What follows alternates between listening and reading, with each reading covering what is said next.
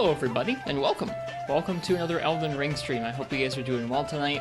My name's Ristretto. We're starting a little bit late tonight because I was asleep. I woke up like an hour ago, or a little over an hour ago, and was like, I'll be on stream soon, and then fell right back asleep. So I must have been a little bit tired tonight. We're starting a little bit late, but that's okay. We might go a little bit late in return, maybe a little extra. We'll see. You're late is you're early. It's funny how that works. But yeah, I hope you guys are having a nice Friday night. I had a pretty nice day. It was snowy here, which I really like, which is kind of wild. Snowy in April. Yeah, it was snowing here for a good chunk of the day, and it was nice. I did some chores, took a nap. Pretty good day all in all. So I hope you guys are well.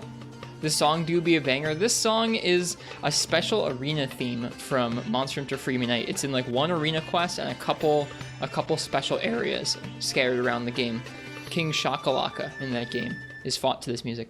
Unfortunately, it doesn't have a nice smooth loop, which is a bummer, but I like the song enough. I hope you guys didn't mind having it on in the background while we were starting up. I just brewed a coffee, so I'll be ready to start drinking it and start warming up here in Elden Ring shortly. But before I do that, I want to say hello to you guys and thanks to a few folks. So, thank you, Tarthur.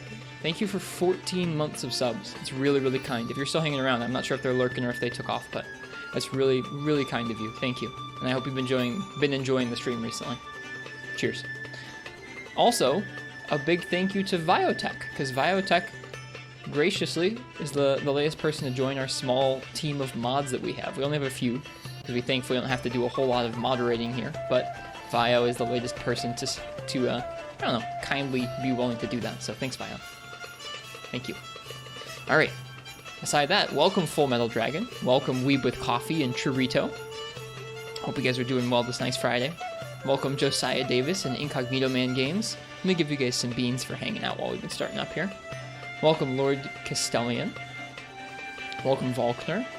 Welcome Zelda Fan. It's cool that your mom wants to play VR.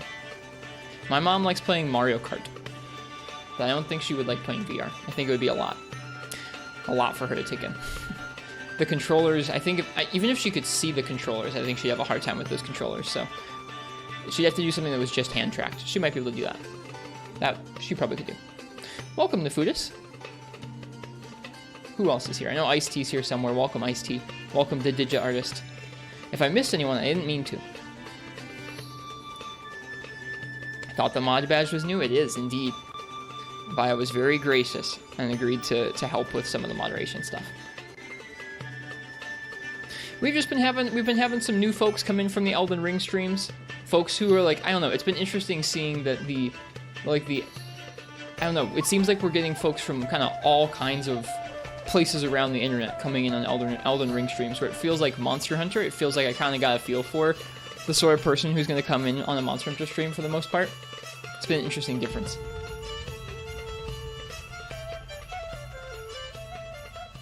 So with a lot of new folks coming in and a lot of folks who might not really kind of get the vibe of our stream, at least not immediately like that, I wanted to have another mod around.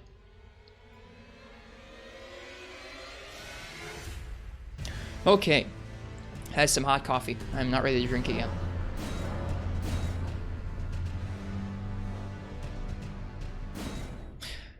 All right, let's recap what we did yesterday here for a minute. But yeah, thanks for joining me this Friday night. Like I said, sorry it took me a minute to get rolling this evening. It's just how it is sometimes. I do feel a little bit embarrassed for having messaged and be like, I'll be there soon, and then just not having been there soon, but oh well.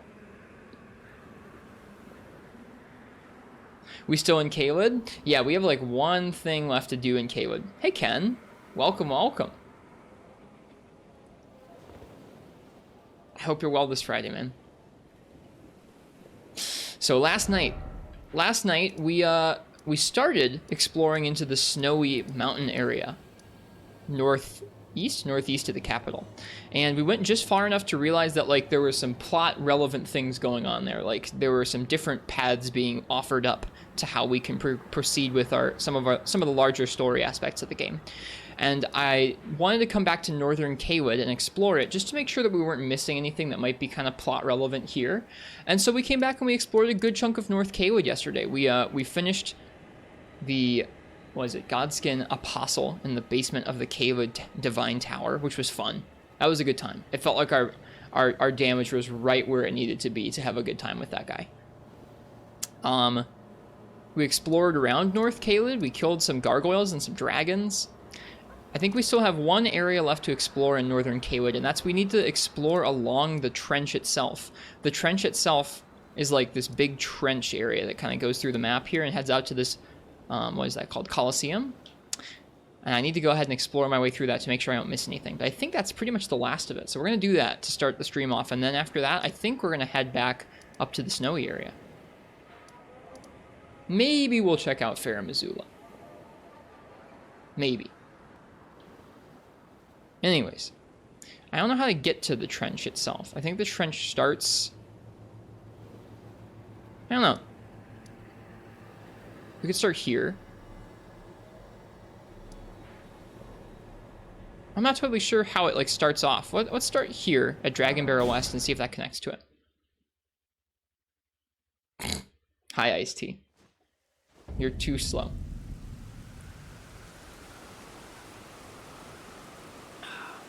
I had to brew some really old coffee beans tonight. My fresh coffee has not come in, so I had to dip into some stuff that I had left over from some old beans. So not the freshest coffee tonight. Crystal Cave allows you to explore the lower half of the trench. Cool. Then I think that's what we want. Oh, dang. I just realized, like, over here this way is, like, the beginning of Caelid. You can see Fort Gale over there. You can see some of the ruins we explored. You can just jump over to North Caelid, I think, from right here.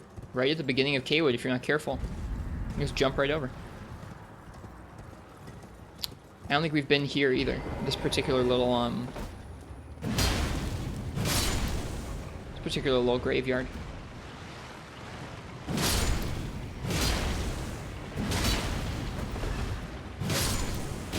Ah, they got me. These are the kind that latch onto you. I don't like these guys very much.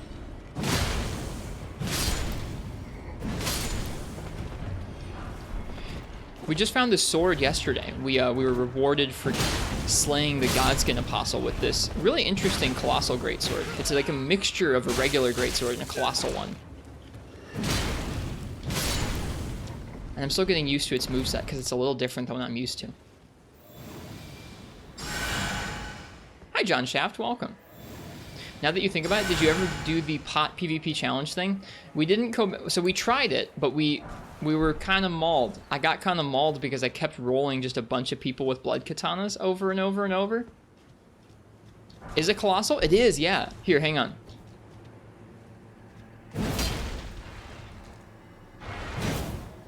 Oh, sorry, it bounced there. Hang on.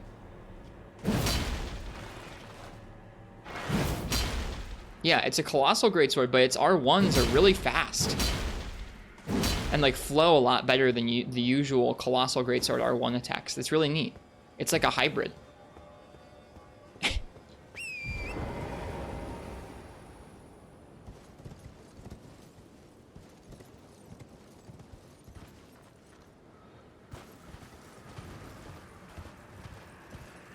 Some of these areas right along this trench, I don't know if I've explored. I don't think I have. I don't remember coming along here and seeing if there's much to find. Like, see, here's this item we haven't gotten yet. Oh, jeez.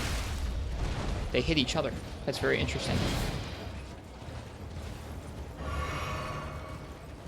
It's similar to the Zweihander? Yeah, sort of. The Zweihander is even slower still than that.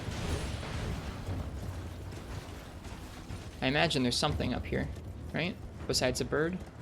Yep, there is something up here. Just a sacramental bud. Nothing too crazy. But I could tell I had not been here yet, so I wanted to make sure I nabbed any relevant items.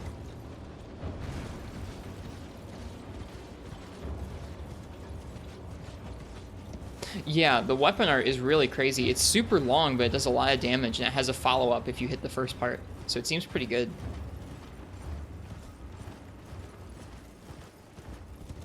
I don't think I've been to the area right across from here right now. There looks like there's an Evergaol there. Ooh, we like Evergaols. Hang on. The birds are really good for runes. I probably should have fought one of those, but oh well.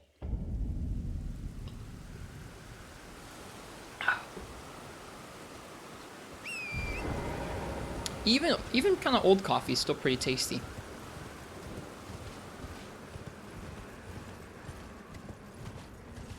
Yeah, I guess in addition to not having explored the trench itself, I have not explored directly along the trench like this either.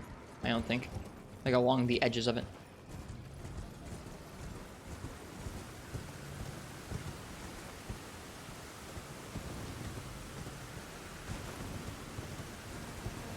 Need to head back to Caelid at some point. I know you've missed a night boss. Yeah, we heard about one in Caelid on one of the...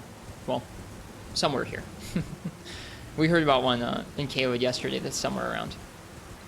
I haven't killed many night bosses yet. I've killed like 2 of the night cavalrymen. You removed all the beans from my computer last night. Thank you for doing that. They were really clogging things up. Not supposed to be in there.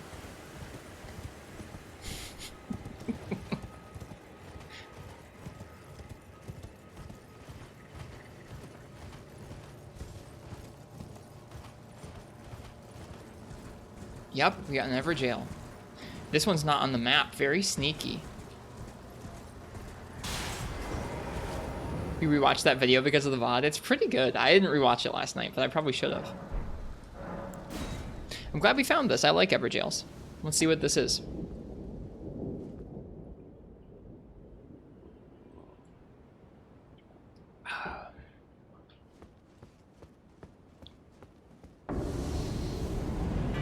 Battle Mage Hughes. Or Hughes. It's been a while since we fought a Battle Mage, thankfully. Oh.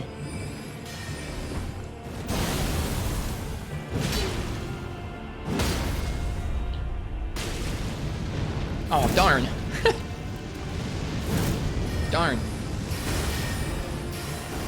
The first part of the weapon art hit him out of the poise or the knockdown. Yeah, I don't feel much remorse for being over leveled. Oh darn.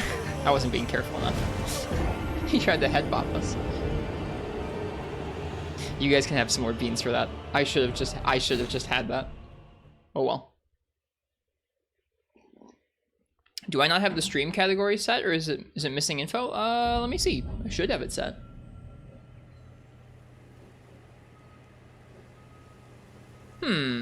Looks like I might be being kind of weird. OBS was giving me some issues tonight. This is beams!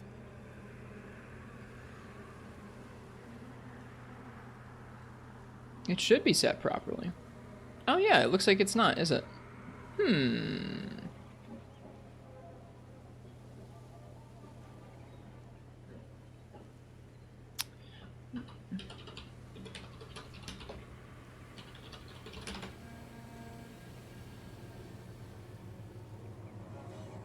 Is that not a command? I thought that was a command. Here, hang on.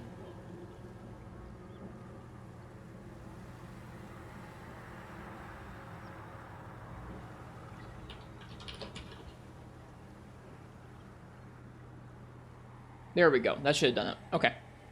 We should be good now.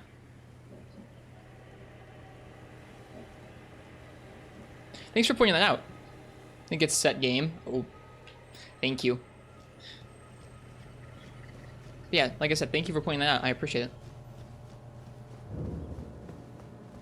I like the Battle Mage equipment. Unfortunately, running Battle Mage build feels kind of eh. Switched from strength in intelligence to strength faith.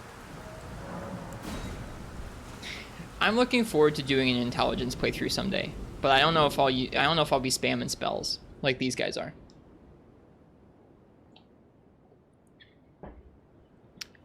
Or if I am, I'll be spamming spells at enemies I really hate.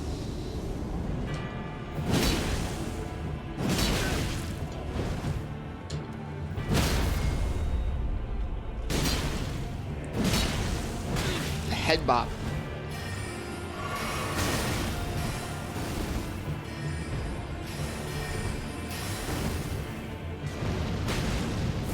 The super armor, oh my goodness. Goodbye. Oh, I like Evergaols.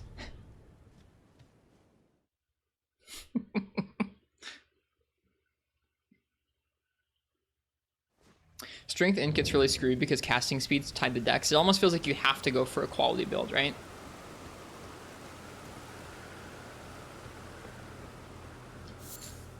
One thing busted about Strength Int is the potential damage from Int Weapon Ashes. Weapon Ashes, huh. Yeah, I've never been up here. This is a nice view of the swamp. You know, when I first came here, I really didn't think I would ever kind of enjoy how it looks, but you know what? I do like how it looks. It's cool. It's not, like, pretty like some of the other areas, but I do like it.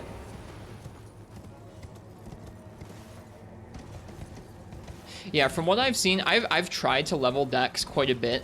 Like, that's one of the reasons that our dex is as high as it is because some of our weapons scale a bit with dex, but I was trying to improve our casting speed, and it doesn't really seem to do a whole lot, to be honest. It seems pretty negligible in terms of that scaling. Like, using the focus skill in Monster Hunter Rise, kind of negligible. Okay. Don't think there's much up here to find. So let's go to the Sellia Crystal Tunnel. Hi, Curse Blessing. Cheers to you guys. Thanks for being here.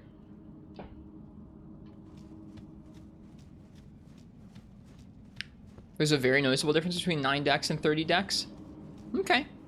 I guess I need to just pay closer attention, huh? I thought the Crystal Tunnel would give us access to the trench.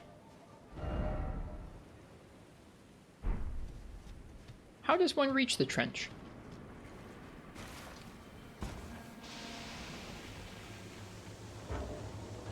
Is there a way to walk into the trench properly?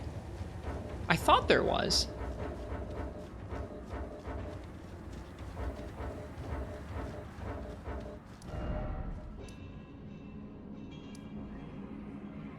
It looks like it would be right here, but can you actually go there?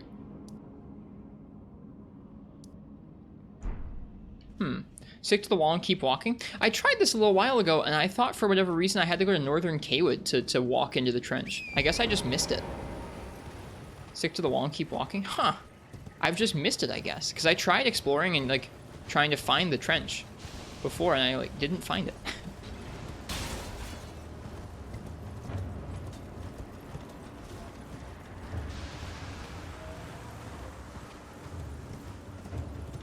Oh yeah, here it is. Huh. Yeah, I just missed this. I don't know how I missed this, but I missed this. Alright. So I've been down this trench in one way or another several times now. But I want to make sure I don't miss anything down here. Like, I know there's a bear. Oh, it's you can't get to the rest of the trench from here. Right, I remember now.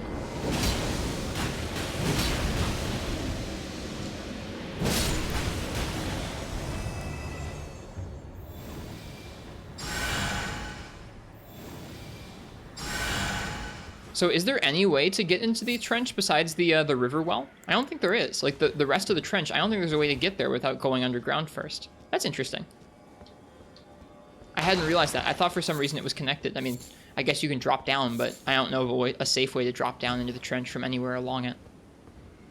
Okay, so there's nothing here I have to find, I don't think. Well, they let you summon for this thing. That's kind of weird.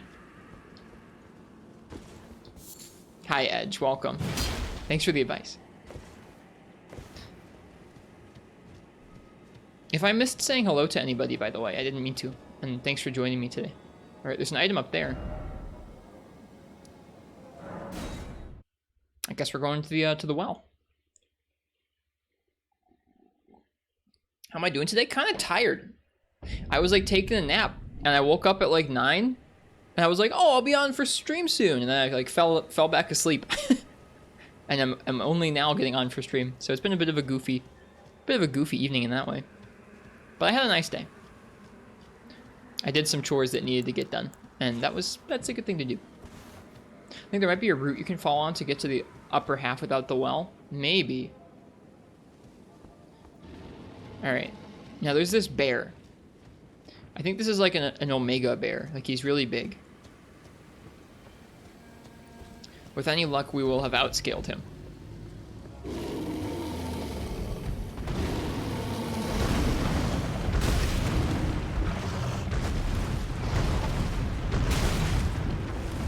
That's a lantern I'm trying to turn off. God darn it. I wish I'd healed and not turned off my lantern. You guys can have some beans for that one too. Delete that room bear for all of us. With any luck, he'll just fall through the floor like yesterday.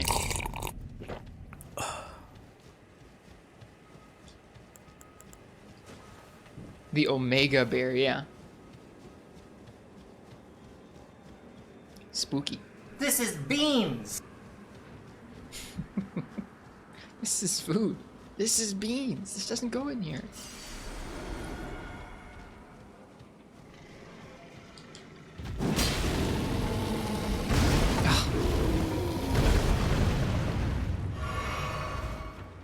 He has like longer fur than they usually do.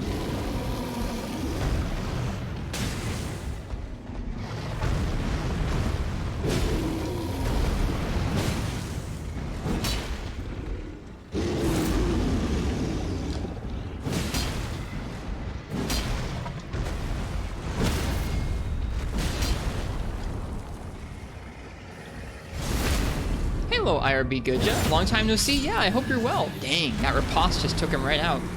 We take those. We got nothing special for that room beer.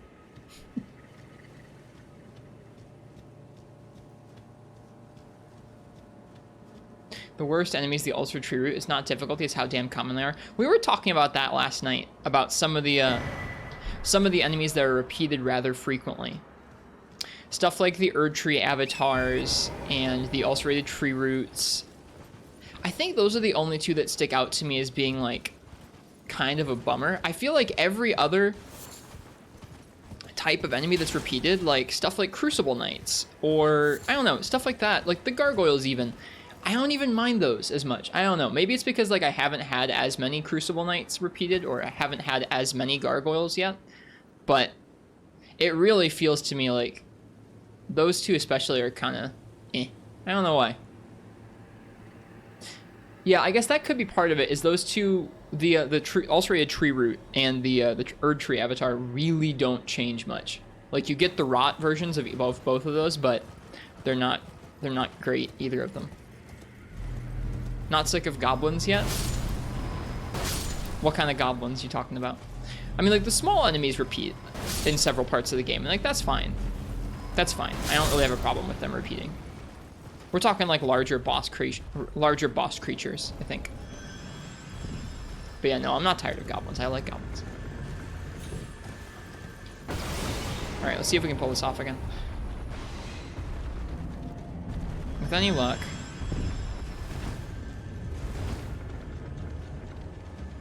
Yeah.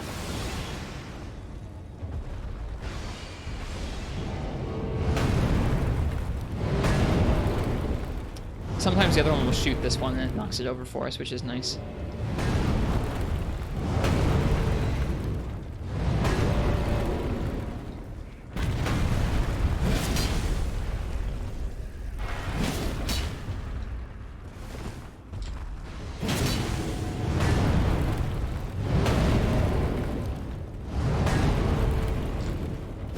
Whoops.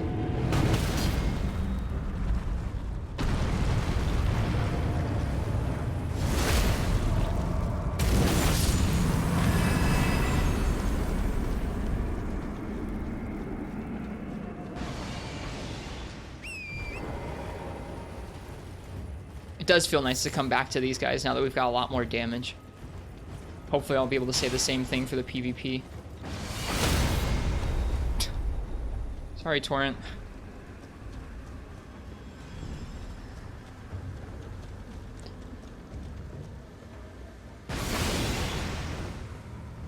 Yeah, I got you, Nikugera. It doesn't actually, like, bother me they're in the game. I think some of the ones that I have a little bit of problems with, not even so much the Erd Tree avatars, but mainly the ulcerated tree roots. sometimes are in areas that are, especially when you're first learning them, really rough to learn. Once you've learned them, it doesn't feel so bad. Like, I don't really mind fighting either of them. I wouldn't put either of them in like a bad part of the game description or anything. There's very little I would say I don't actually like about the game. Hi, Fishy. Because it does feel good to improve at killing Erd Tree avatars and ulcerated tree roots. When you get to the point where you can just kind of do one of those enemies when you need to, it feels quite good. Also, we're just going to take a moment before we head up there to the PvP area, and we're just going to admire just the draw distance. We can see Stormvale, and we can see Ray Lucaria, and we can see Lanedell. We can see all the way over to Mount Gelmir, and we can see up to the new area we're going to be going to. It's cool.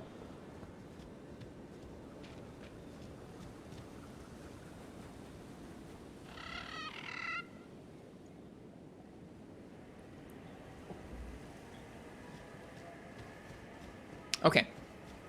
So this area up here has like a PvP challenge. It summons a few NPCs that have different PvP builds to take you on, and you have to kill all 3 of them in 1 life.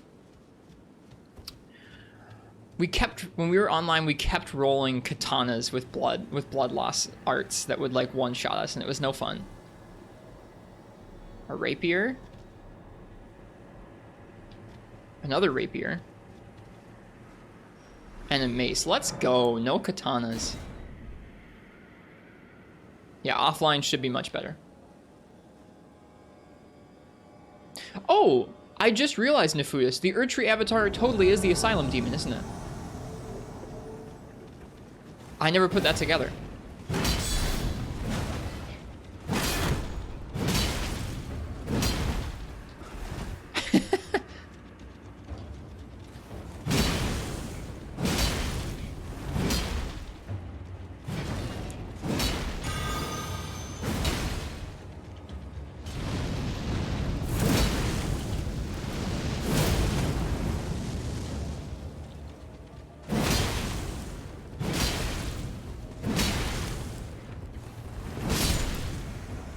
I know the Asylum Demon. I've played the first like hour of Dark Souls 1 twice.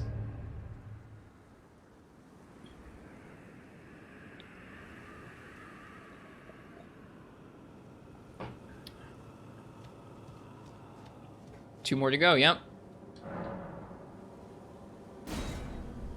What's up, Ken?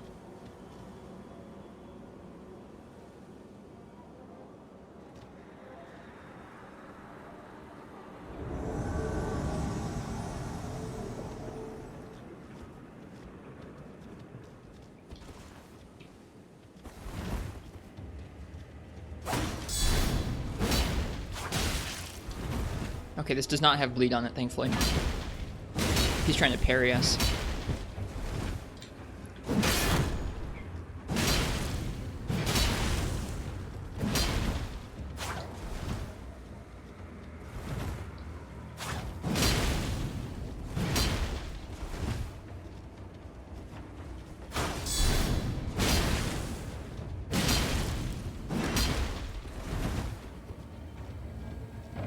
Do I have the stats to dual wield colossal swords? No, I don't think so.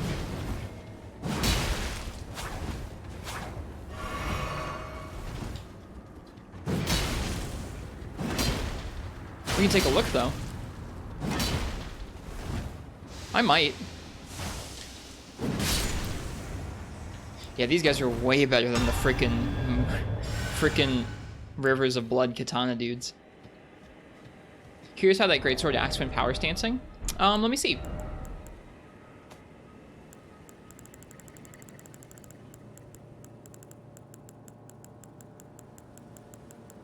He throws Vihander on here. Hey, Commander Henkel, thank you.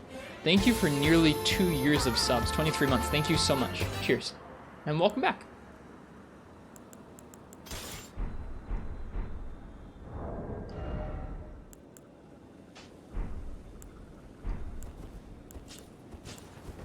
Whoops.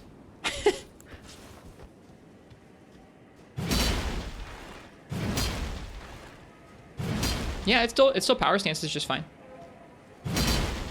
So you can have your fast R1 moveset and then also still power stance. That's pretty cool.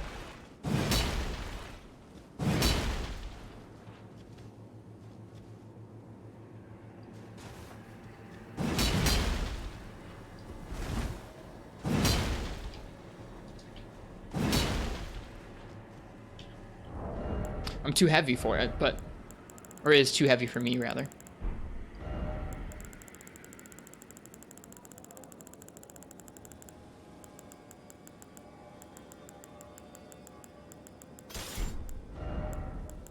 Thanks for hearing you. Yeah, no worries. I hadn't taken a look at the power stance moveset yet for Colossal Swords, so it was good too. All right, and last but not least, it does feel a little cheesy just coming back here with a big, powerful sword and just crushing these NPCs, but we mauled it out here for like an hour plus, and it was just no fun. The stuff that was getting thrown at us.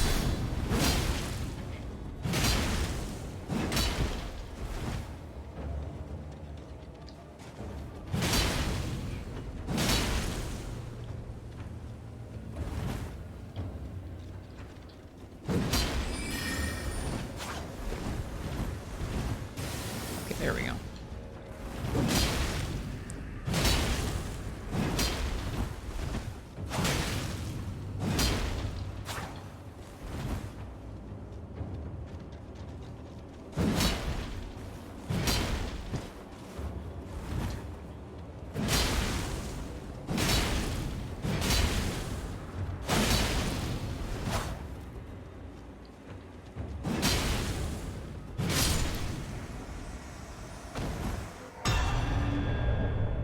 There we go.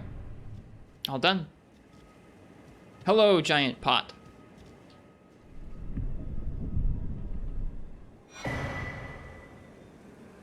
Great Jar's Arsenal.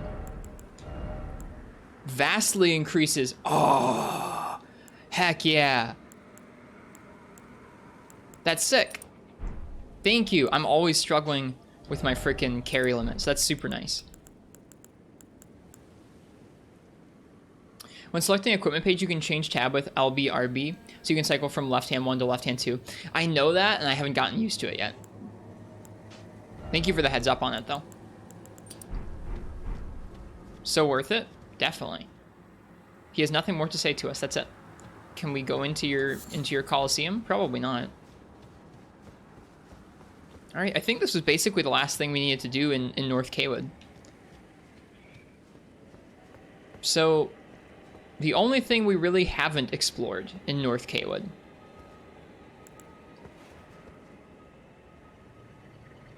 is whatever the heck's underneath the Bestial Sanctum. That's gonna have to wait for another time though, because I don't think there's any way for us to get down there right now. Yeah, we've explored this Coliseum, we explored the trench, we've explored up by the Divine Tower. We did the Divine Tower top and bottom.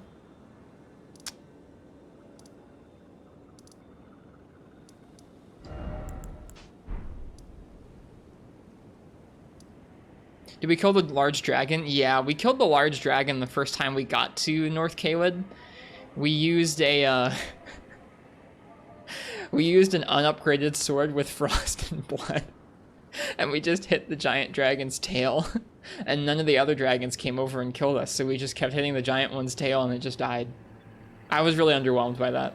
I mean, like, granted, I cheesed it instead of killing the other small dragons, but, like, the small dragons' movesets weren't that interesting either, so I don't know. I was pretty underwhelmed. Probably my own fault. But yeah, I think we're pretty much done with Caelid. There's a night boss there that we haven't done yet. That's what that marker there is for. But I think we've done everything else. So at this point, we get to choose if we want to go to Farum, Azula, and see if we can hack the damage there a little bit better, or if we want to go up to the Snowy Mountains. It's been a while since we checked out Farum, Azula, so I think maybe I want to go back and see what we can see from there. I get the feeling that we probably can't explore all of Farum, Azula from the warp that we get there from the belfries, so I think it might be worth taking a look there, and then heading to the Snowy Mountain area.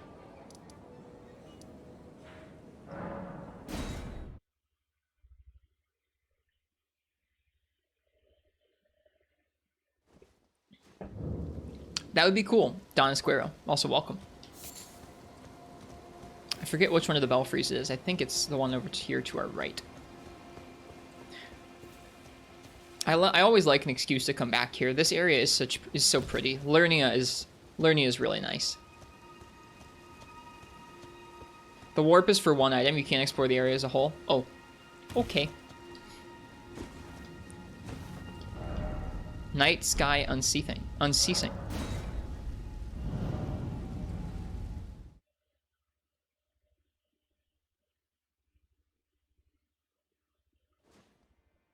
Oh, wrong one.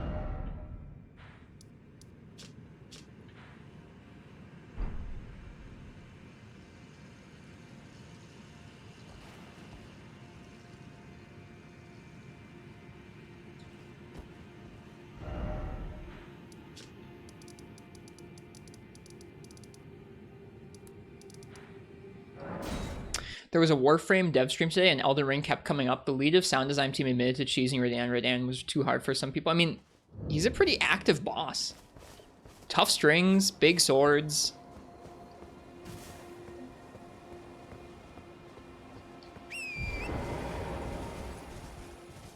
The pacifist run you watched cheesed him with the wall fall. Somebody told us about that. That's pretty neat. You can do that. You can just make him fall off the wall over and over. Okay, what's this one? Precipice of Anticipation. That's the starting place. Yeah, this must be Farum Azula.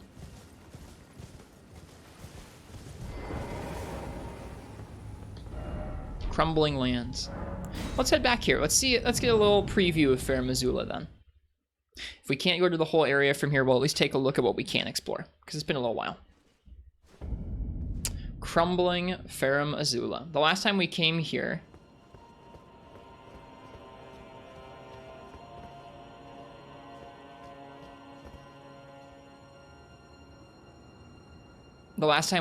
we dropped down to the little part you're able to drop down here from, or drop down to from here, and the enemies that were there were too strong for us and like were one-shotting us or coming close to it, so.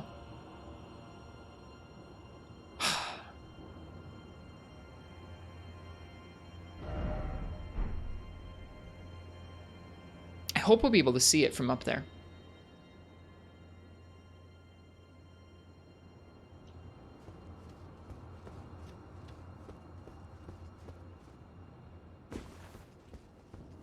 We must have come here like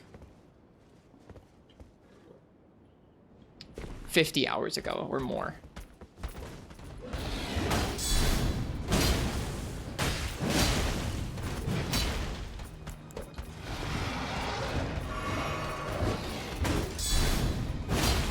These guys still deal a good chunk of damage though.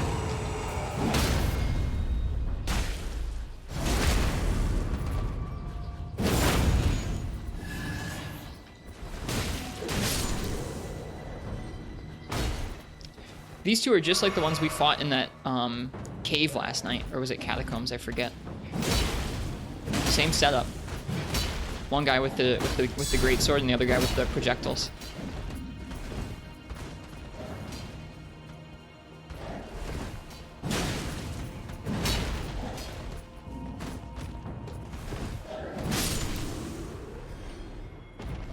See ya. How many hours have you been playing this game? Oh, it's so pretty here. Wow.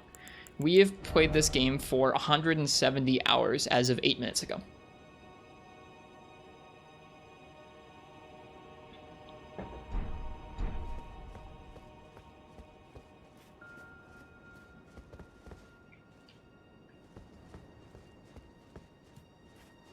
We take our time.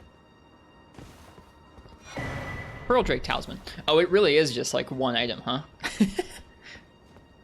Well, farewell for now, Farum Azula.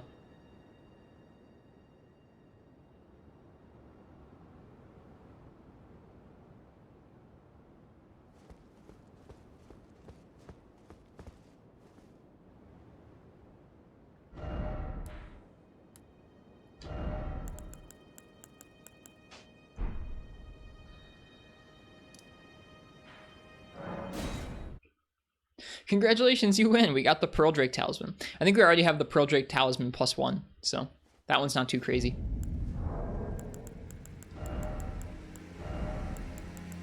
Yeah, we already have the +1. Greatly boosts non-physical damage negation. The ancient dragons who ruled in the prehistoric era before the Erd Tree would protect their lord as a wall of living rock. And so it is that the shape of the dragon has become symbolic of all manner of protections.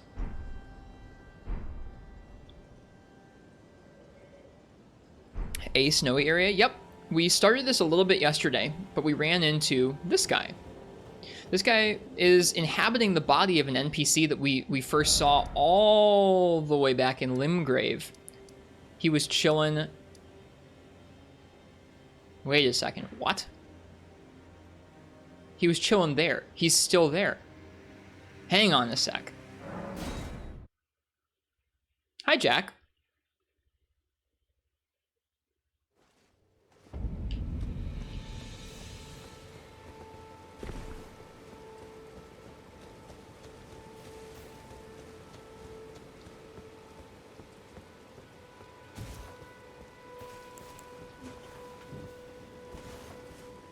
Oh, it's just his body, isn't it? It's not even his body. It's just this. Okay, so he was not here. But anyways, we first saw him here. That's really weird that it showed his sword as a body. I didn't do his side quest. It never told me to do anything particularly for him. No. I talked to him a handful of times here, and I think I saw him available for summon during a particular boss fight, but that's it. I haven't interacted with this NPC since here. Like, way back when. Like, in the first 40 hours of the game or so. Oh, man, it feels so nice to be, like, right here in Limgrave again.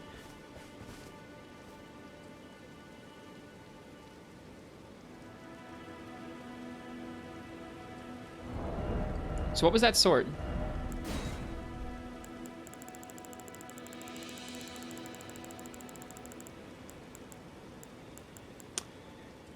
Nagakiba. It's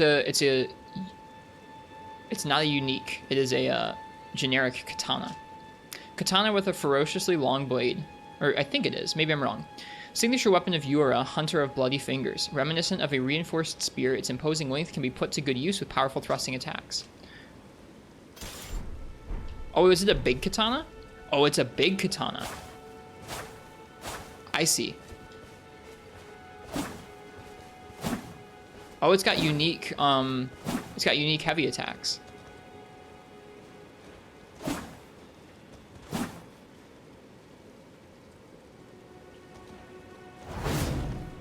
Huh. That's neat. Yeah, we didn't do much with this guy, I don't think. So, that's interesting. What does it scale with? It's just quality. Interesting.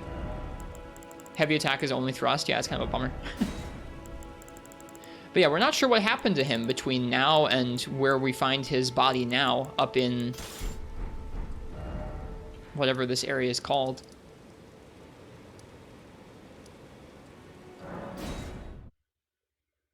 Not really sure what happened to him, but he's now inhabited by the spirit of Shabiri, one of the progenitors of the Flame of Frenzy.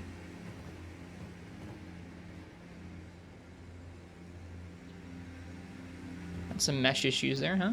Chosen, tarnished, and would-be lord, descend into the depths. Do I want to know? Nope. The Erd Tree capital. Seek audience with the three. If I missed it in this playthrough, I'll find it next playthrough, or I'll hear about it later on in ours. Okay. But in any case, we talked with him yesterday, and he wants us to go down to the capital and to go down underneath the sewers and to reawaken the Flame of Frenzy, or kind of become the Lord of Chaos. Whereas Melina wants us to continue this way. And I like Melina, so I'm going to go this way.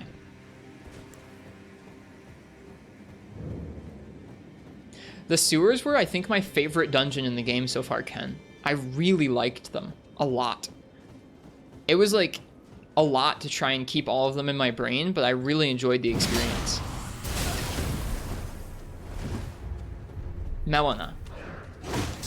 Not like Melania or anybody else, but Melina. Like our maiden.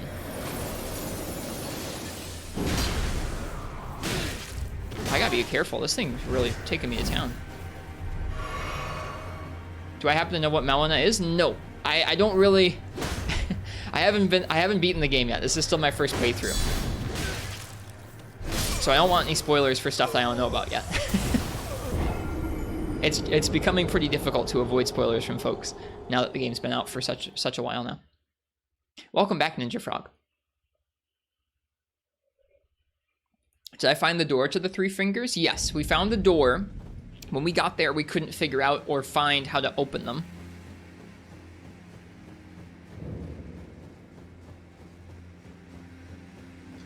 I get the feeling that if we went back down there now that we've talked to Shabiri, the door would open right up.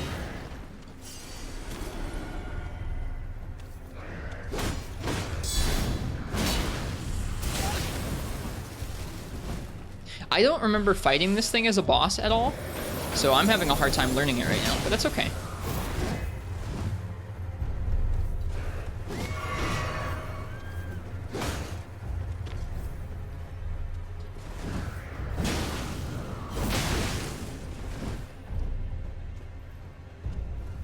Do I like the platforming down there? The platforming, so just for context, we did that portion of the sewers where we went down past the area where you fight a certain boss and you get down to the area where the Flame of Frenzy lies, where Shabiri wants us to go.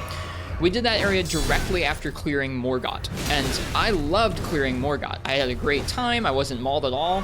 Went down to those catacombs, immediately very upset, very frustrated, mauled it out to it for like maybe 40 minutes. Oh, shoot.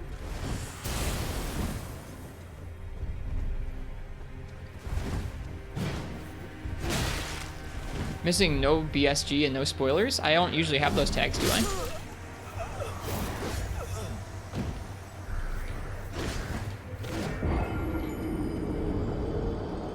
I don't really use Twitch's tags.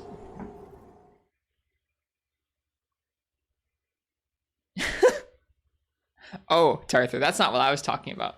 Her name is spelled a little differently than that, thankfully.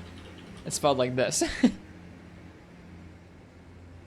Thought you had them? I don't think so. If they were there, I didn't put them there.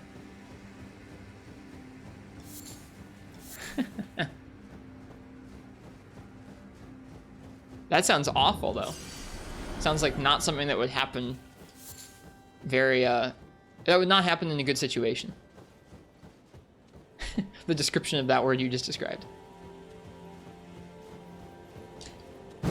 Alright, trying again. Gotta learn.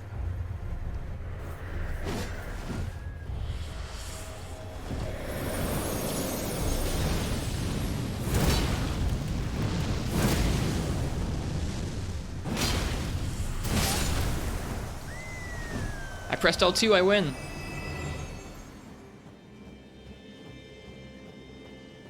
The only tag you see is English.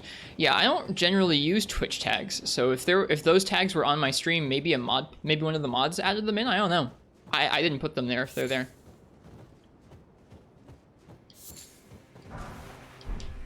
I don't think anybody really browses by Twitch tag, and Twitch doesn't have that many tags that I would find useful. Like, the tags that I would appreciate are like slow-paced, thorough, chill environment, something like that, but I don't know if they have those tags or not.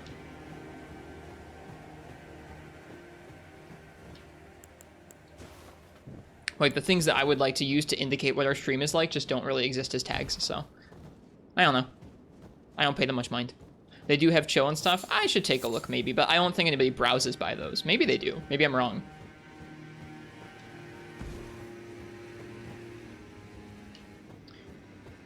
No backseat gaming. Well, the thing is, like, it's not like I'm trying to avoid all backseating, because I don't mind if people give me advice. It's mainly just, like, I am trying to avoid spoilers, and there is a difference, I think. So, I don't know. I don't know. That's why we don't have, like, a hard rule against almost anything except for just straight-up spoilers. Like, I don't want to know about bosses I haven't reached yet. That kind of thing. Alright, this could be really dangerous, because there's two of them. What? Alright, no backstabbing them, I guess.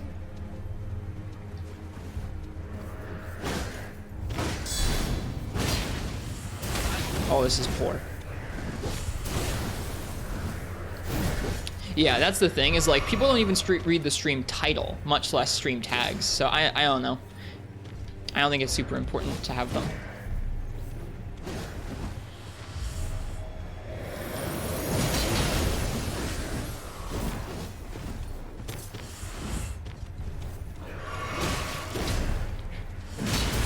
Uh-oh. Okay, I thought we were gonna fall off the cliff. This is pretty gnarly, these two.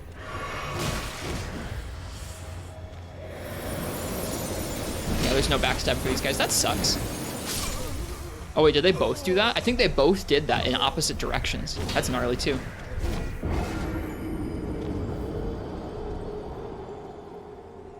There's a difference between backseat gaming and advice. I feel like the people who would need to know that distinction probably wouldn't know that distinction either. So,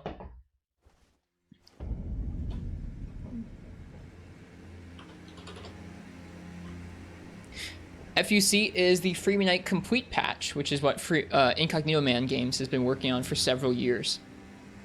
It's a patch for Monster Hunter Freemanite that restores some music, restores some effects, lets you have all the event quests added at once, which is not a feature of the normal game. It's technically a patched version of the Japanese version of that Monster Hunter game. Yep, great patch, great name, indeed.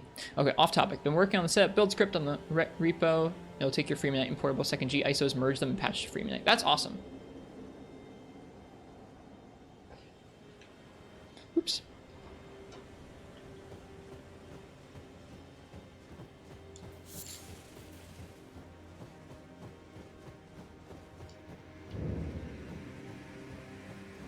What's up, Ken?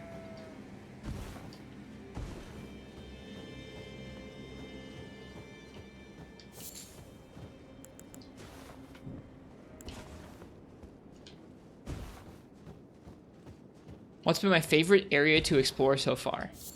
Favorite area? Let me think about that. Let me hide in the bush and think about that. Well, it wasn't the Volcano Manor. Mount Galmir felt kind of small to me. We're talking area, so like Mount Galmir, I don't know. It depends on if you count Shade Castle as part of Mount Galmir. I wouldn't. Mount Galmir felt kind of small. I think for me it's going to be a toss-up between Lernia and Limgrave. And I think I'm going to have to say Limgrave, but like partially for nostalgia reasons, which sounds silly because this game came out a month ago, but the opening hours of this game, when you're getting acquainted with it and you're getting acquainted with the scope of it and all the different things that you can find just from such a small, densely packed area, is like incredible. Just incredible. So I think Limgrave was my favorite to explore because we spent almost 3 weeks just in Limgrave alone before moving on to Lernia. And we probably spent close to 2 weeks on Lernia, but yeah, Limgrave being the first area and it being so densely packed and having so much variety is just like, I can't top it. So good.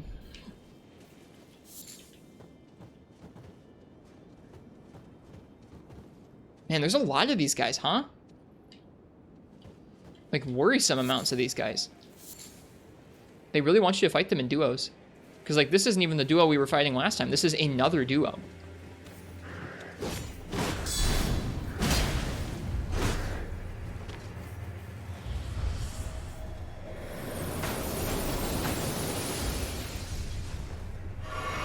Lure them out? Yeah, it seems like we can do that. I'm wondering if they have a riposte. Because we can probably guard break them with jump attacks and guard counters.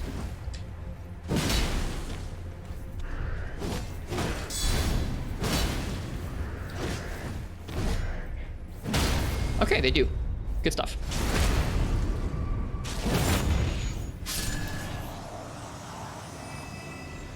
Every time you had to fight two, you died. Understandable. They seem pretty gnarly. Do we have any? Okay, we have poison darts. Whoops. Hey. Hey. Hey. Come here.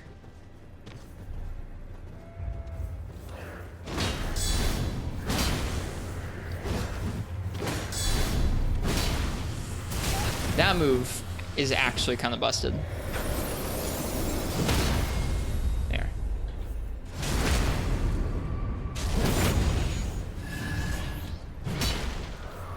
There. Cool. We're getting better at fighting them. It's just taking a minute. Ice in general is busted. Yeah, a little bit. A little bit, huh? I don't actually want to get over there. It's magic bleed, yeah. We used frost for a little bit on one of our halberds. That was enough to convince me that I didn't want to use it in average gameplay.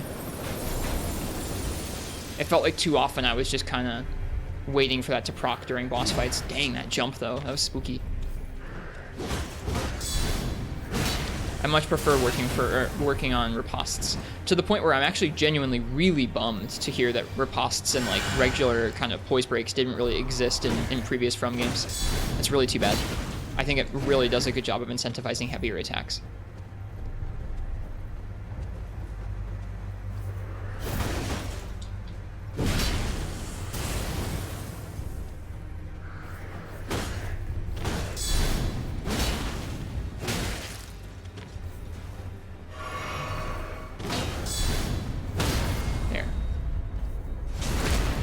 It was actually this specific area where you said, maybe I should swap from sorcery because your frost magic wasn't very good here. Gotcha. That and back on that plateau post Ronnie couldn't beat the dragon, the Gwynstone dragon? Yeah. I gotcha. Alright, we haven't lost our souls yet, which is good. Did we explore this room? I don't know if we did.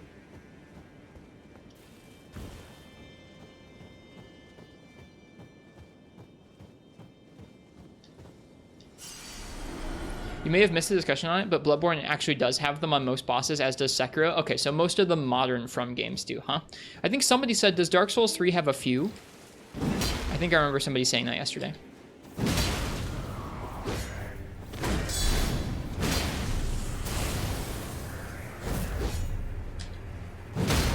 Okay, jump attacks for the win.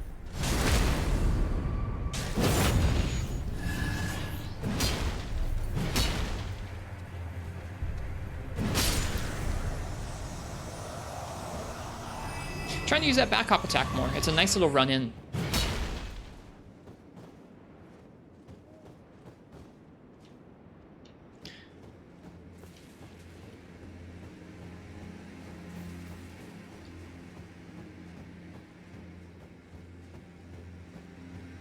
It's very interesting to me that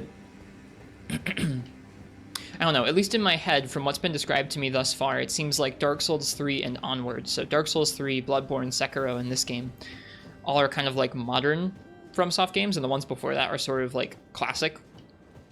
There maybe isn't that much of a distinction there, but it feels like from what people have described, that's kind of how it seems. And it's interesting to me that... Oh, shoot.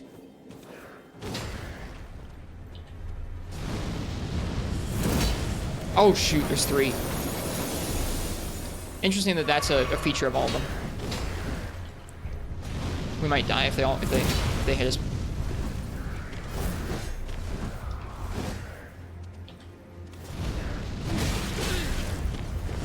Ah, I'm just up against the wall. Holy crap, I couldn't get out. I was trapped. Did Bloodborne come out before Dark Souls 3? I didn't know that. You can back up while blocking, which gives you even more utility. That was rough. Got, like, locked into the corner. That sucks, because now we have to kill a bunch of them if we want to be totally safe over there.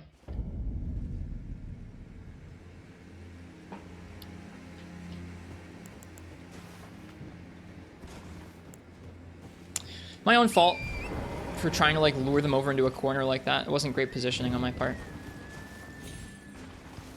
I just think it's interesting that the poise breaks are something they've been playing around with. That's all. Hey, an actual bird. Hello, actual bird. Oh, dang. Hello, actual angry birds. It's been a while. It's been since freaking Stormvale.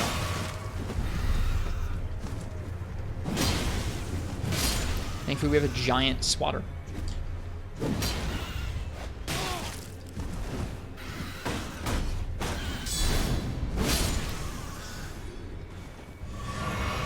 Anyone here emulate Bloodborne on PC? I wasn't aware that. Yeah, I was gonna say I wasn't aware that PS4 emulation was that far advanced yet. It might be. Well, PS3 is a lot, like, sort of still a work in progress. At least a PS4 is based on x86.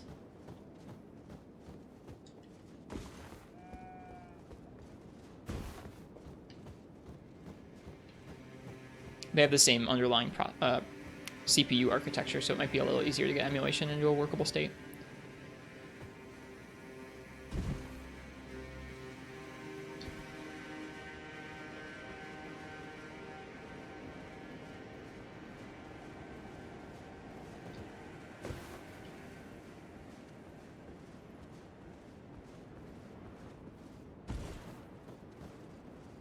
What's your take on emulation? I'm thankful that emulation allows people to play games they otherwise wouldn't have access to. I'm a stickler for, like, original hardware details, where when I first started streaming on Twitch, that was, like, what I chose to be my stream's differentiating factor, was I was going to try and play every Monster Hunter that I could on original hardware, and I still do that. It was, like, in every one of my stream titles for the first, like, year and a half, or more. So I really like original hardware, and I like appreciating, like, the original representation of a game, where I don't usually, like, appreciate a lot of the visual upgrades you can get through emulation.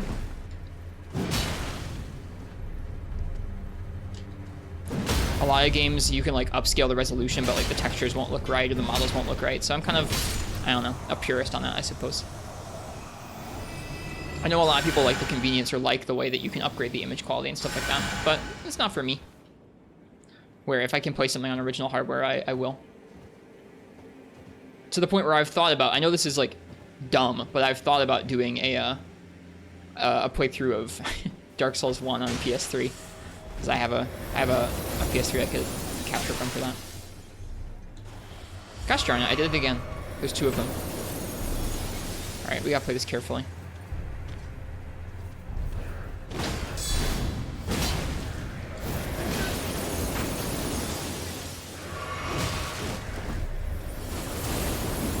Yeah, this sucks. Why can you spam that, yo?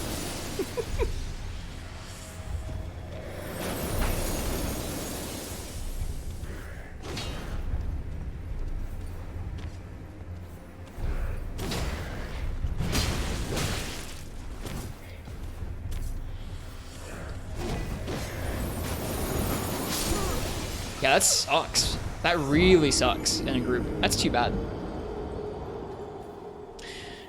I actually find your perspective on Dark Souls 1 very interesting since you entered the series from Elden Ring.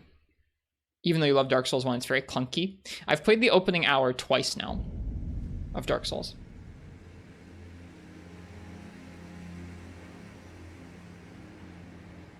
I'm really, like, I'm excited that there are several other games in, like, the modern FromSoft style, like in terms of the combat design being a little bit more like this game. Obviously, none of the other games are going to be an open world like this. But in terms of, like, combat design, from what folks have described, Bloodborne through this game seems like they have sort of a common thought throughout in terms of how the combat is balanced and designed, how the bosses are sort of designed, that kind of thing. I'm excited that there are other games in this game's vein because I really do like this game's combat, like, a lot. It's really good. Screw off, bird. But I'm even more curious about what the games were like before they became like this. Like, I want to understand how their combat design evolved to be like this. So I'm much more excited to play something like Dark Souls 1 or Dark Souls 2 or Demon Souls than I am or I'm much more likely to play one of those older games next in this series before I'd play something like a Dark Souls 3 or a Bloodborne or a Sekiro.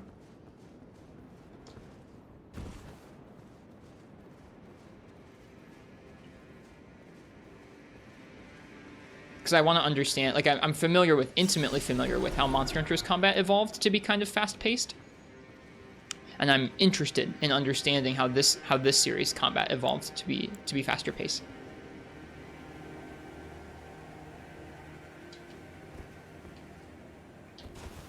There's a big guy up there. All right, what do I want to do for this area? There's too many of these dang guys.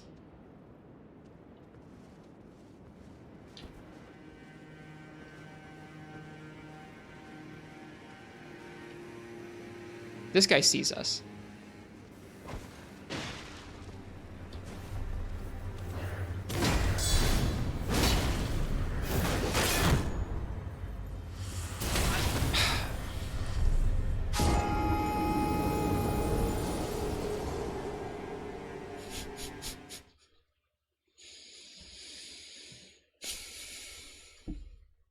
Now this is pod racing.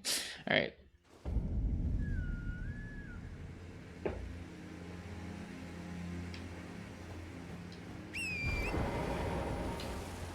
This is beans.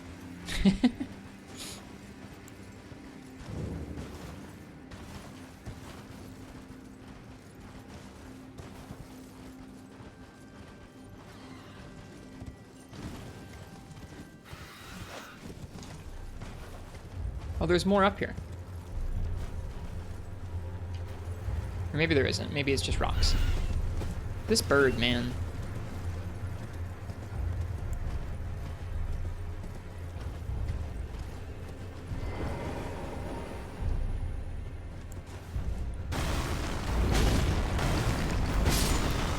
And that's what rocks are good for. I'm so glad we have that spell.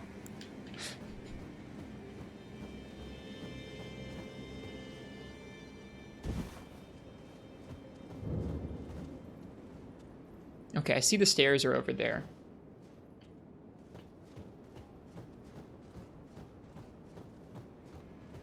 So yeah, I'm interested in playing this more of the series. I don't know when I'm going to get to, but I think whenever we play the next FromSoft game, it's going to be one of the older ones.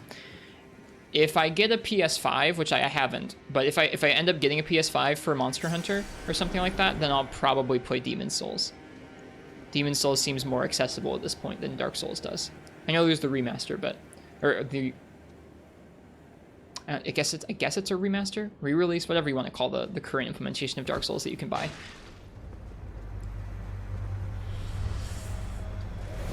That would definitely be a lot of fun to play. Oh god, how did we aggro all three? No, we didn't aggro all three, right? God darn you! I don't even know if I grabbed my souls.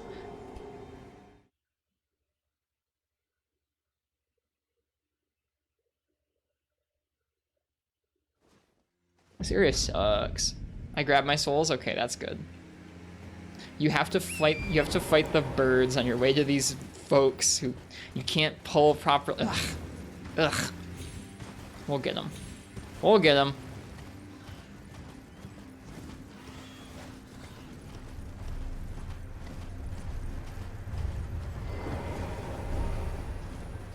Oh man, we got both the birds on us this time.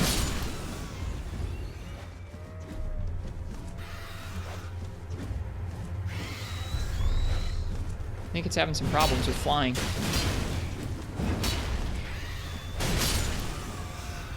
That works. You have another option. I could just ignore them, but I don't feel right about going and, well, for one, I don't feel right about just skipping them. I like trying to clear through an area at least once. But also, I genuinely don't know if we could sneak over into like the rest of the place and check it for items without aggroing a bunch of them and just like conga lining like 6 of them.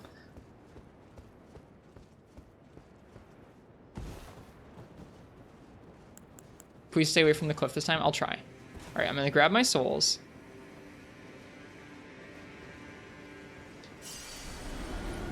You can always find a PS3 and play the OG Demon's Souls. I have a PS3, so we could play OG Demon's Souls. That's true.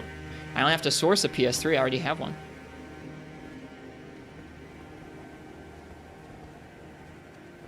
Oh no.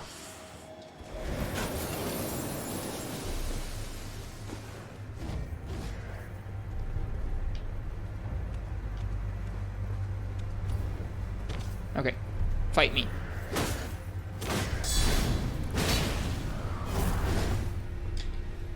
God darn it, we aggroed another one.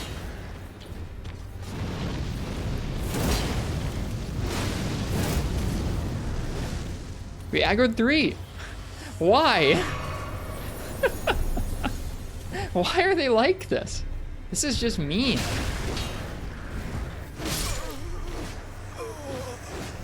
so mean. The enemies here have ears? Well, they're all too close together. They hear you smashing? I guess so. I don't know. A lot of the enemies in the game don't seem like they have ears. So when you do find a group that has ears, it's kind of surprising.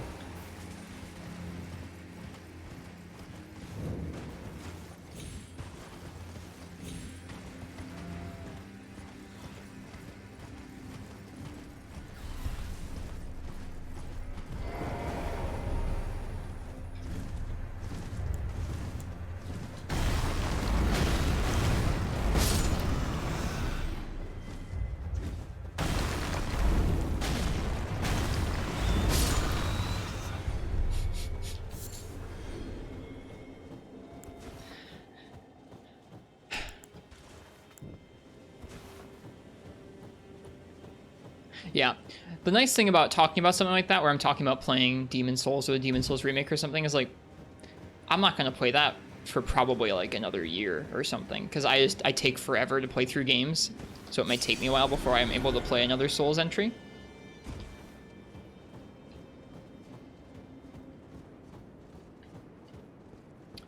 So hopefully in like another year, PS5s will actually exist.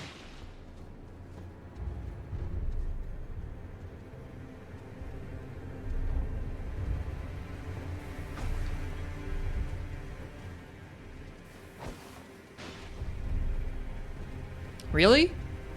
Look at them. They all start trolling around as soon as you hit one of them. Very frustrating.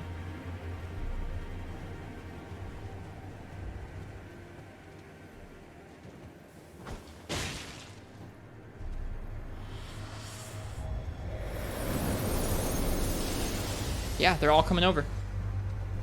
It's like impossible to aggro just one of these three.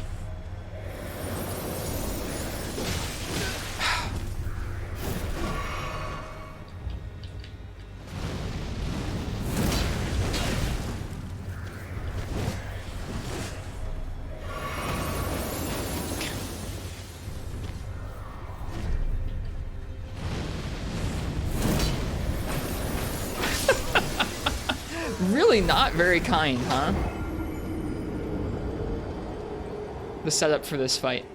I think we're just going to have to avoid those three. I can't seem to separate those ones, so we're just going to have to screw off. I don't think I can do it.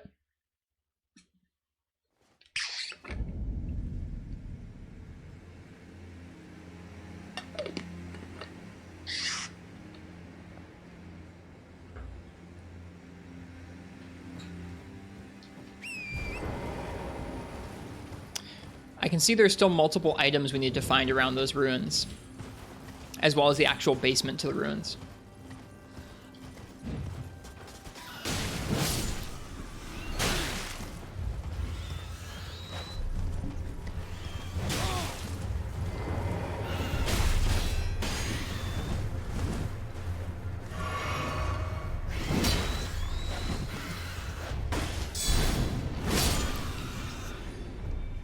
There's already a basement and an item. I've seen where both of them are.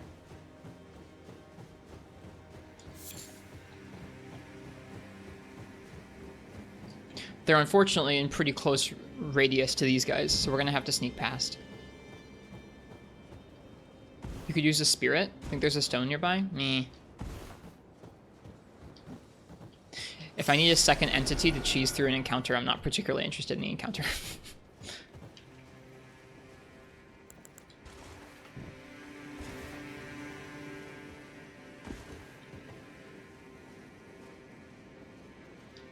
Welcome back, Jack.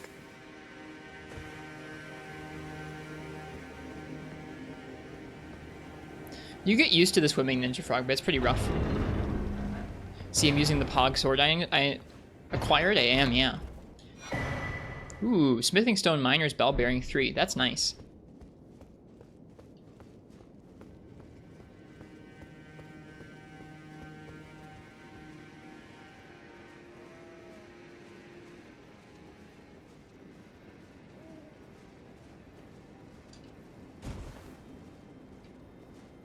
Alright, here's the item I saw. Incantation, Zamor Ice Storm.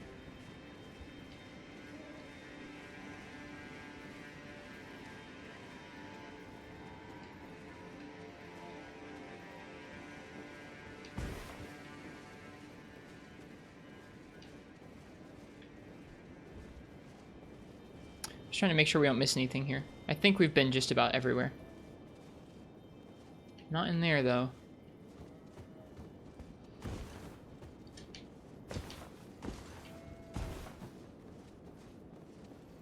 I actually don't know if you can get out of there.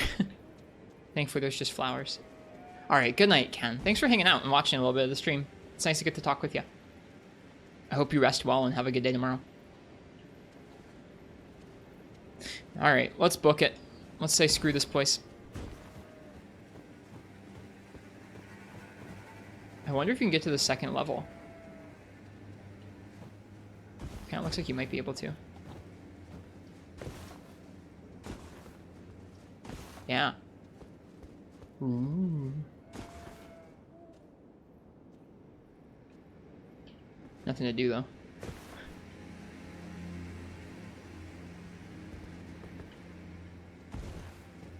Alright, let's get out of here. That is enough of that, I think.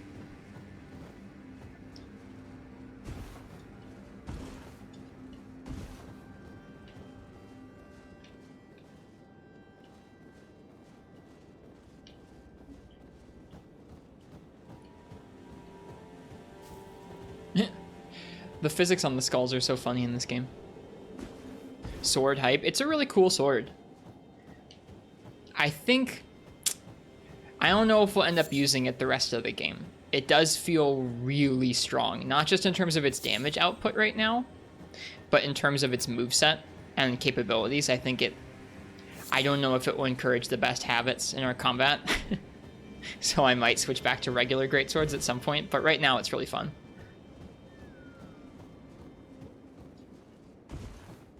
Feels like someone turned the slider just slightly in the Unga direction from regular greatsword and you get this instead.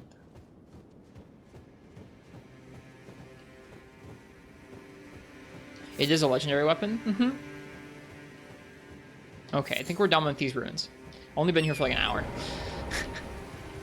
Still continually surprised at how much fun you keep having with this game. Just as soon as things got a little stale, you switch to an entirely different style of play, and you're learning new things about the combat all over again. See some similarities to Monster Hunter games. Yeah, I'm looking forward in the future to learning more. These are like giant spears or like trees or something. Thorny, spear-looking trees. I'm looking forward to learning more about other weapon types and other kinds of combat in this game in the future.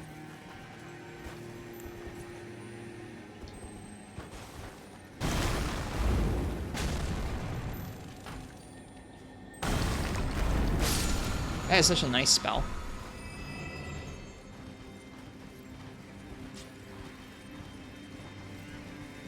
Oh no.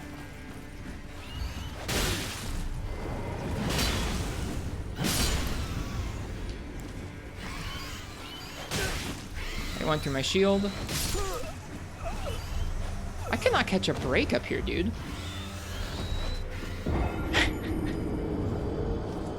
Which I guess is good. It's good we can't catch a break.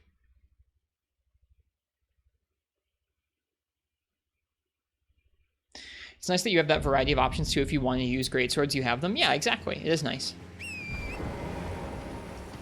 It's genuinely mind-blowing. I'm glad to hear that from you, Jack. Because I haven't really played around with that many different types of play yet. So I'm glad to hear that from you. I was assuming it would feel like that. Because it makes sense. The weapon movesets are not necessarily quite as deep as Monster Hunter, but...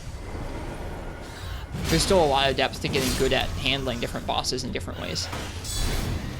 Out of the sky. Goodbye.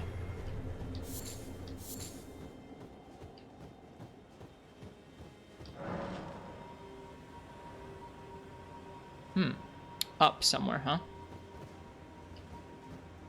What's my favorite weapon category? Regular greatswords, I think, are my favorite so far.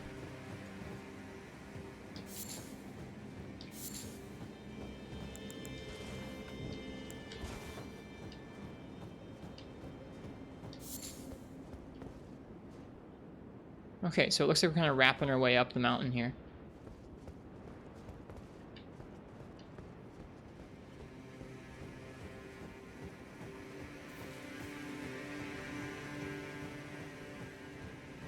Regular greatswords so far have felt like the best balance for my current, like, approach to combat. If I go with something like this sword, or if I go with something like the halberd, it's a little too easy for me to fall into some like unga bunga stuff that I'm not really wanting to do. Like all jump attacks, that kind of thing. Weapon art spam. If you want more weapon combos, they're more action oriented. I'd be interested in seeing what makes Neo different someday, because folks have described it as different. That would probably be pretty late on my list, though. I want to get a better feel for this series combat before moving on to something sort of derivative of it.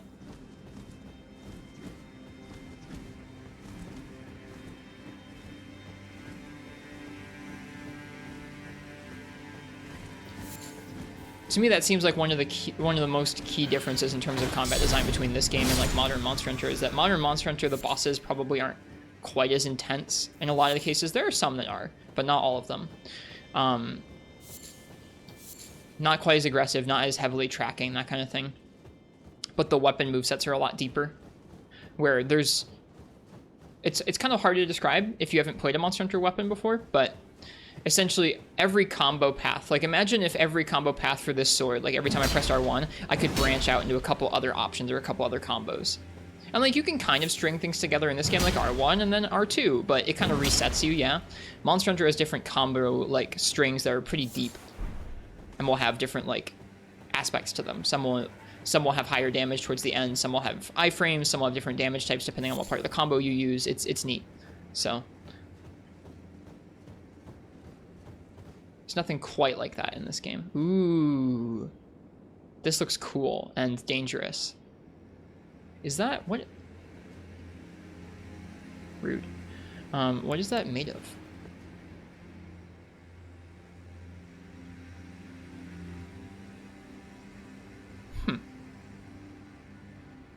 Weird that the top is made from those blocks.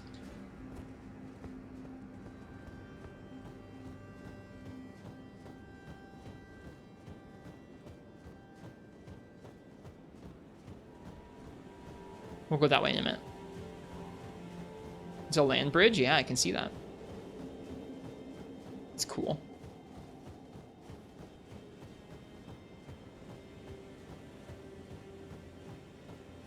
The Bridge of Doom. It does look like something that would be explicitly designed for you to fall off of.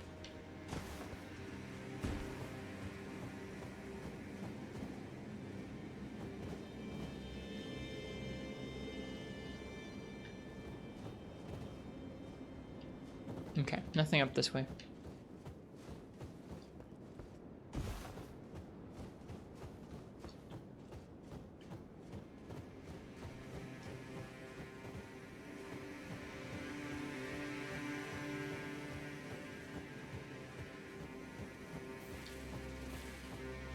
Interesting, Lord Castellian. We were talking about this last night, but something like Devil May Cry or Bayonetta is another type of game that I haven't played that I'd kind of like to. I know that the combat has a similar amount of depth, but maybe not a similar amount of weight, if that makes sense. There's not quite as much commitment. You can still invest the time into getting good at it, and there's like ratings and rewards for doing so, but it's not quite the same. I'm interested in how I'll enjoy something like that.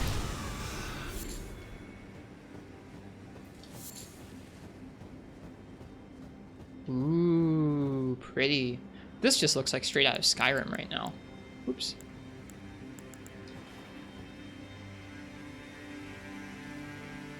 Oh no. I see why this is Doom now. Oh no. That's pretty bad.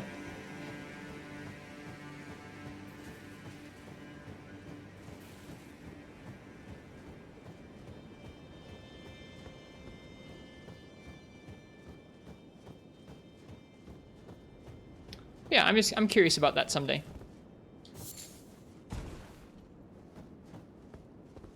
What is this? Is this a person? No, or it was a person maybe. We got fire monks. That doesn't surprise me. I was expecting to find more fire type enemies up here, seeing as we're coming up here to get a flame.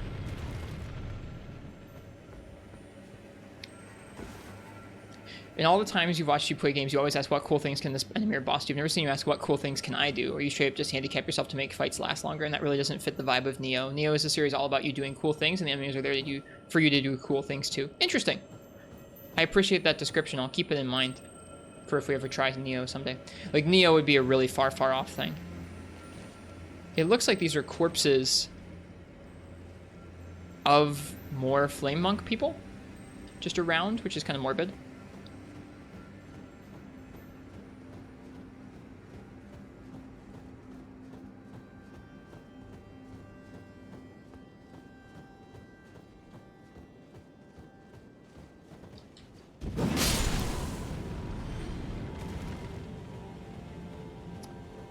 Me jump. Uh-oh. Ooh. Got a big guy with a whip. Let's get rid of this person first. Uh-oh. Uh-oh.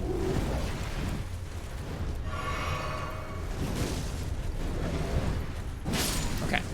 That whip hurt. Alright, we aggroed one of those. It's like a blood whip.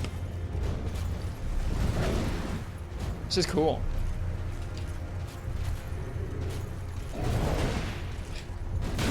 Ooh, it hits on the return swipe. Ooh, fancy.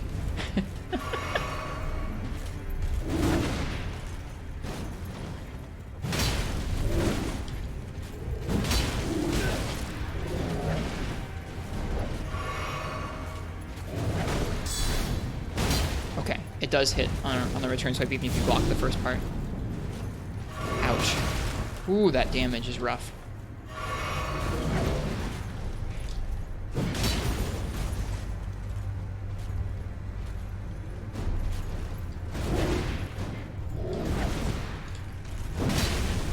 Three swings there.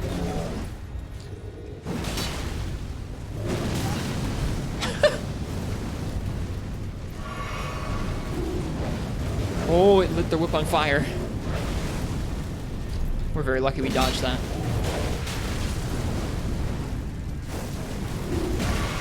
Oh my goodness, this enemy. Having to retreat so far.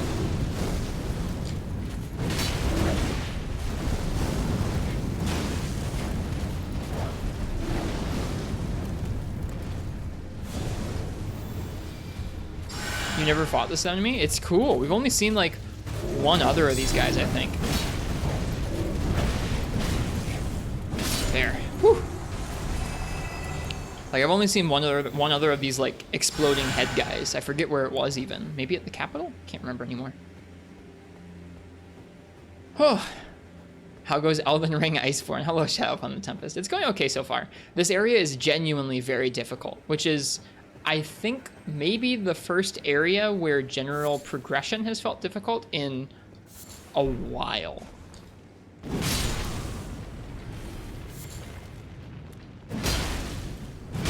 Which is good, I guess. There was an item with that one. That's rip. Briars of Punishment. Cool.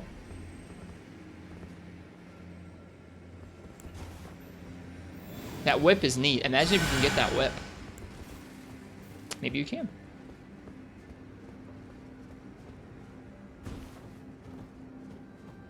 Alright. The Bridge of Doom it is. I imagine we're safe up until basically the point where we drop down there, and then we'll have to dodge some arrows.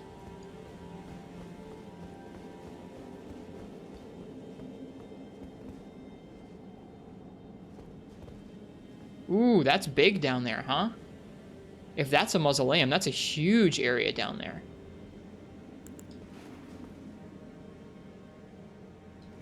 Big ice plain. Not the most exciting visually, but big ice plain. And that's far away over there too. Man. Big. Many weapons mobs hold can be farmed? Oh yeah. Stuff like that blood whip just seems so unique. It would be like surprising if you could, but you probably can. You probably can. I imagine not quite yet, but soon that thing's gonna aggro to us.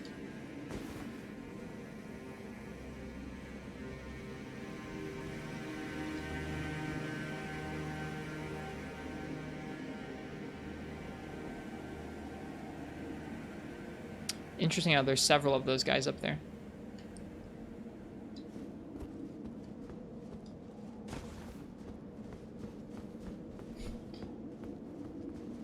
Nice place for a chair.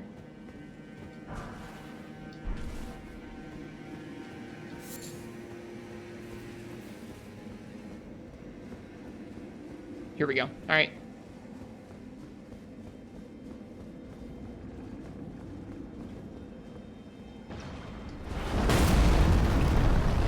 Yep. Right about here where you can start being beneath the sight line. That's what I thought.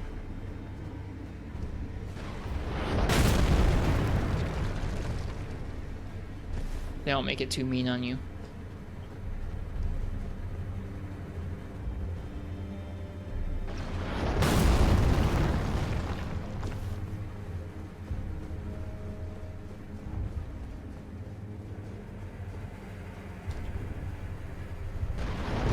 Oh shoot. I spoke too soon. I spoke too soon. You guys can have some more beans. All the deaths tonight are so humiliating, dude. Maybe that's just because I'm overconfident. Ouch, that's a long way back.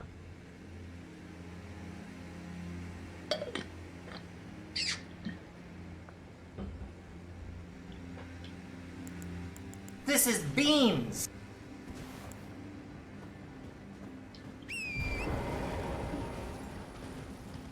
That was so fantastic. They don't make this too bad on you, and then you just immediately fall off. That's just how it goes, man. That is this game personified. You say one confident thing, and the game's like, screw specifically you.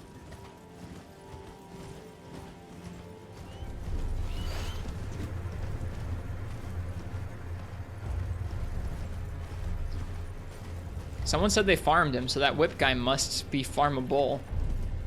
Yup. Dang. Throwing for content, you know it. It's my grand strategy. Play hard games, try and make it look like I'm some big dude, taking them on in a hard way, fail for content. That's how you become an influencer.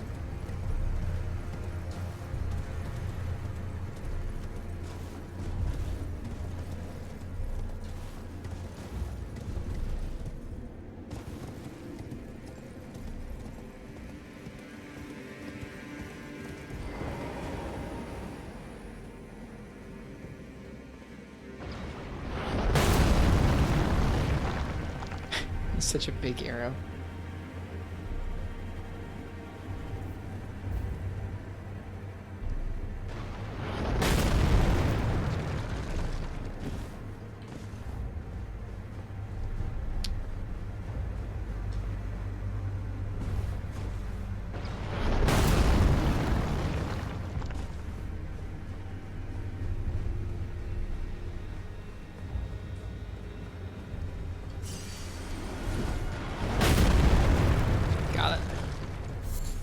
Got it.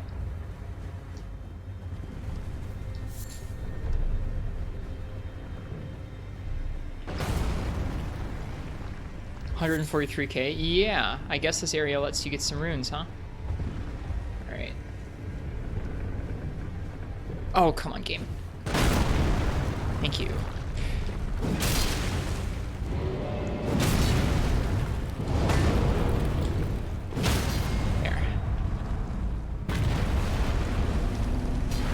Oh, alright, well, weapon art time.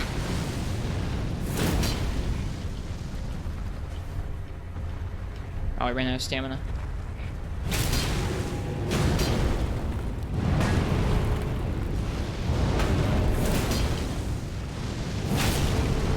That damage is insane on that weapon art.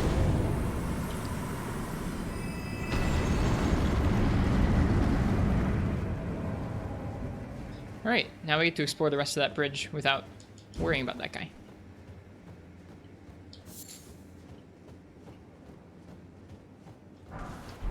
Nice.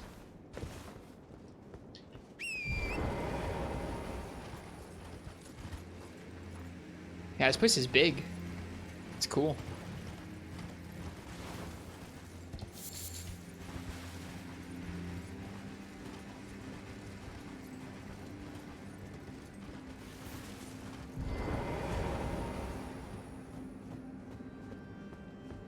Saw like 3 items over this way, I think.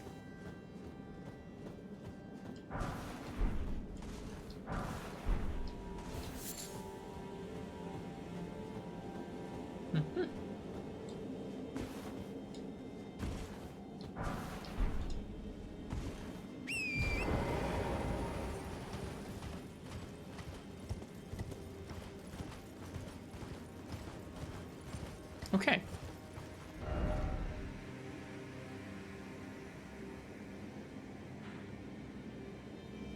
I don't think we could access the top of this place from where we were.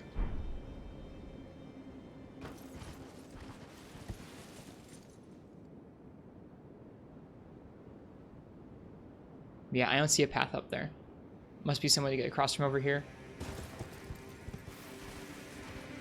Hi, Brian NG. Welcome. I hope you're doing well tonight. We are exploring a big snowy area for the first time. It's cool. The enemies here are tough, which is neat. Like I said, I think the areas we've gone through, it feels like there are several kind of like mid-game areas, like North Caelid and Mount Gelmir and Altus Plateau all feel pretty similar in terms of scaling, which is good. It means that you can go to any of them in any order. But it also means that by the time you've done 1 or 2 of them, the latter half of those 3 starts to feel a little bit soft in terms of how threatening the enemies are, in terms of damage, or in terms of how easily you stagger them. This feels later than those, which is cool. And it's the first time I've felt that in a while, so it's nice. What did you miss? Not a whole lot. We've just been working our way up through the snowy area. There are some birds who are tough here, and some tall ladies with frost and spears that are tough here.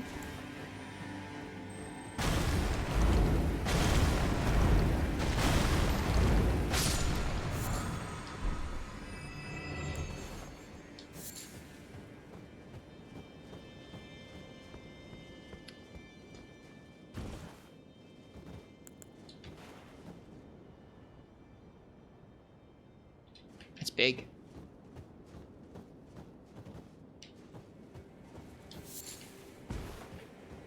Yeah, we're just exploring around, doing our usual slow explory thing the first time we find a new place.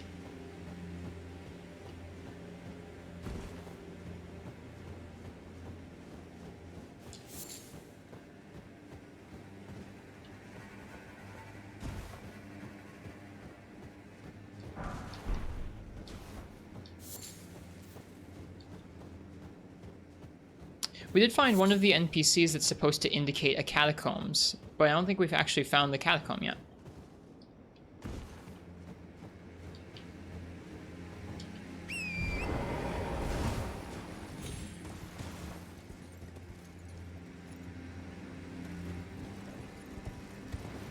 We may not have been able to access it because it may have been pointing up to some place we couldn't access.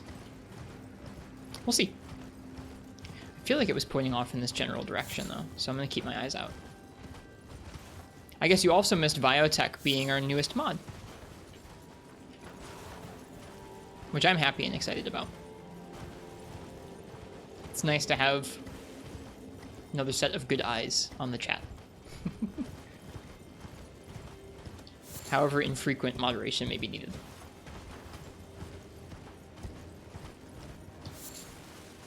Ah. Nice, Grace. Ah, that's better. Big mountain climb. Ancient Snow Valley ruins. I guess there are some ruins up above us here, huh? And an Erd tree, too. Neat.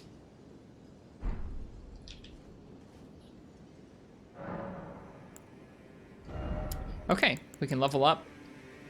We're not far away from 50 faith.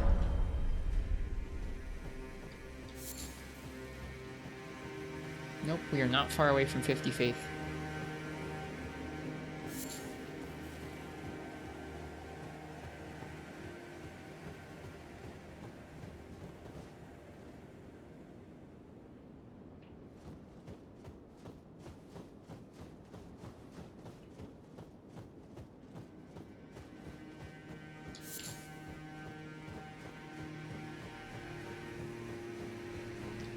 I like that I still pick up all the crafting materials, even though I really rarely craft anything with them in this game.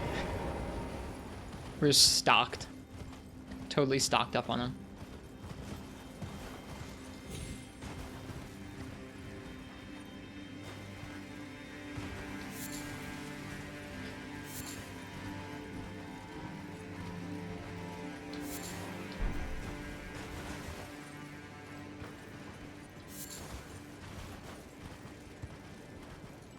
OCD collecting disease, yeah. Ah, some kind of a fire. Right above our little grace area there. That can mean any number of things. One day I'll open a shop with all my materials to make the goods. I would like if that was a system in the game. This game doesn't really have the economy for it, though. There's not enough sane entities left in the world to come buy our things.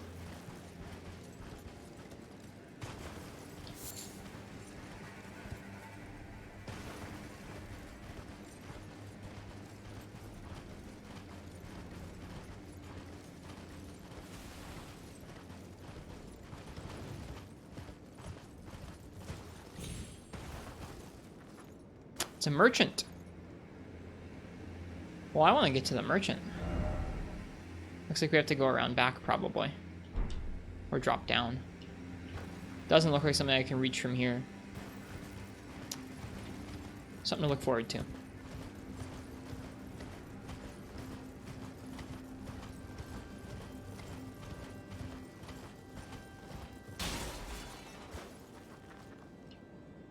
Another mecha soldier down there.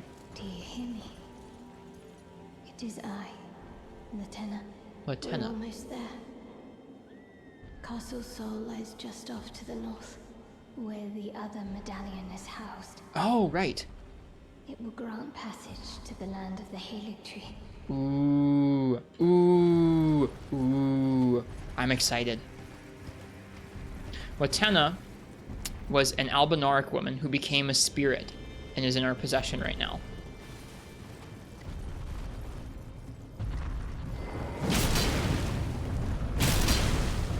We're on some ice. Is he gonna crack the ice? Probably not. Are we slipping on the ice? No, doesn't feel like it.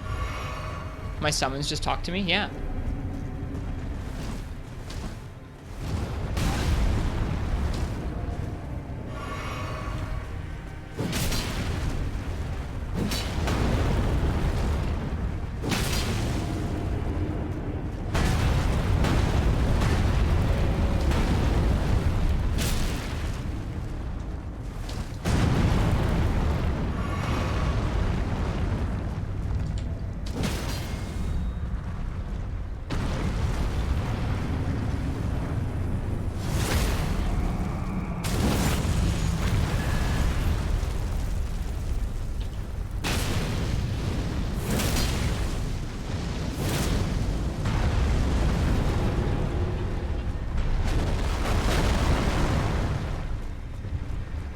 I can't tell if there's different physics on the ice.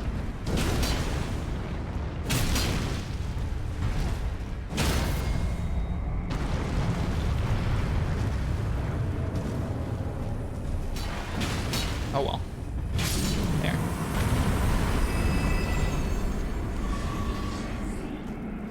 It almost feels like there is, but I don't think there is. Somebody down there walking.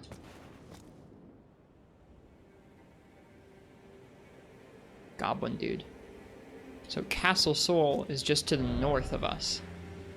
That must be that. Neat. Juno Hoslow's down here too.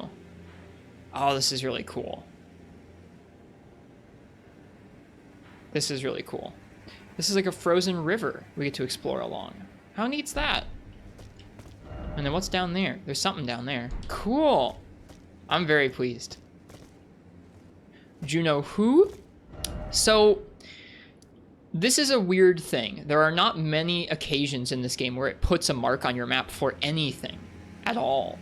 The only time we've had that happen is when we were doing a series of assassination requests for the recusants who lived in the Volcano Manor here. They don't live there anymore because we kind of destroyed the Volcano Manor, sort of. But when we were doing the first few assassination requests for them, they would mark a spot on our map where we could invade somebody, and we would invade into a tarnished, another like entity's world, and we would kill them. So the interesting thing about that is that we had a couple different ones, right? We had a couple different different assassination targets, and we didn't want to do any more quests for them. And 2 of the assassination targets, when we destroyed the Volcano Manor, like when we finished the Volcano Manor quest line there, we took out the boss there, they went away, and we found their corpses subsequently. But this one is still there, which is weird, because everything else went away, but not this one. The last name of that NPC is related to an NPC that starts off in your hub in this game. You have somebody from House Hoslow in your hub.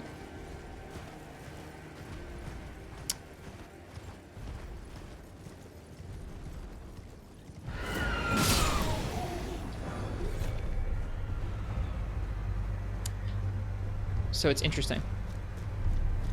Could go murder him for old time's sake. We'll consider it. I was only doing the few assassinations that we did because I didn't recognize the NPCs that I was killing for them. Actually, some of them I did recognize as NPCs who, like, had been summoned to fight us at other points in time.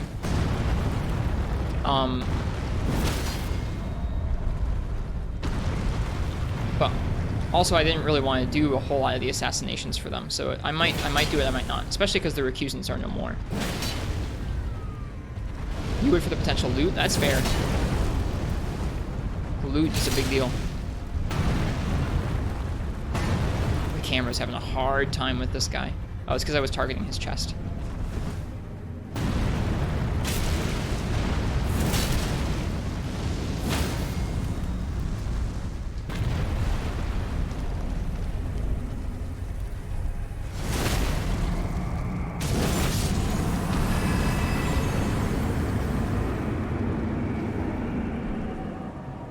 Is that dark damage? It's just a special on hit effect. It's like a what's it called? A black flame hit effect.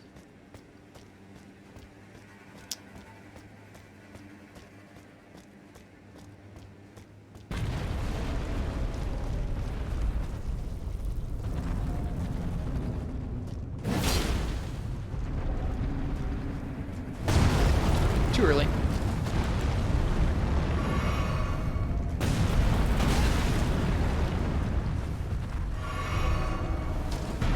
I actually have a genuine, pretty difficult time with this Axe Guy's moveset.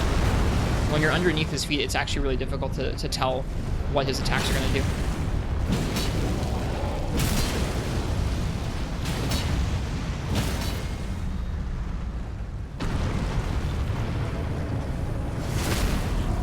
Also, welcome, Lance. I hope you're well tonight. It's good to see you.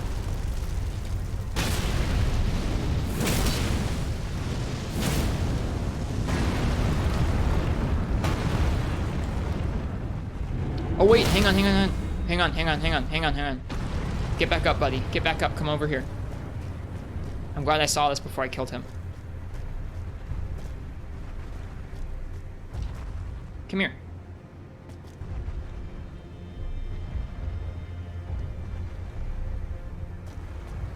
Come here.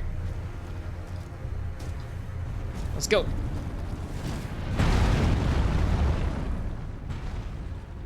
I got him scared, the poor thing. Well, now he's scared. Well, I'd be scared too if I had that little HP, yeah.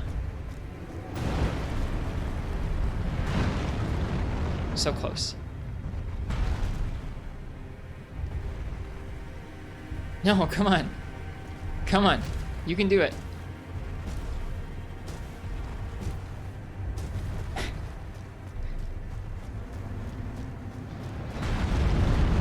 Oh, hello, Stutter. Only certain enemies can break these open. So I don't know if these guys respawn. They probably do, but just in case. Okay, this should do it. Plus, now we'll get to watch. You don't usually get to watch it happen like that. Okay.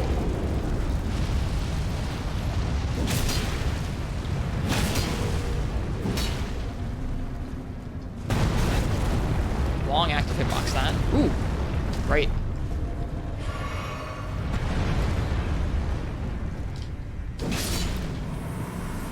There.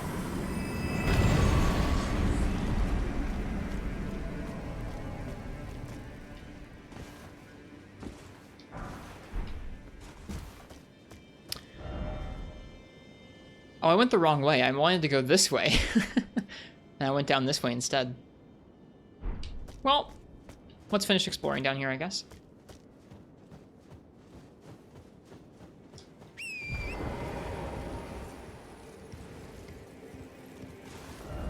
Okay, so that heads off someplace else that we haven't been yet. Although, actually, I think it's probably going to be a dead end. I don't think we can get much further this way. Ooh.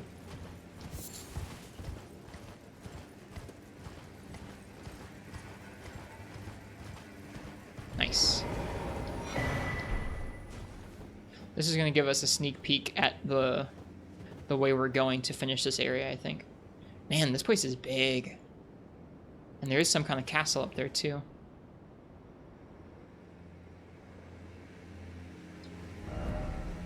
We can't see that on the map quite yet. The map stone's pretty deep into that area, too, so it's going to be a while before we can actually see how big that castle is.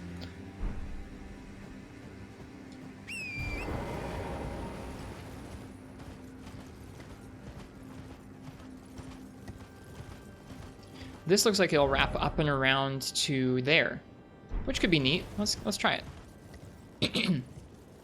Excuse me. There's a Site of Grace. Good stuff. Good stuff. Using the telescope thing? Yeah. That'll help us get a good look at the area, huh? Ooh. This is weird looking. Is this the telescope thing? It is. This is weird looking. We can't technically see that on the map. How big is this place? Let's find out. Okay, so from where we are now, there's a big frozen lake. That's cool.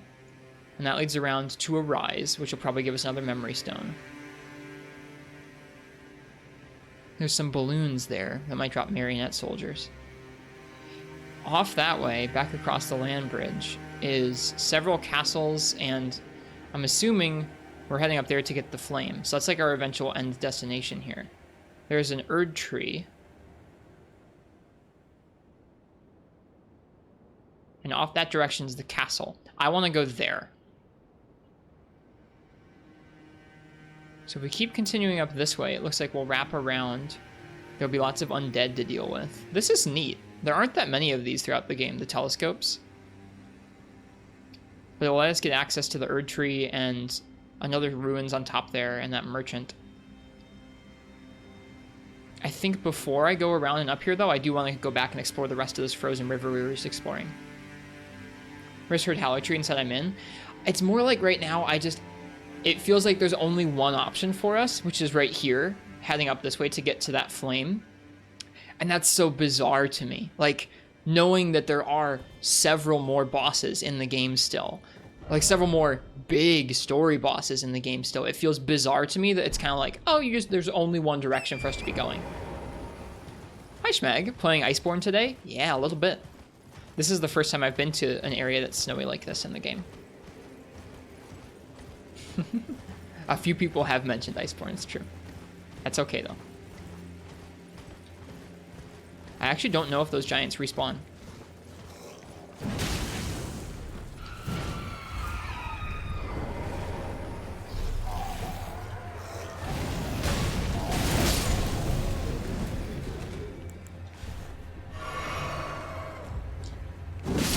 I don't mind, Schmeg.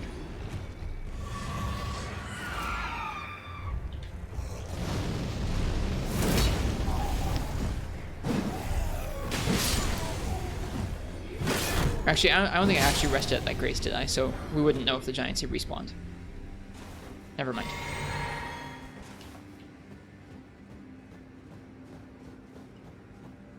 Oh, man. It was snowy like this out today where I live. Made me really happy. Didn't have to go out, so I just got to stay in and be cozy. It was so nice.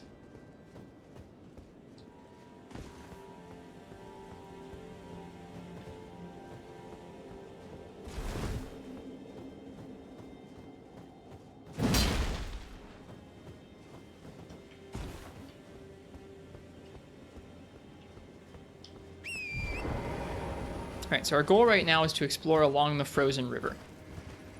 That's what we're doing.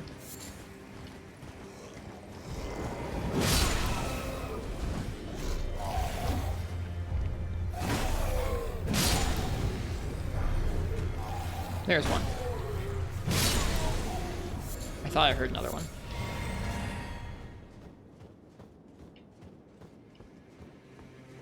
Did we kill that guy? I guess we did.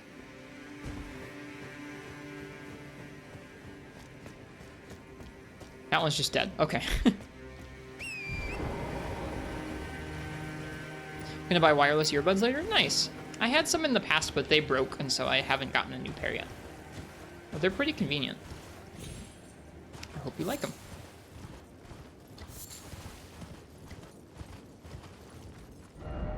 Okay, this is the way we came. So we're looking to explore it that way.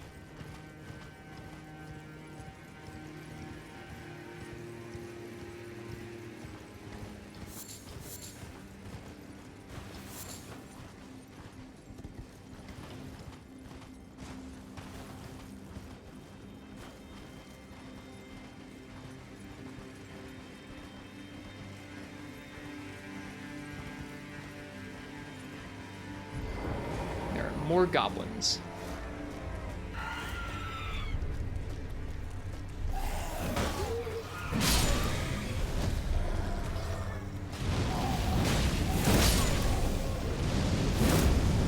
Oh, I missed him. That's too bad. I was hoping that would catch him.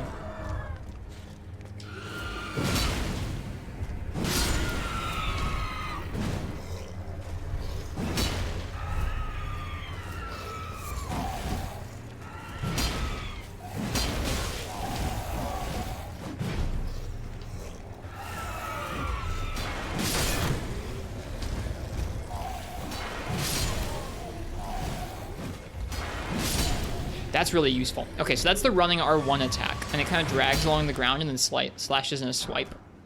Very useful. Because this sword's a little weird.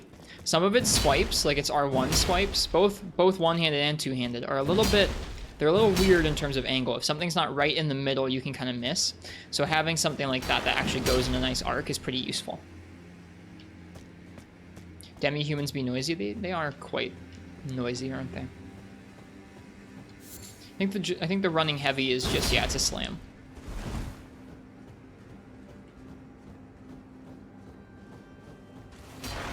Speaking of wireless earbuds, is the Sony something XM4 worth?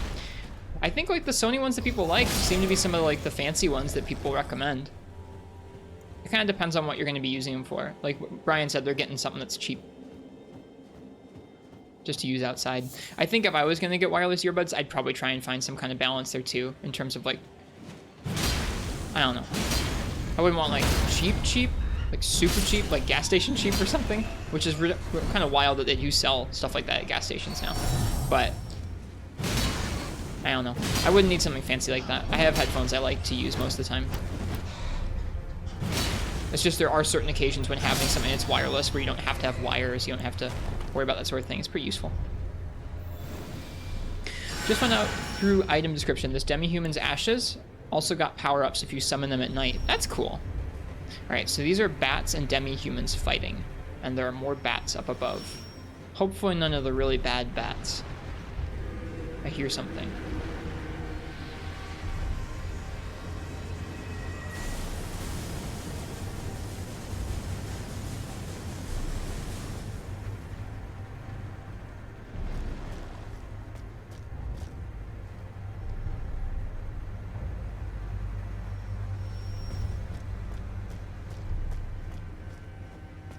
Singing bats, they're horrible? Yeah, I think I see... No, I don't think these are them. The singing bats are some of my least favorite enemies in the game.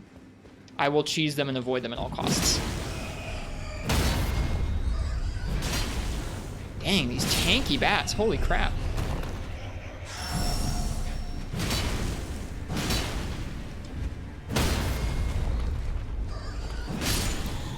Okay. So we've got a hut, and we've got some pieces of broken soldiers, and a lot more bats and demi-humans. I think I'm just gonna let them do their thing. I don't really feel the need to fight a whole bunch of more of those guys. This weapon might be too good. It's not that it's gonna be too good. It's just that the combination of poise that it deals and the combination of speed that it's got, I don't think is gonna breed good habits for me. It's less about the damage of it, and it's more about just the moveset and the ways that you deal damage with this sword. I like how I'm forced to learn an enemy the right way, or the way I like to with other great swords. Okay, so there's a lift up there that we can ride Torrent up to.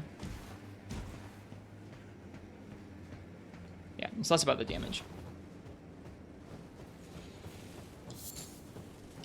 It's fun though. Like I said, for now I'm really enjoying myself. I just don't know if we'll always use it. Lofty Shack, Traveling Maiden.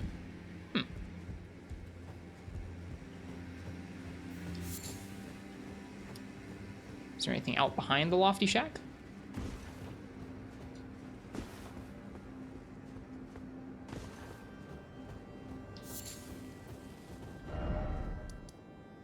Oh, do you still get to invade this guy here? I forgot he's here. He's like close by.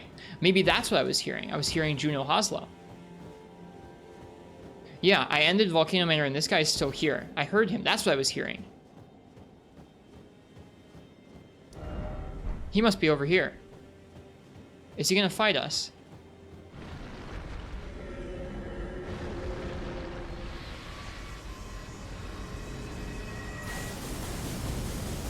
Or maybe he's above us? He's gotta be above us, but he's fighting us. Or he's fighting something. Weird.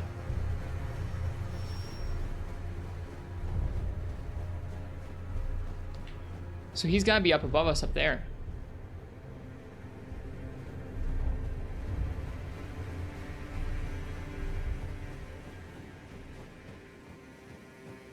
You control it on the ground? Oh yeah, you're right. We do invade them, don't we? So what am I hearing? I walked past the sign. Oh, I did? Oh. Oh, I see it now. So Juno is not the same person as the knight that was in our hold. They're just somebody else from the same house. I don't know what happened to that guy though. And I think he talked about his brother, I think. So I don't know if I want to kill his brother. Right now, it doesn't seem like there's any sort of time limit to that thing being there. So I'm not going to do it now. We might do it again some other time, but not right now. We'll just wait and see.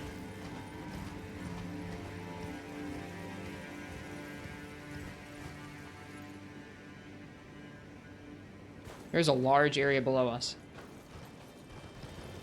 Or really far down below us. Okay.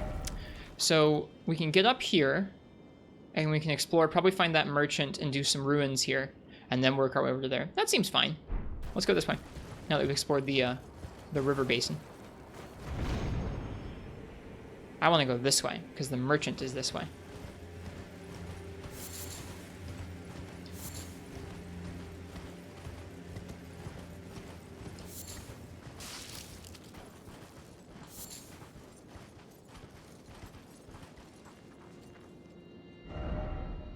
So there's like a castle before you even get up there. And that's not the same castle as over there. So there's two castles up here. I think we've seen that before.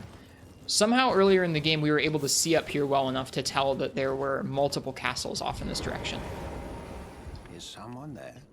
Hi. Oh, how long has it been? Ooh, Vagabond Knight. Helm of a knight banished from their motherland. Dirty and battered after enduring a lengthy vagabond journey. The visor is broken and can no longer be lowered. Metal armor is heavy but also sturdy, offering significant damage negation. Cool. It looks neat. He sells stone keys and a cookbook. Cool. Something else? Thanks, guy.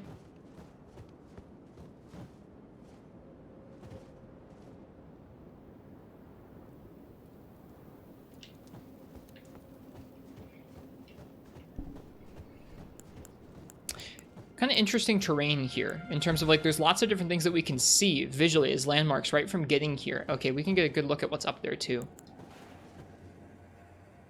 There are lots of those giant corpses up there. Like a lot.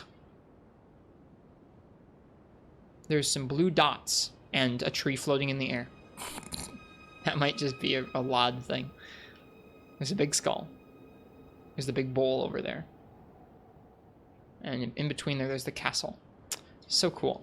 So this is interesting terrain in that, like, you can see a lot of those, but you're actually landlocked from reaching them. A lot of other places in the game, if you see some place, you can immediately go there in terms of, like, you can just make a beeline for it. Like, if you enter Caelid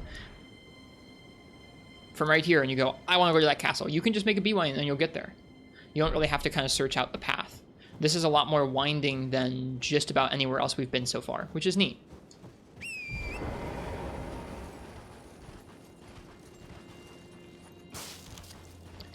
Yes, we did figure that out, Fishy. We did figure out, we actually read some lore about it. I forget, I think maybe the armor? I think it was from the armor that we read. Yeah, these merchants once thrived as a great caravan, but after being accused of heretical beliefs, their entire clan was rounded up and buried alive far underground. Then they chanted a curse of despair and summoned the flame of frenzy. Sad fate for most of those merchants.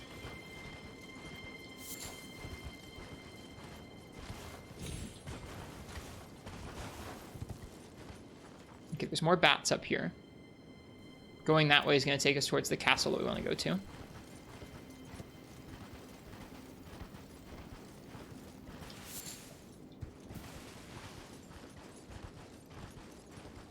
Speaking of frenzy, where the heck did Chaotic Gore go? I don't know. If you aggro them, they use the madness incantation. Yep, we saw that down there. We had to deal with that while we were doing all the platforming. We had to deal with that. I was a bit cross.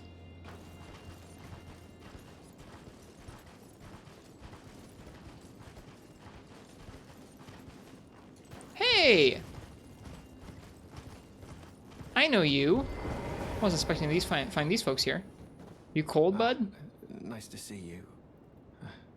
I can't believe you've come all this way.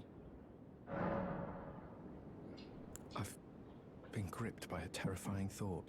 The rhythms and calculus of the Master's finger betray a suspicion of the holism of the Golden Order, a conceit, I am afraid, that cannot be overlooked.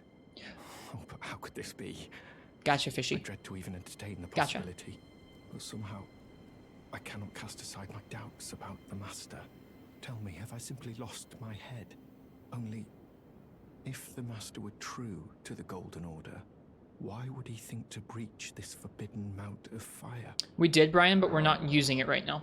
I'm not sure if I want to kill that guy, that person in the invading sign. So for now, we're just waiting on it. Doesn't seem like it's gonna go away. Or if it does, I'm not super worried about it. Okay, so from up here, we can kind of see...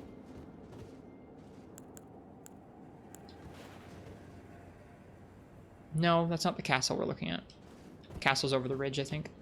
So going this way will get us to the Erd Tree. Let's go to the ruins first. This is cool. Was that a Somber 9? I wasn't even paying attention. That's neat. We need Somber 9s, so that's very nice. Means we can upgrade one more of our weapons to the highest damage. They wouldn't put anything up here, right? Right?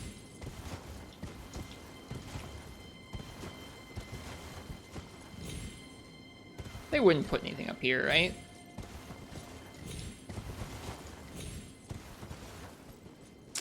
Right, they wouldn't. Man, I miss all the messages.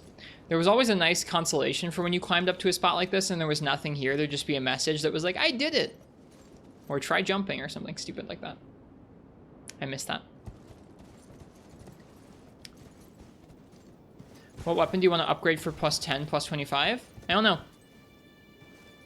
Haven't thought that far ahead yet. We're still kind of trying out different stuff. Probably, if you had to ask me right now, probably a regular greatsword. Because those don't feel like they're super jump spam heavy or anything like that. I'm not sure.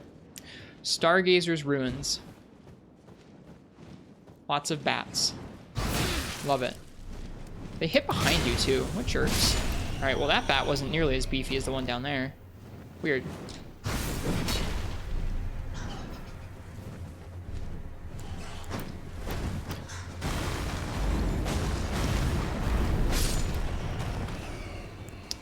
I like how a while ago somebody was like, use a gravity spell to pull them out of the air. How about we just like smack them out of the air with rocks?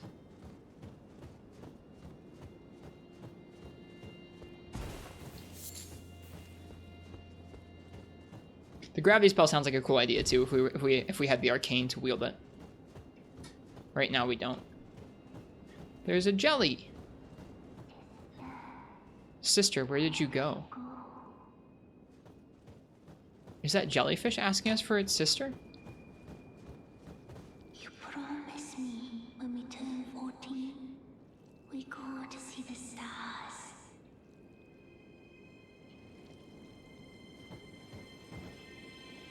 I've been waiting ever so long. Forever and ever it seems.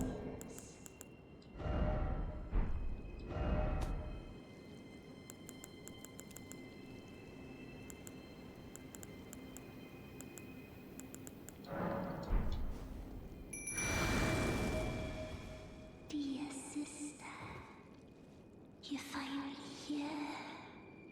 No time to waste. Let's see the stars. Yay! A seal was broken somewhere. Yay! Fancy spin. I want to see the fancy spin. Oh, that's curtsy. That was cool.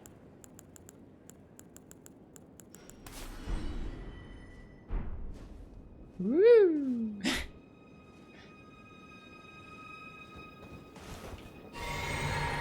I wonder if that seal, I didn't even see where the seal was. Maybe the seal was down here.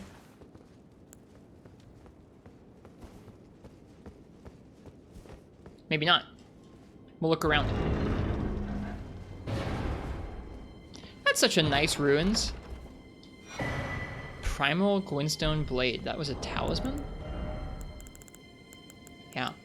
Spells consume less FP, but maximum HP is reduced. An old Glintstone Blade that's been stained with blood reduces FP consumption of sorceries and incantations at the cost of maximum HP. The old sorcerers would slice open their hearts with these blades to imbue a primal glintstone with their soul, and thus did they die.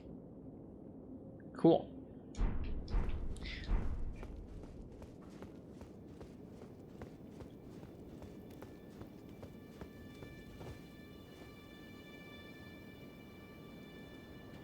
Okay. Excuse me. Alright, we gotta look around the rest of these ruins to see if there's a spot where a seal could have broken. But man, that's such a nice change from most ruins. Most ruins are full of enemies and like undead or like sorcerers that pop out and shoot you and then disappear. This one just had a jellyfish that wanted a friend. It's so nice.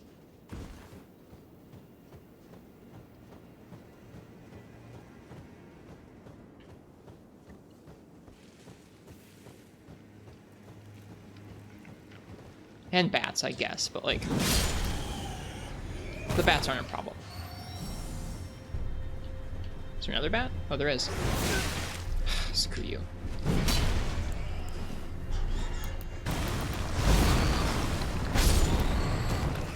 He almost got me too.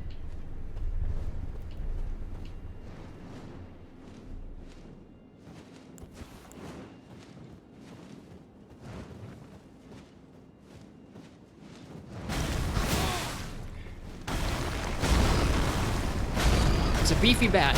He doesn't look any different. Why is he so beefy?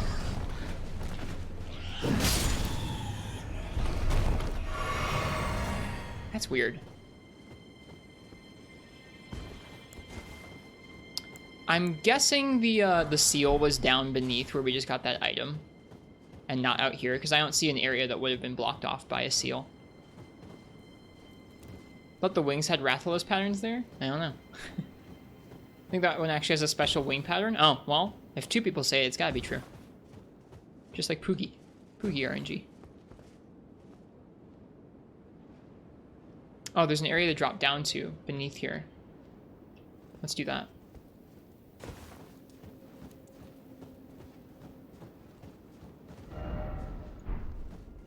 You miss Poogie? Me too.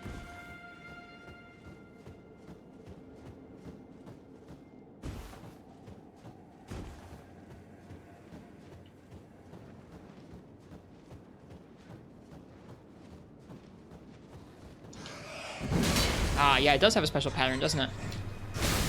There's several of them here. These guys are meant to mess you up. Yeah. You can see how this guy... Do they all have it? Yeah, they're all the beefy ones. Oh, no! No. Yeah, these guys are meant to mess you up. Did you see in the wacky free night rewards or RNG stuff you were testing, you genuinely checked if Poogie incremented the ward? I didn't check, Vio. What did you find to be the case? What was your findings on the Poogie rewards? Man, that's a long way back. Man, that's a long way back. Holy crap. Didn't remember they have a grab attack? Yeah. Both them and the singing version have a grab attack.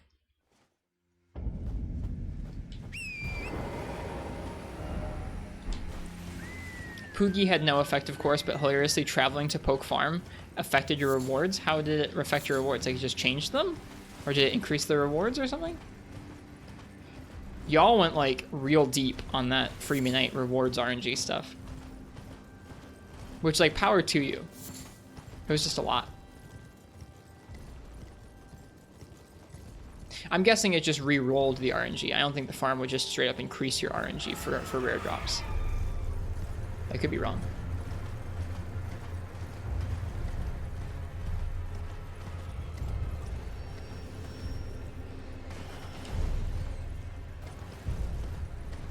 It changes the rewards for the next quest, assuming nothing else changes the reward table. Interesting.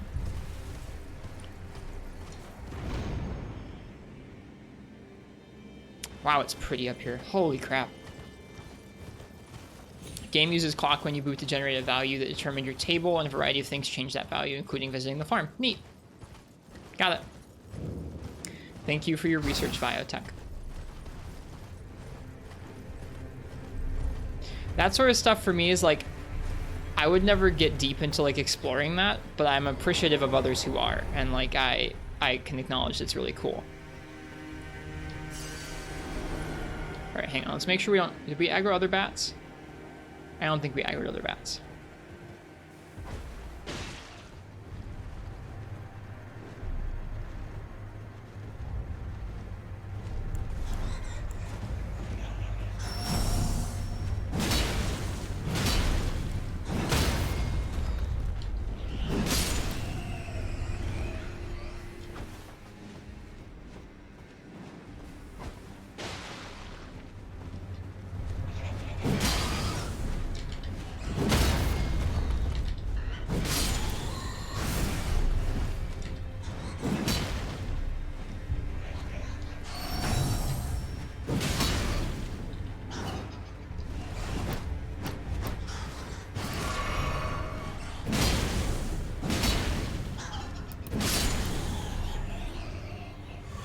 Beefy bats. Neatly, that value is global, so it doesn't matter what character you use, and you can't save scum it because not saving is irrelevant. It's wacky, and only village action that changes the value is farm traveling. Interesting.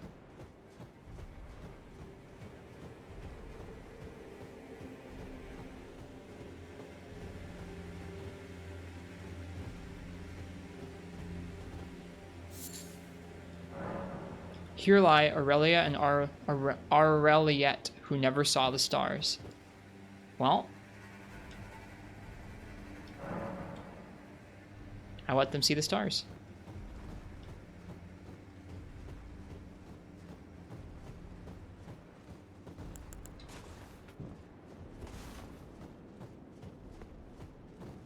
Is that it?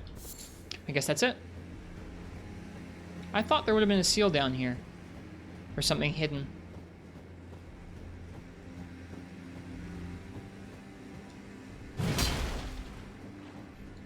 That screen shake. Aurelia is the jellyfish you're given by Roderica?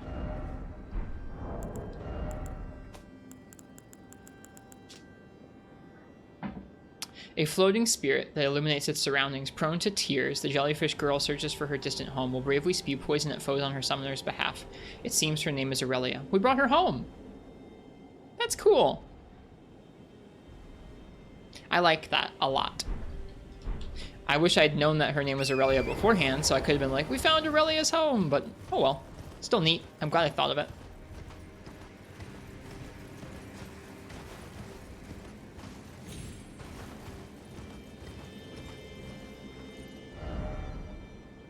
Okay, let's do the Erd Tree.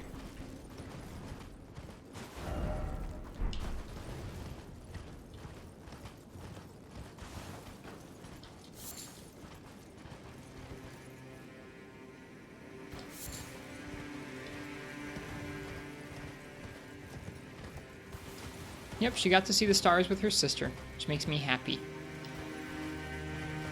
A very rare happy ending to something. I mean, sad in that they never got to see them in life, it seems, but in death, in jellyfish form, in spirit form, they did. Good night, John Shaft. Cheers. Have a good night.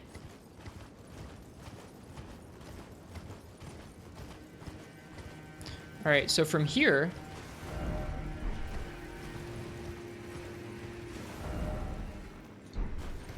we can really clearly see over to that castle.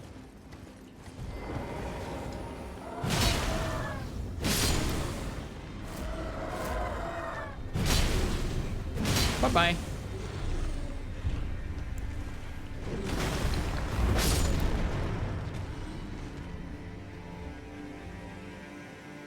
Looks decent size, too.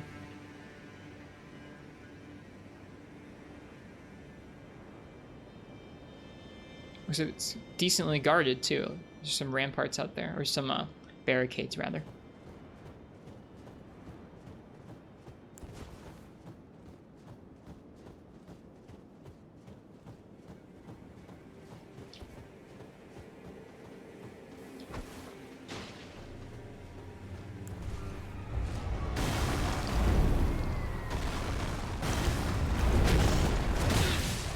I didn't even do damage to it.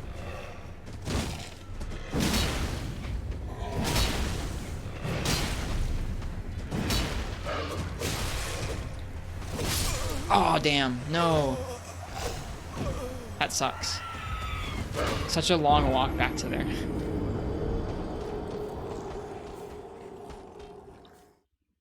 I don't want to come from the other direction either because there might be an Erd Tree avatar.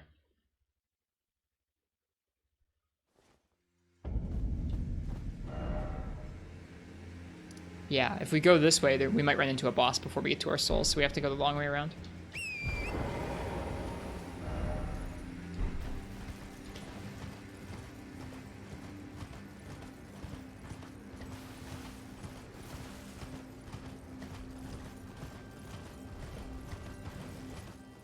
The giants do respawn. I didn't notice that the last time we came through here for whatever reason. Got too greedy because that guy seemed squishy. We got too greedy.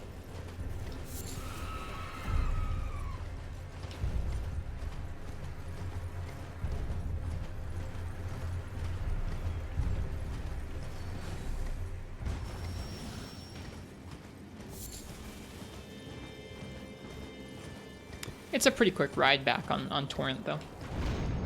So not a big deal. Hey, nice.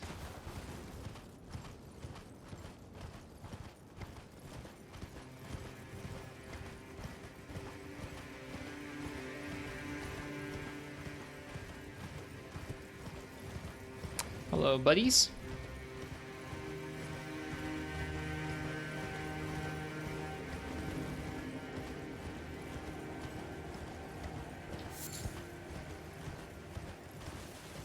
Go grab our runes.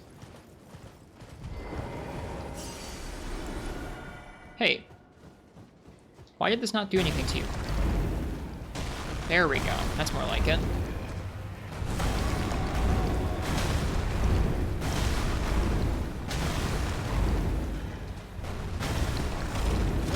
Oh, it just goes through him in his jump, I see.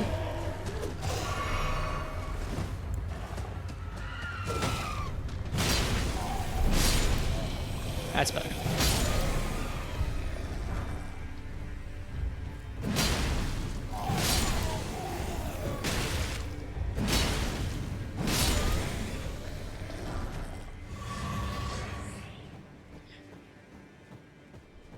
Did you see the rock finally falling in the background? If you did, I didn't notice it. That's funny. They seem to have some pretty regular like clipping issues with the lighting or the snow meshes on top of the rocks. It's too bad. It means that some of these snowy surfaces seem a little flickery.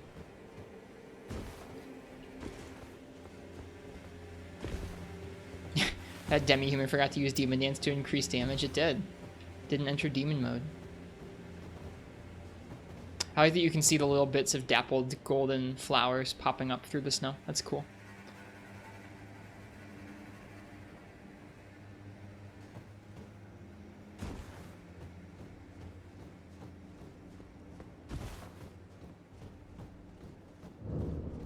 Minor Erd Tree.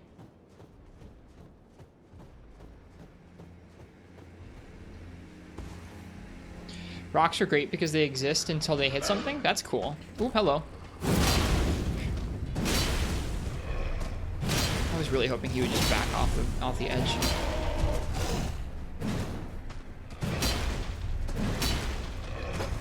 Oh, come on. There. Seems like we might not have an Erdtree avatar here. We might just have these guys. These bozos.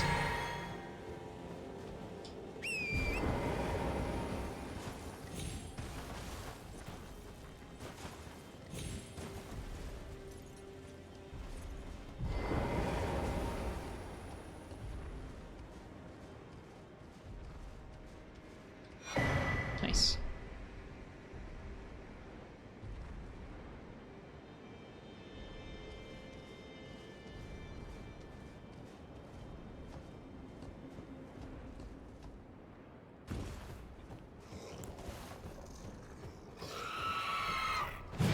I hear another one. Yep.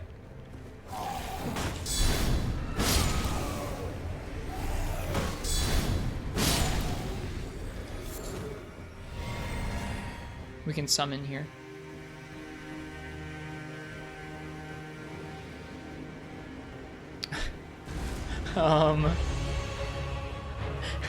Are they supposed to do that?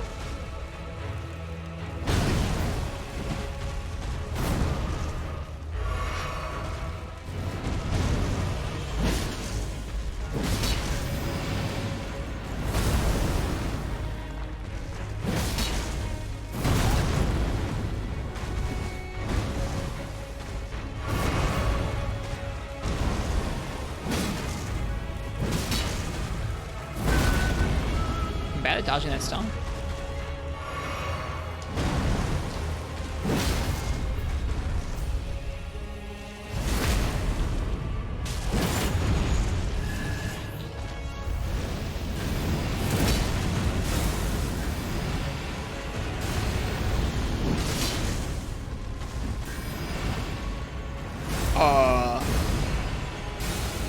Okay.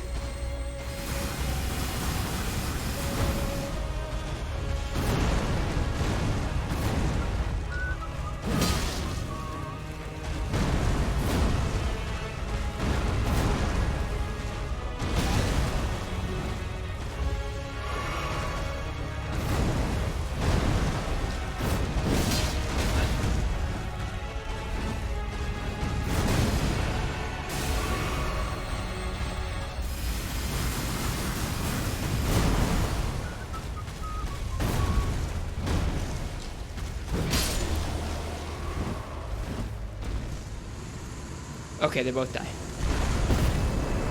That weapon is chunky? It is, yeah. That was cool. Cerulean Crystal Tier and Crimson Bubble Tier. Restores half of total FP. Crimson Bubble Tier.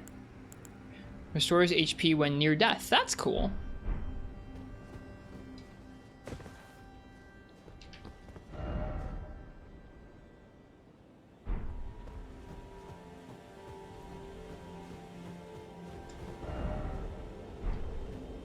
And we can see that rise across the way.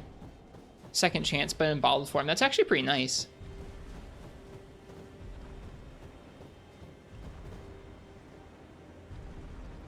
That almost looks doable from here, to be honest with you. I don't think it is. No, it's not. But it almost looks doable. I actually don't know how you get over there yet. Oh yeah, right. From the big ice, the big lake over here. That's how. I remember now. But we're not going there. That's for later.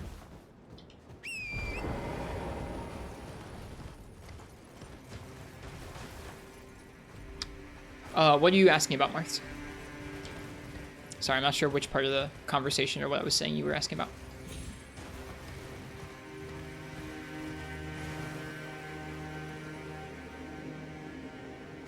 Oh, they're big dogs. Huh. Didn't expect to see those outside of Caelid. I guess I should have known better.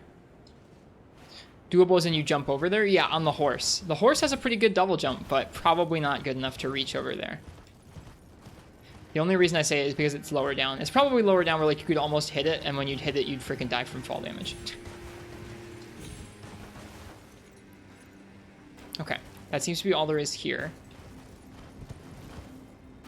So what we're going to do now is we're going to go back across this bridge, and we're going to explore all the way around this ridge here. It looked like there were a bunch of undead, which is probably not the most fun thing to explore, but I'm going to explore around it, and then we're going to go down to that castle, because that's where I want to go. That's the goal.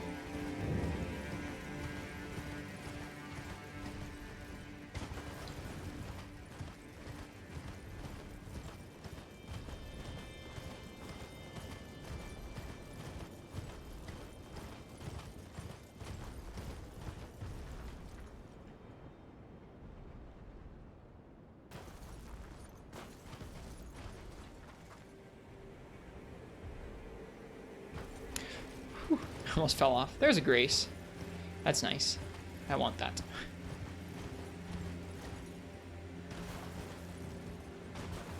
Yay.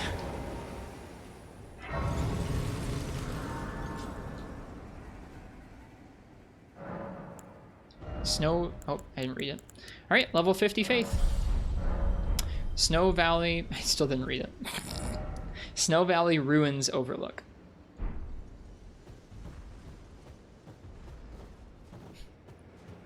Level 130.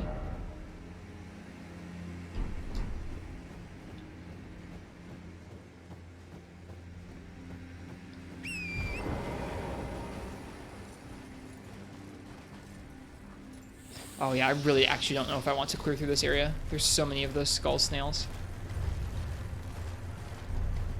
This area seems kind of cursed. Like, actually cursed. You can now cast that miracle? That's true. We should try it sometime.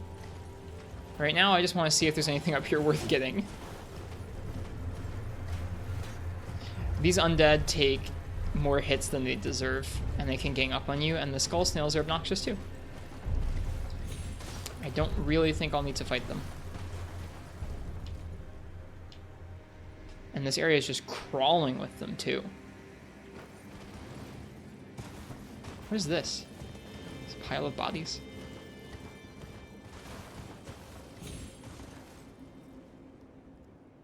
Nope. It actually looks like a pile of roots. It doesn't actually look like bodies. Well, there's skulls in it. I don't know. Giving the graveyard the old once over. Yeah, for once, this game conditions you where like any formless mass must just be a pile of bodies. It just looks like roots. Ow.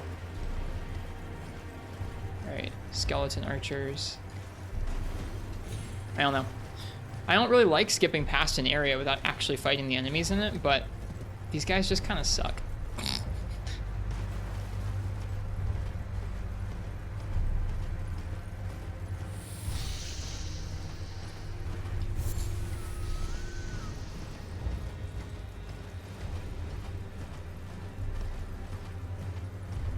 Ooh, we're gonna get our first look at the castle.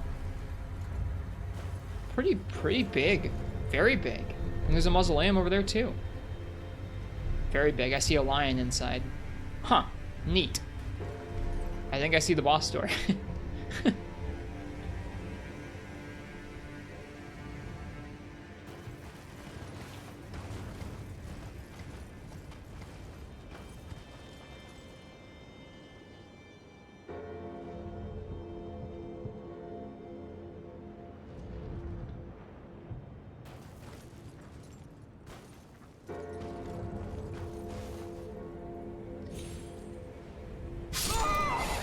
Darn.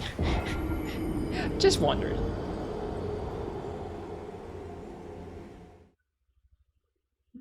See, that's what I mean. We're like, that looked doable, but then it wasn't doable in terms of fall damage.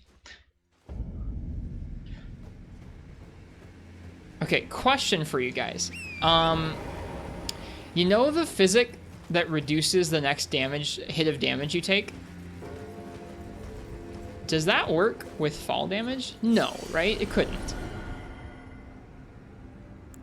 Do we have that on anymore? It does not? Bummer. I was just thinking how neat it would be to be able to drop down there and just get to the boss door without doing any of the rest of the castle. And like, I would want to do the rest of the castle, but like, if it was possible, that'd be kind of cool. Wow, we are really up here. I think we're at the northernmost edge of the map. Like, I mean, it's hard to tell, but I don't think it gets any more north than this. Right here.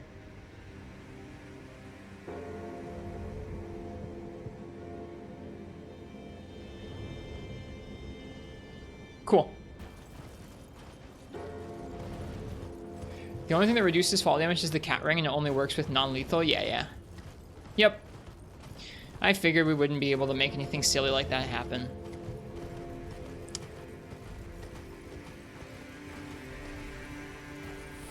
There we got skull snails everywhere.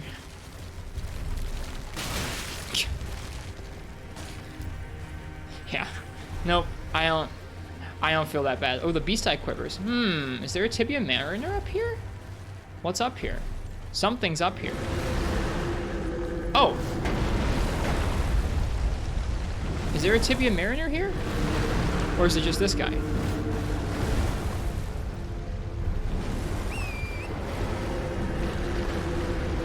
Big ol' skeletons? Yeah, several of them.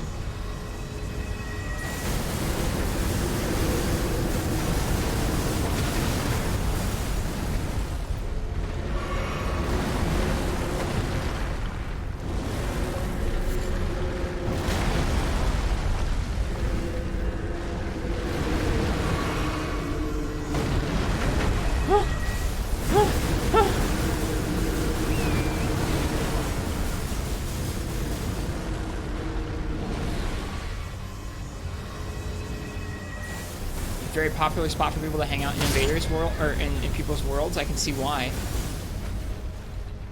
Yeah, but like, okay, who's summoning these things? The beast eye quivered. Somebody's summoning them.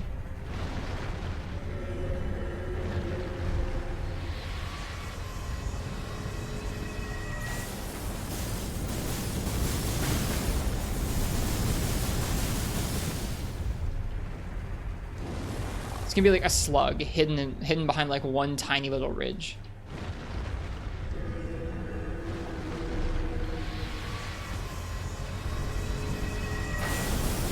Okay, you can hide behind cover. That's good. You legitimately never figured this out.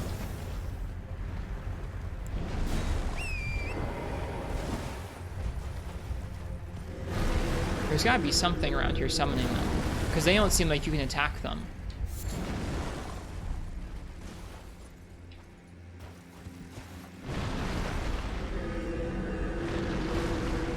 They also seem to fire like 360, which is kind of nuts. Huh. The beast eye quivers. There's tons of skeletons. Who's doing this?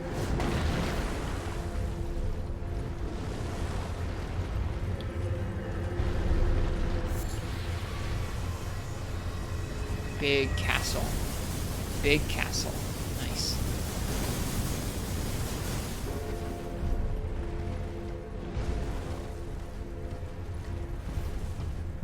Summoning pool.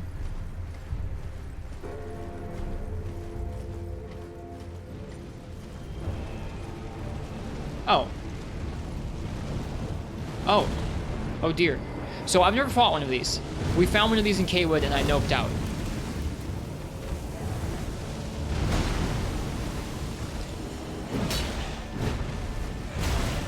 Oh, the camera's bad. It's nighttime? This isn't a night boss right now. At least I don't think it is. You can kill them. They just have loads and loads of health and probably 1 or 2 shot you, and there's like 6 of them. You hit them and nothing happened. Yeah, you can hit the one in Mount Gelmir. I don't think you can hit this one.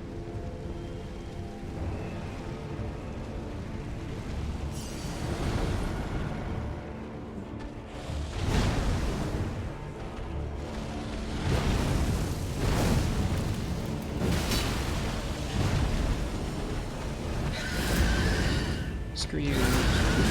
Oh, it screams do curse. That's cool. And damage. Damage and curse.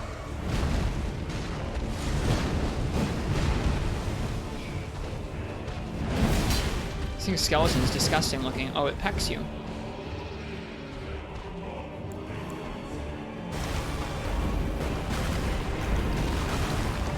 That's probably not a good strategy.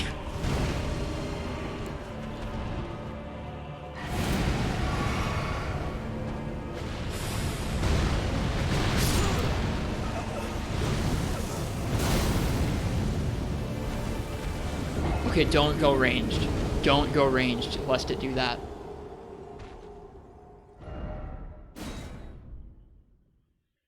You guys can have some beans for these attempts.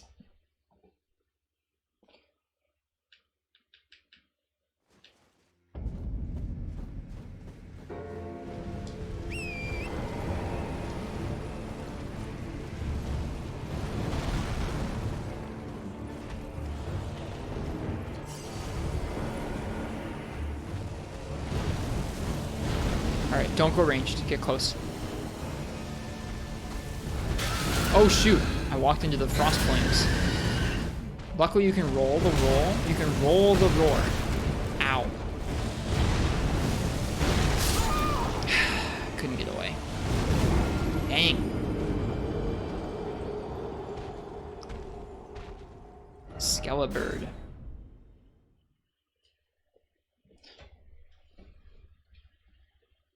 This is going to be rough. Yeah, this seems like something where if you had learned it before, like if you'd learned any of these guys before, you might have a slightly better time with this one, but this is my first one, so we'll see how we do.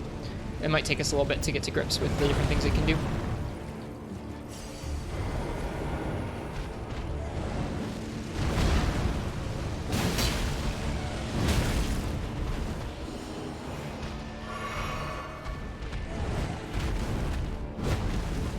Okay, please stop targeting its head. My gosh. If you target its head at all, you just get screwed over by the camera. It's very frustrating. This is your first time even seeing one? It doesn't seem like there are many of them. There are no other required ones to my knowledge that you can fight, but there was one that you could get as a night boss in Caelid.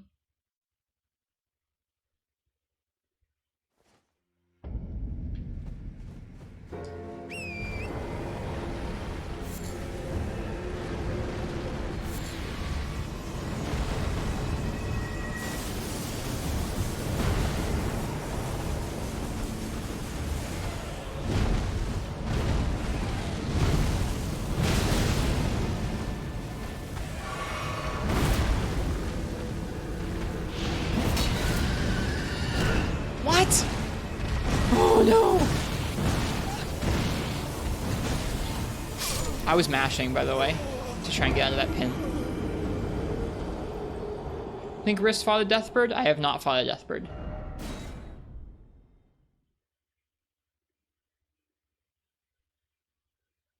I have access from gargoyles, but I don't have a death rate. I have not fought one of these before. I saw one, but I didn't beat it. We noped out.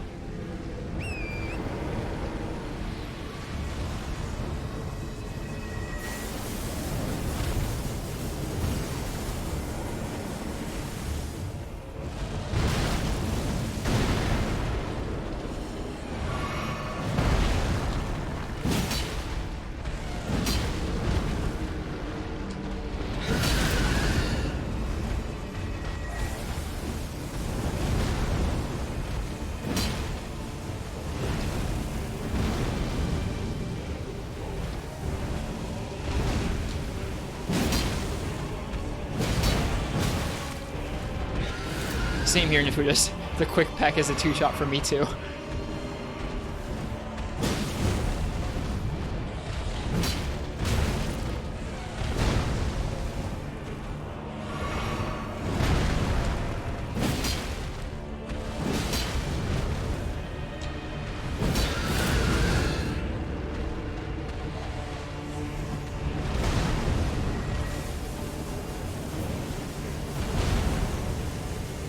Hello, Zyluval.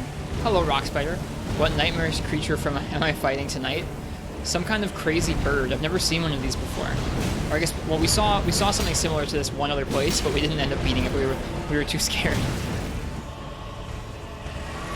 It's like a weird skeletal bird gargoyle. I hope you're well, Rock Spider. It's good to see you. Ah!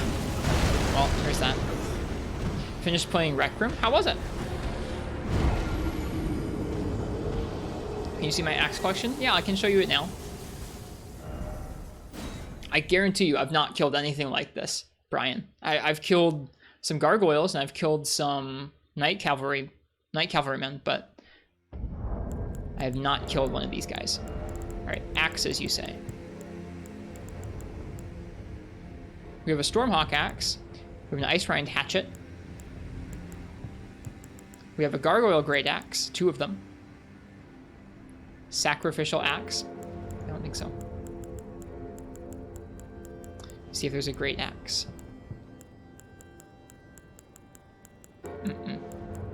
Nope.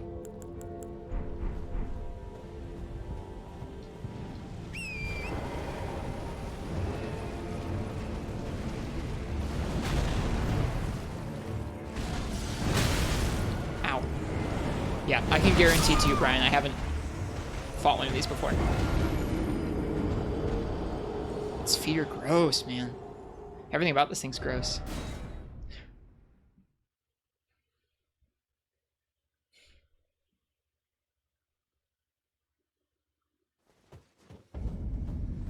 What about the squiggly neck? The squiggly neck's pretty gross too. I think it ate our runes. We had our runes there, but I don't see them here anymore. Yep.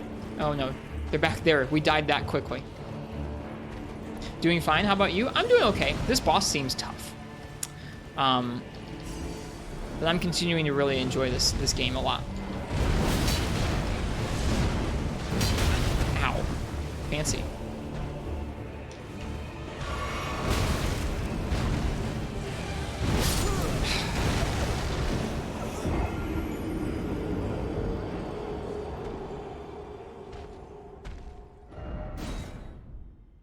I don't know, Zelda. I think I mean, I guess I don't know how many video games your mother plays, but I feel like video games in general are pretty foreign to folks who didn't grow up with them. Which is an interesting topic, video game literacy. I know you're talking about just like the tenets of a game that isn't necessarily even part of the video game, but I think the experience of playing a video game can be kind of difficult for folks who didn't grow up with them. Ouch. Ow.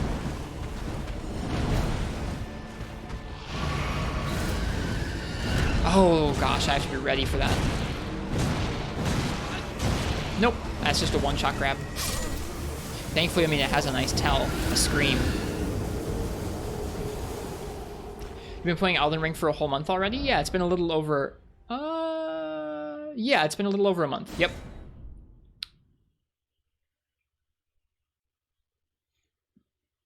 Yep, it's been a little over a month. We're in the back half of it now, I think. I don't really know how much game there is left. I think a good chunk still. But we're taking things really slowly. We're trying to explore a lot and learn boss movesets when we can. Ugh, we're gonna have to learn this boss's moveset. This thing is wrecking me.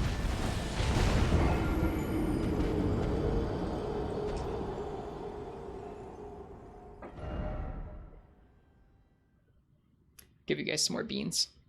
But in general, the boss is really, or sorry, the game is really fun.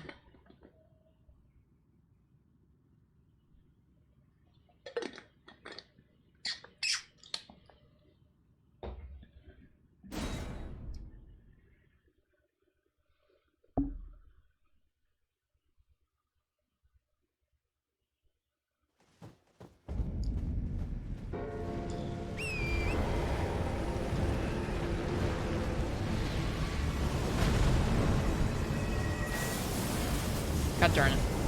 Missed the runes.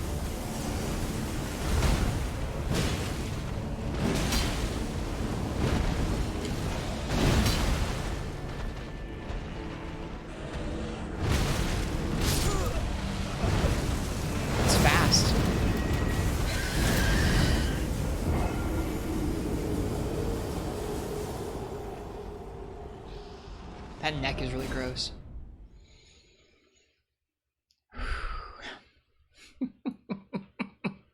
Don't like this one too much. Mountaintops of the Giants. Health down. Our health did indeed go down.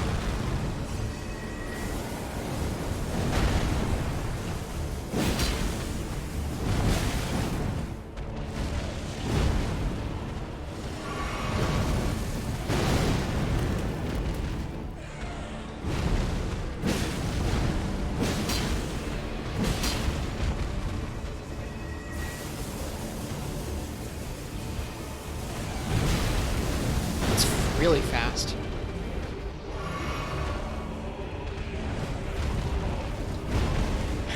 You see me panic rolling.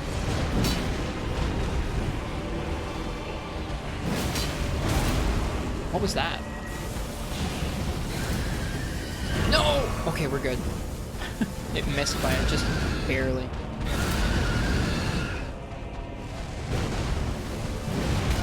Okay, that's large enough where even if you roll past it, it can get you.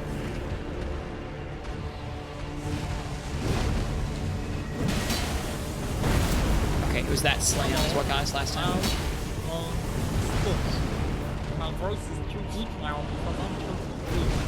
But from the years ago, I was just like,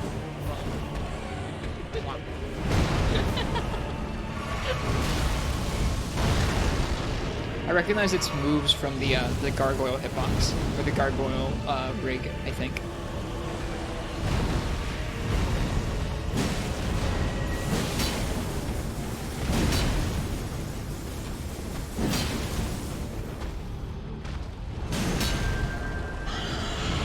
Oh no, it was a phase 2.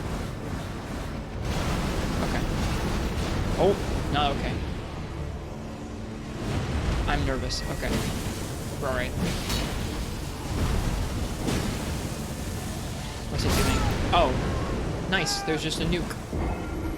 That's cool. Big nuke.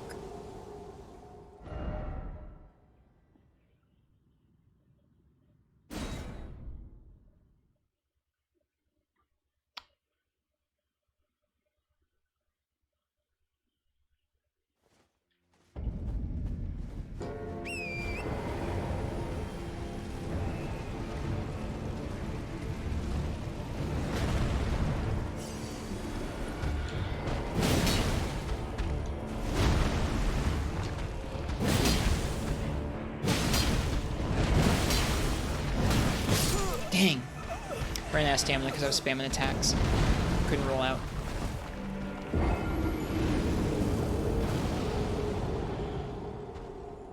The wings look cool. Those dark wings of his. The very black wings.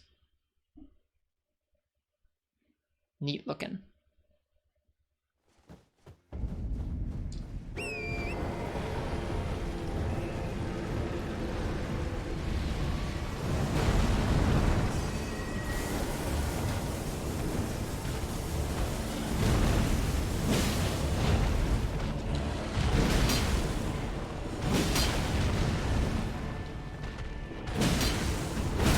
There's the slam again. Okay.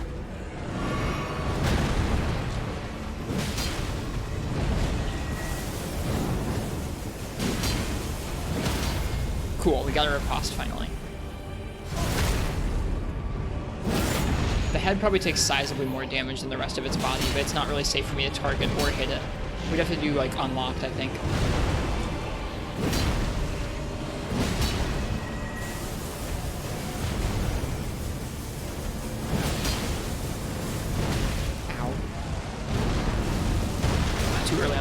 We're okay. We're not okay. We're not okay.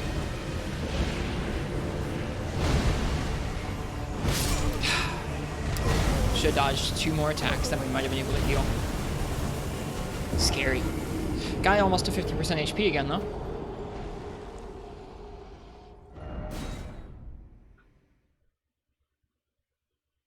Tough boss. Rock Soa? I don't know what Rock Soa is.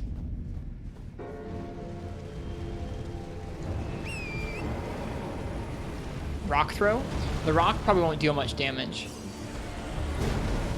We're not doing that much damage to him with our weapon, so the rock is going to deal like tiny amounts of damage.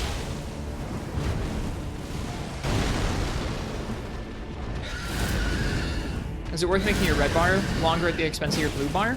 Maybe, but I don't actually want to tank more hits. I'm trying to be solidly two-shot by most things.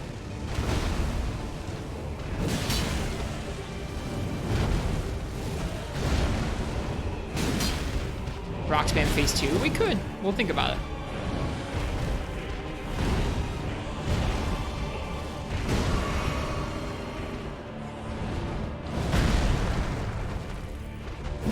Oh, darn.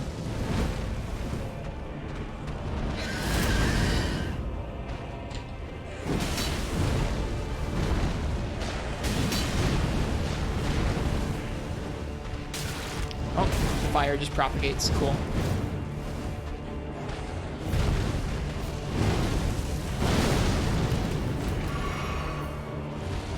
Oops. Hey, that jump worked. Nope, almost worked. There's the slam again.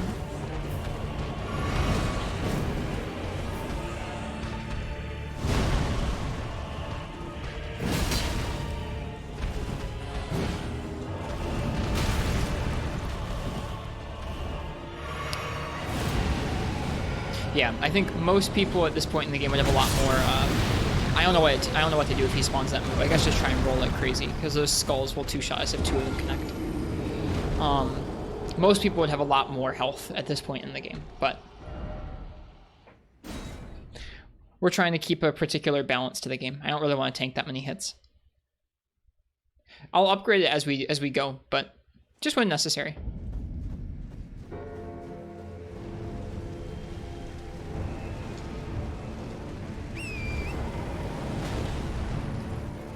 Those one-hit KOs are scary. There's not that many one-hit KOs. That nuke makes sense, but there aren't that many one-hit KOs. Most of his moves are going to two-shot us, which is fine.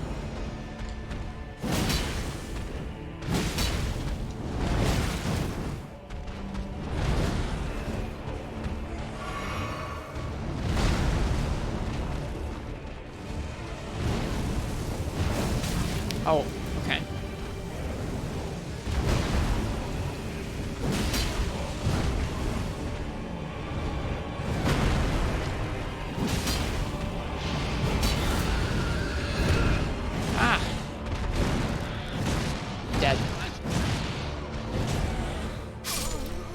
Yep, we have nothing to do about that grab, but he does do it after a roar consistently, so we should be able to get out of the way of it. Its neck is so gross. I think its neck is my least favorite part of this thing.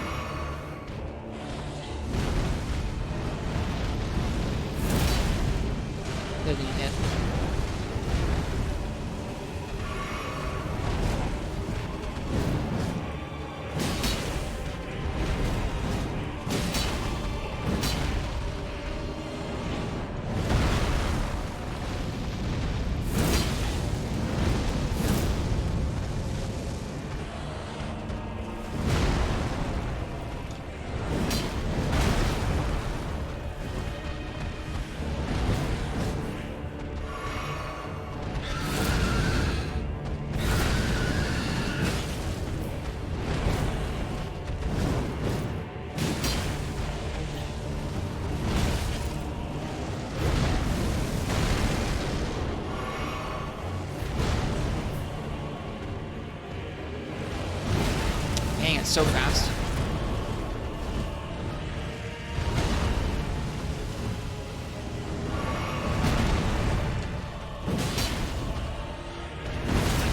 Dang.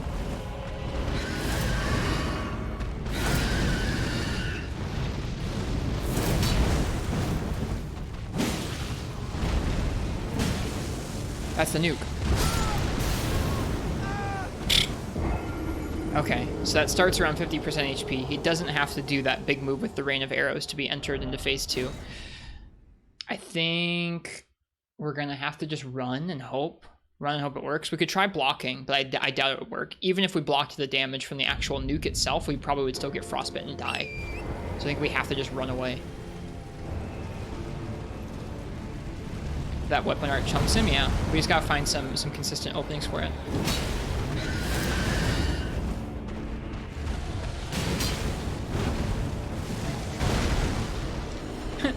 He fires it off like a gun, it's kinda cool.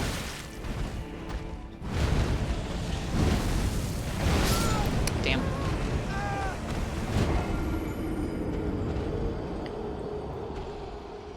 Hello, Path Losing Simulator. How are we doing today? Pretty good. We're exploring the Mountains of the Giants.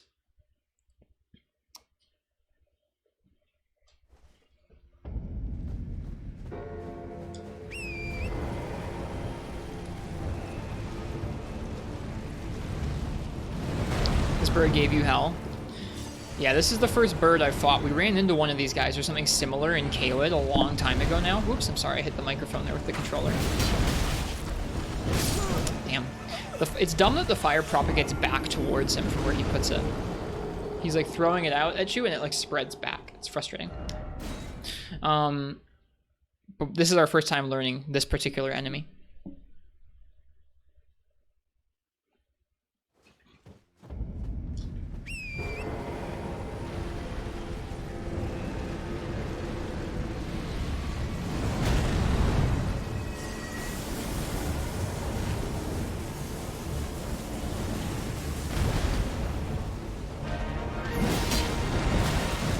Hello, Super Duper. Man, 2 nights in a row. Welcome, folks. Man, that's a lot, isn't it? Hello. I hope you guys are doing well tonight. We're fighting a tough bird. He's giving us a bad time.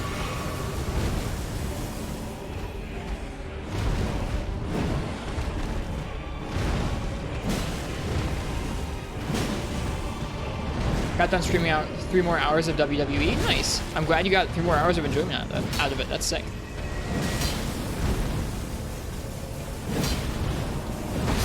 Oh, man. Didn't roll. Super fun game. Good. I'm glad. Here, hang on. I'm going to go ahead and shout you out.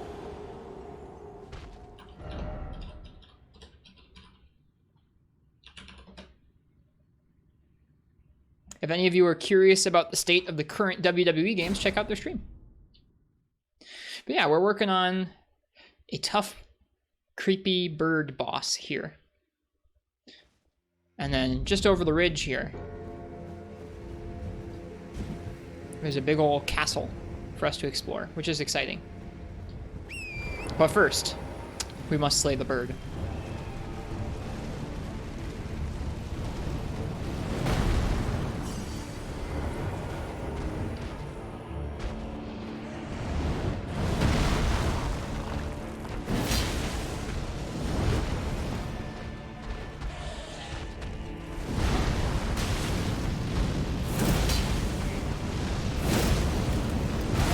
Slam from him again, but yeah, that weapon art does a lot of damage to him.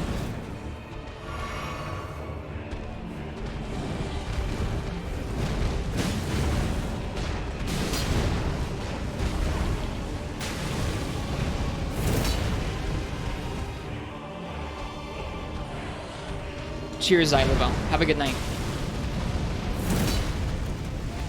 It's okay, Bio, you're good.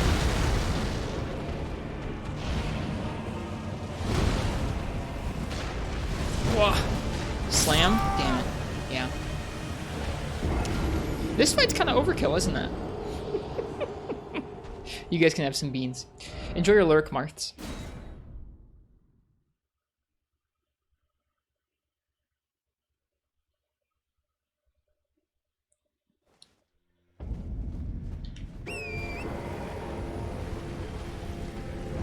Rest well, Xylobel.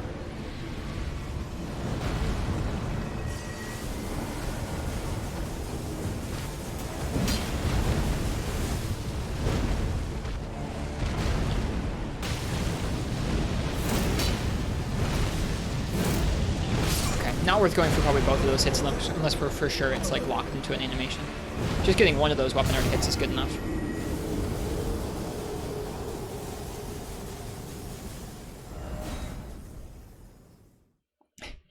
You could say that, Hot Pocket. This game is supposed to be based on Game of Thrones lore? No. It was written, the person who wrote Game of Thrones contributed a bit to the world building and backstory of some of the world, but it doesn't have anything to do with Game of Thrones. George R.R. Martin just helped to write some of it. The rest of it was written by the same people who wrote the Dark Souls games. But I can see why you'd think that, though.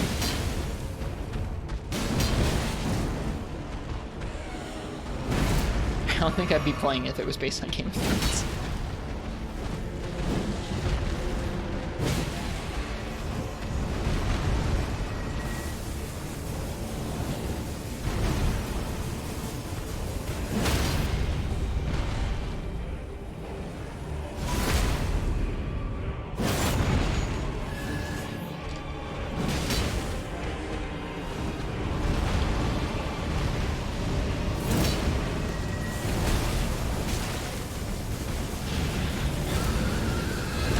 I was gonna try and dodge it. Nope, dead. Totally dead.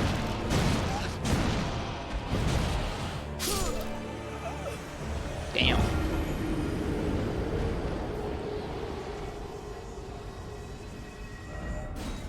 Didn't George R.R. Martin write the messages? No.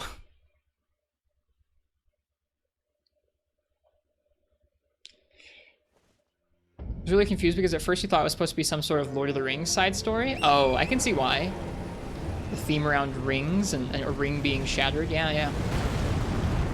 Nope.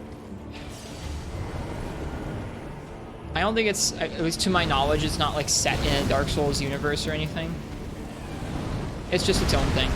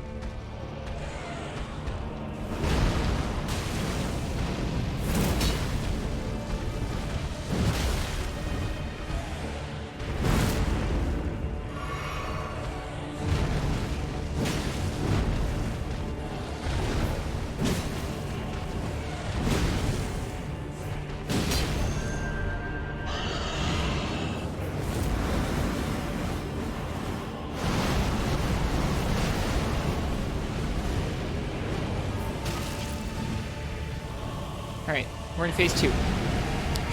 God darn it.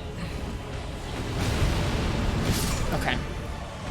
That makes it so difficult because you want to rush him down so you can get away from the frickin' skulls, but at the same time, if you just rush in there panic rolling like I did, you're just gonna get caught. Oh, there's like stuff in his wings. Huh.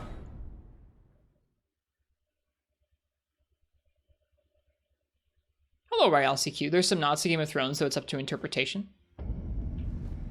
I really don't want to know much about this game's story because I still am kind of going through it for my first time, and I won't recognize any parallels to Game of Thrones because I haven't read them or watched the TV show.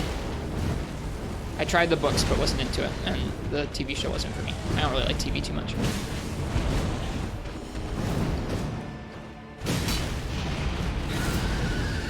Oh man, I just cannot get the roll timing for that.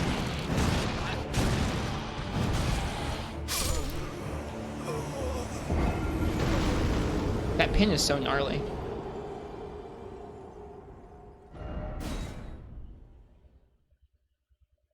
But welcome either way, Royale. Cheers.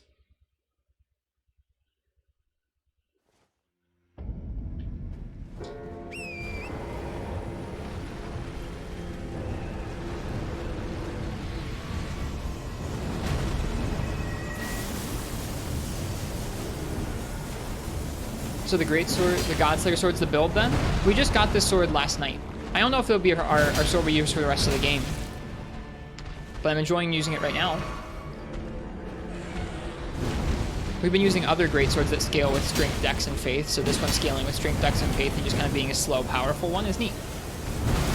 Man.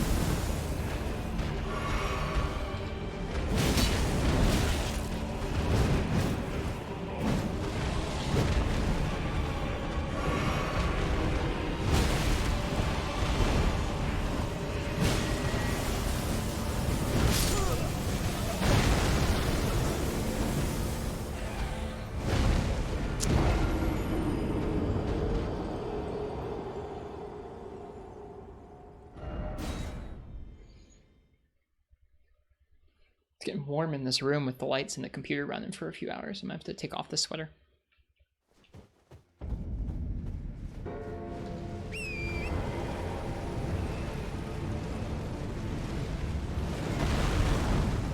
I want to get this thing down tonight. Got it to phase 2 a few times.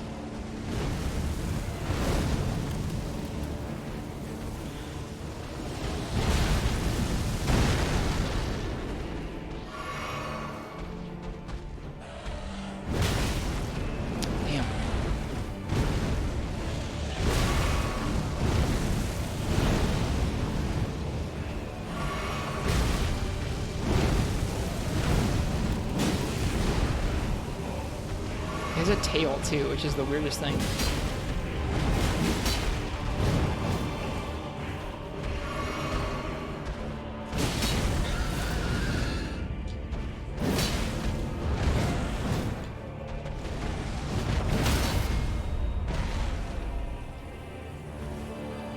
Oh, come on, game. Come on. Oh, that's so frustrating.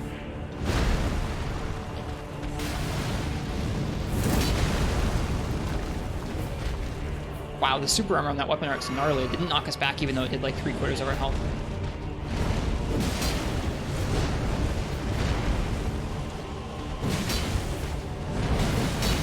Cheers, Brian.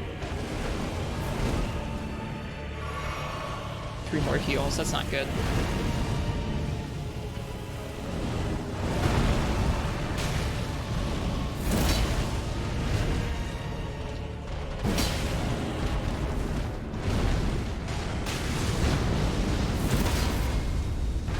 Oh, it's almost dead from that weapon art. If this kills them, we'll be very happy. We're getting close. Not quite. If we can land this weapon art, it might be dead. It's dead. Woo! Screw you! Get L2'd. You guys can have some victory beans for that one. Death Ritual Spear.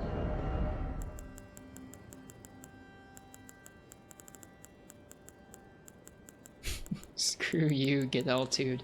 Ritual spear used by priests of old who were permitted to come among the death birds. The priests became guardians of the birds through the rite of death, which also serves as an oath sworn to their distant resurrection. Spear called Ritual. Thrust the spear high, bearing prayers into the sky to summon a downpour of spectral spears. That's cool. Cheers, Brian. Have a good night. It scales with intelligence, so we're not going to be using it.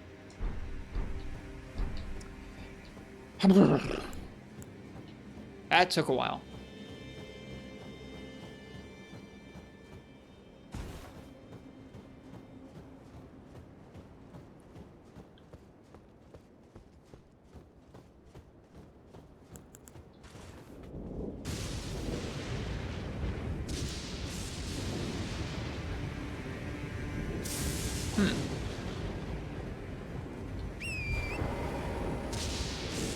Hope I try out the weapon art in the VOD. I can't wield it. It takes too much intelligence. Sorry. We won't be using it.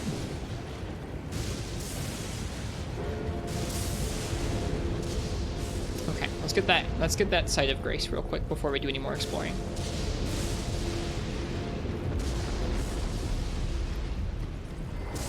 Okay. And use these souls? Yeah, I should, you're right.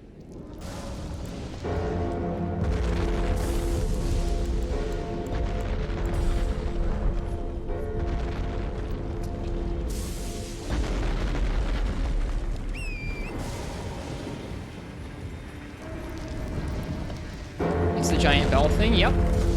These are called mausoleums. To clean off his feet. Whoa there. That lighting though.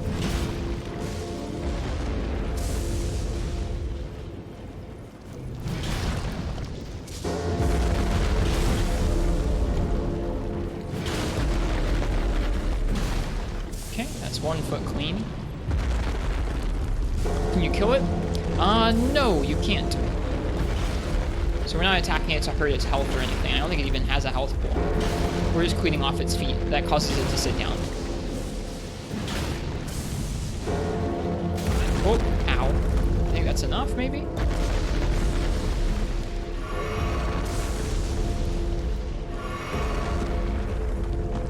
Screw health down. Nope, that was not enough. We need to clean off more of its feet. Oh, this is like so nice and chill after that bird. Maybe it is coming down. Oh yeah, it's coming down now. It just had to like reorient itself, I guess. It's been a while since we saw one of these guys. These guys basically let you duplicate some really valuable ways of obtaining items from bosses. So like when you kill a boss, you get an item that you can duplicate here to get some of the bosses with like equipment.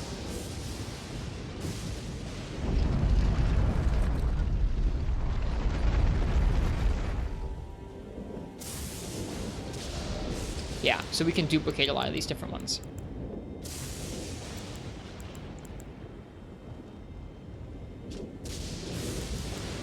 I forget if we used any of these. It's so cool. It is cool. You forgot to hit the feet? You thought you had to jump off the castle ramparts? Oh, I'm sorry. Nope, doesn't look like that. Looks like it just takes hitting the feet. Okay, so we've got some lightning striking here. Let's see if we can go figure out those skeleton dudes. I'm not going to start this castle tonight. It's too late for this castle tonight. This will be for tomorrow. I'm excited about it, though. Very excited about it. I have no idea what's going to be in there. And it looks like a sizable castle. It'll take a good bit of time tomorrow.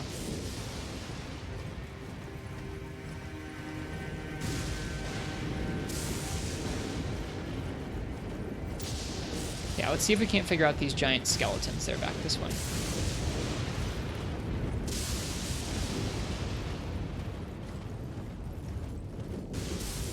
All right.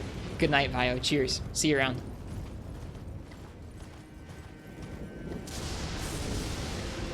Okay, so the skeletons are still here.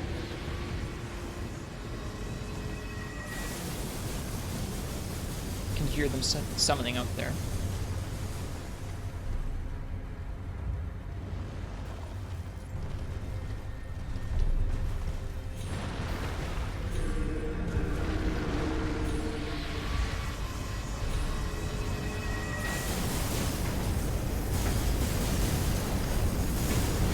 Oh, you can hit them.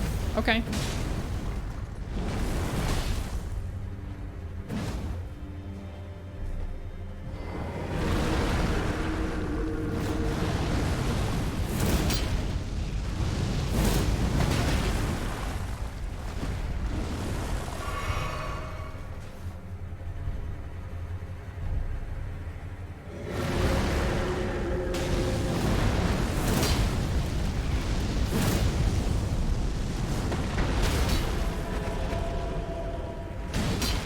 You can riposte them too.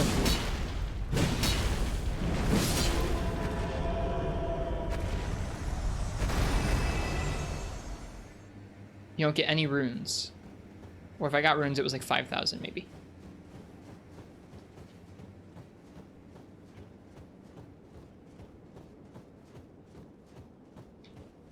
Are there any more this direction? Or was that the last one? I think that was the last one in this direction, so let's just head this way and see if we can't take them all out. Hopefully they won't respawn if we kill them. Ow. They deal quite a bit of damage. Alright, so this one comes out right here, huh? Oh, that one's got... Okay, we should go take care of that one because it's got ranged. I don't know if they all have ranged or just some of them. Beast type... Okay, this is... No, we can't do this. We can't do this. There's gotta be something summoning these guys. Is it you? Are you summoning these guys? Nope. There's gotta be something summoning these.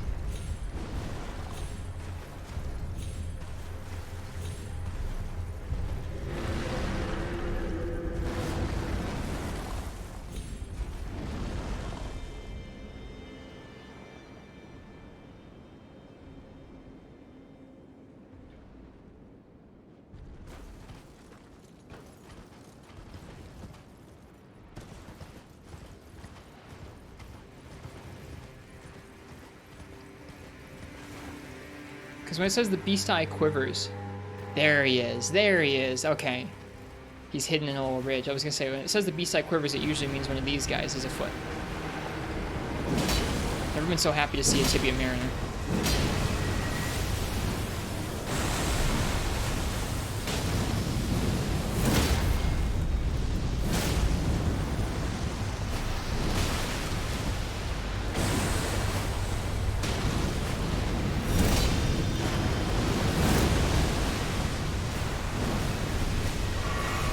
And for this area, I'm not feeling much remorse just spamming our weapon around him.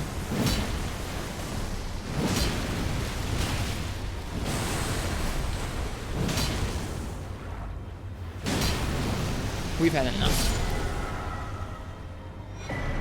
Ooh, Helfin's Steeple. That's cool. What was that? Some kind of sword? They don't usually drop anything.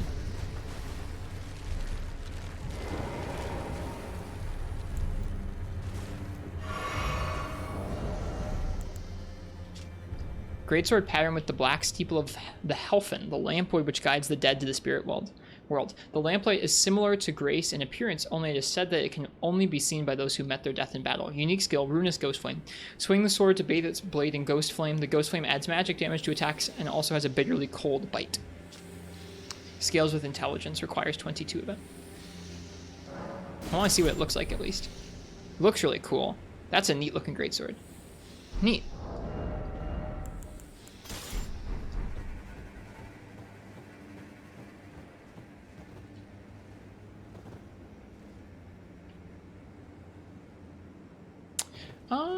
Okay, it's 2:30. Explored a good chunk up here. I guess let's explore around the area of the castle itself. I wish we'd found a catacomb or something to go do. There don't seem to be that many catacombs up here. Although there are plenty of ruins and other stuff.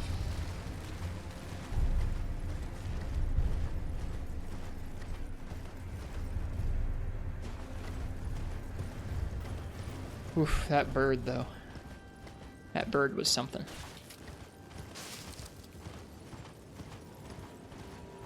There it is. I was going to say, I saw one of those starlit shard things.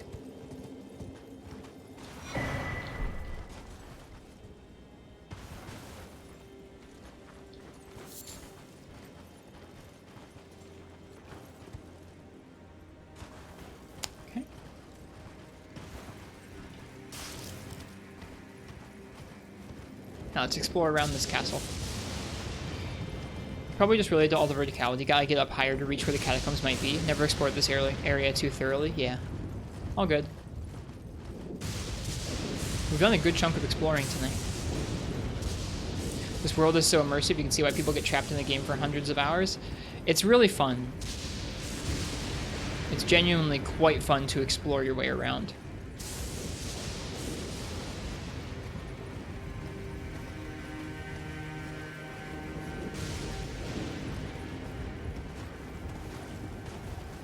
Okay. Let's see how much of the outside of the castle we can explore.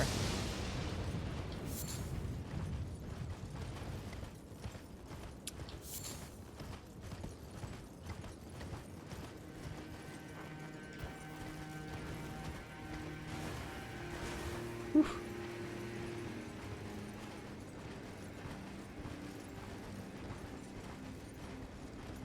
Yeah, this game has been a really pleasant surprise.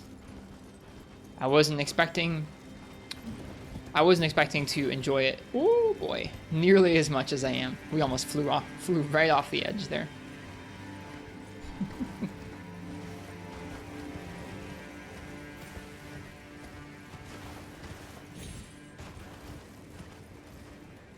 Yep, we've got a graveyard there we can get some runes from.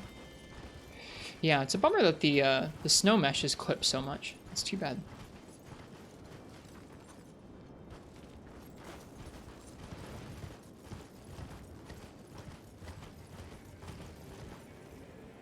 This looks like something where there could be like a cave or something down here. Nope. Bummer. I could really go for a cave right now. A cave would like perfectly fit the amount of time we have left on stream tonight. We'll keep looking around.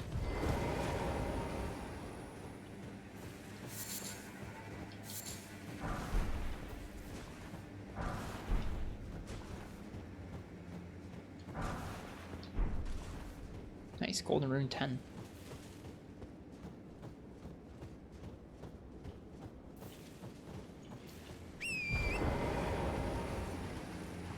Alright, we came from that direction.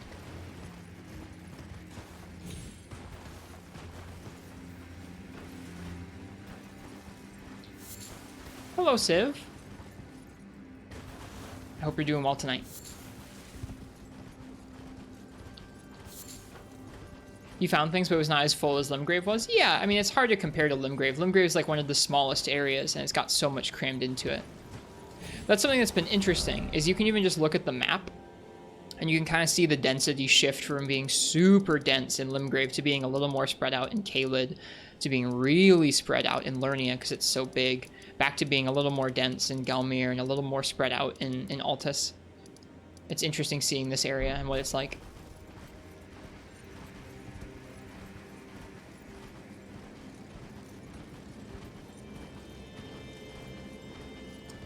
Makes sense that there wouldn't be a dungeon like right next to a castle, but I figured I'd explore around anyways and make sure there wasn't something to find.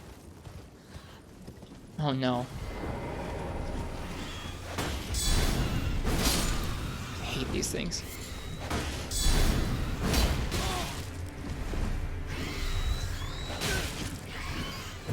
Shoot! Drink. Heal. I hate these things so much. Stop. Go away. There. They move around so much. I should have just thrown rocks at them.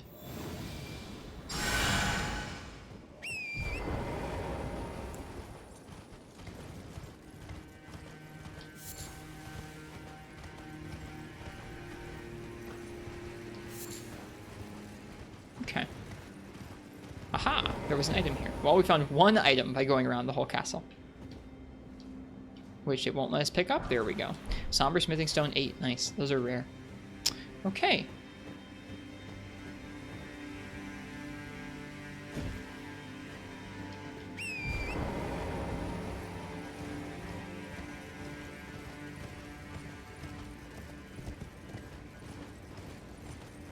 I really like how the sky looks here. Nowhere else in the game do you actually get to see nice clouds like that.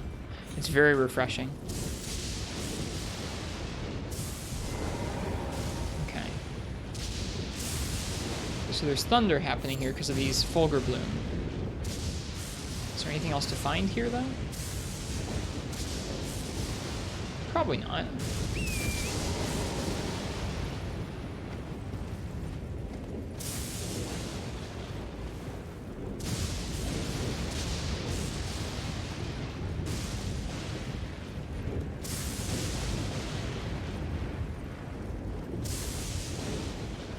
I feel like it's vaguely dangerous running around the area where the lightning's striking, but I don't know if I've ever actually been hit by that lightning. Oh man, this gives a good view of that. There's really a lot more stuff to find down there, isn't there? There's another mausoleum down there. There's a whole little town. We haven't found too many towns, so that's kind of exciting.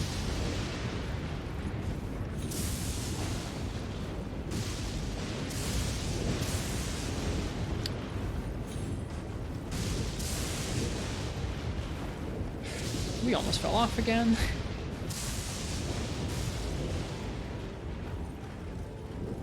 There's no way down from here, right? No. Unfortunately not.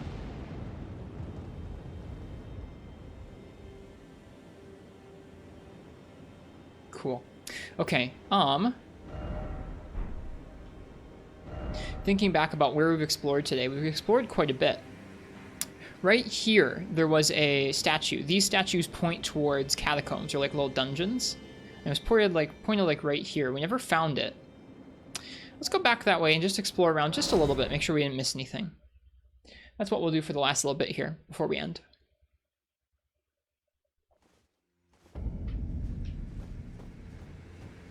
Because if there is one here on this part of this mountain, I'd like to find it.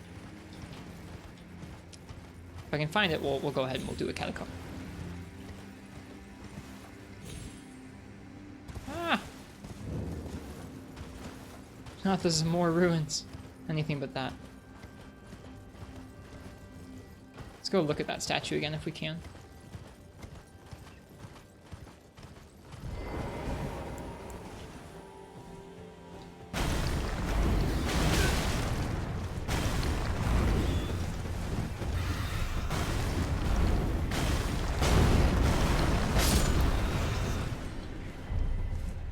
That's a telescope. No, I meant to heal. No. No. Screw you. I hate those birds so much. I'm so bad at fighting them. Okay.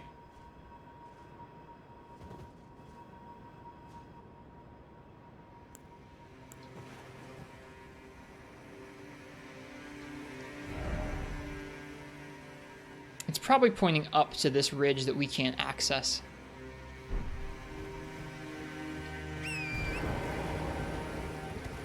But I still want to double check and kind of just hop around a little bit.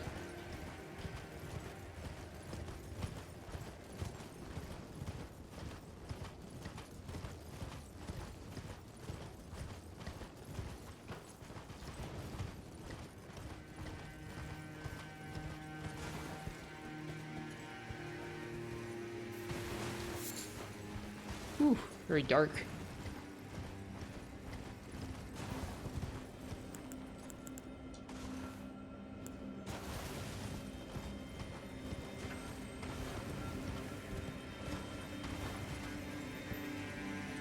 Yeah, there's nowhere you can go this way. Okay, well, I guess there's just not anything to find. Weird. It almost feels pretty odd going this far into a, oh, actually. Aha! Going this far into an area without finding one of these. But we found one. Giant's Mountaintop Catacombs. Been playing Dauntless lately. How are you finding it? Are you enjoying yourself?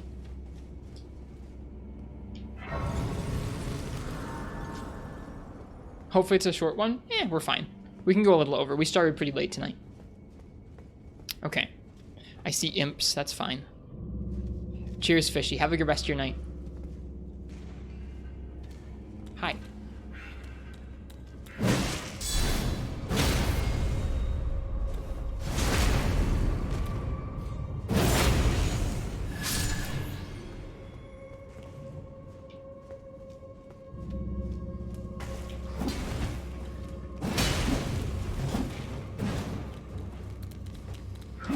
I was trying to back up.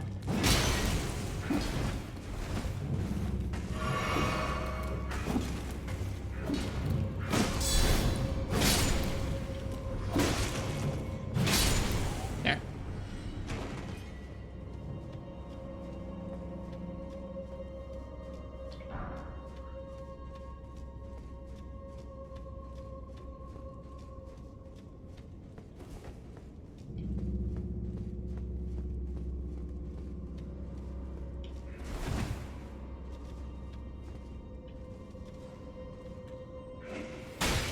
What? Oh, he threw something at me.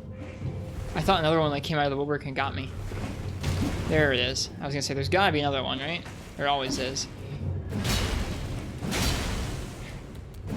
Beefy imps.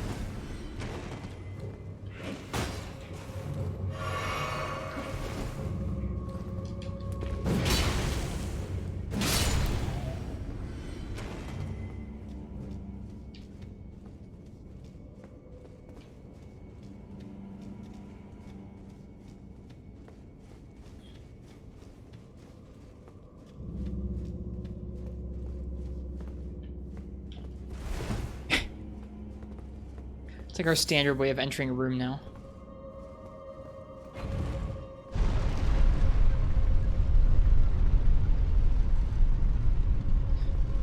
Been playing for a week and a day and you've prestiged your weapon nearly 5 times. I don't know what that means, but I'm assuming it's good progress. So I hope you're enjoying yourself. I can't get over the art style for that game.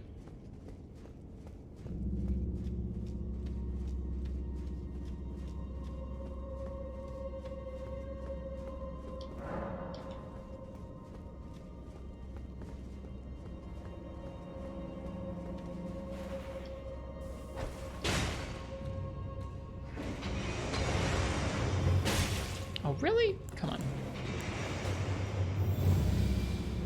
Yeah, same. It does seem like they kind of pulled the aesthetic straight from Fortnite to me. At least that's how it looks.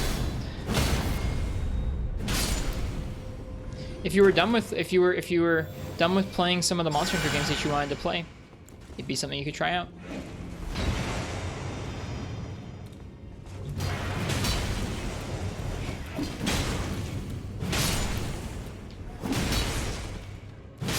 There.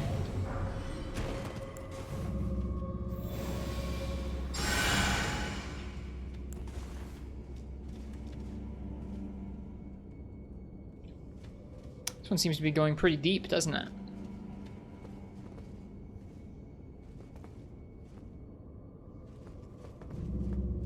It's an MMO in a way. Interesting. How so? What makes it MMO-y to you? To some folks, that's probably what they'd like. Is like an MMO Monster Hunter. I know I was on a podcast with some folks who were really into the idea of Monster Hunter as a live service.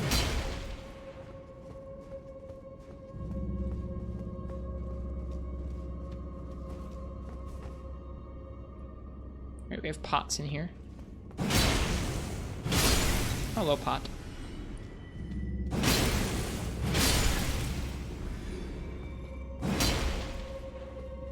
Alright, there's an area above us right now.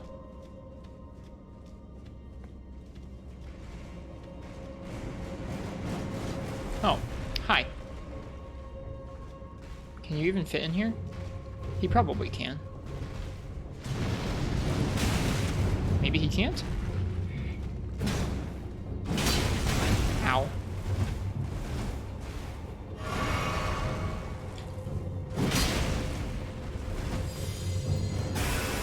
I think it could be neat to see a Monster Hunter that lets the player explore a more open world.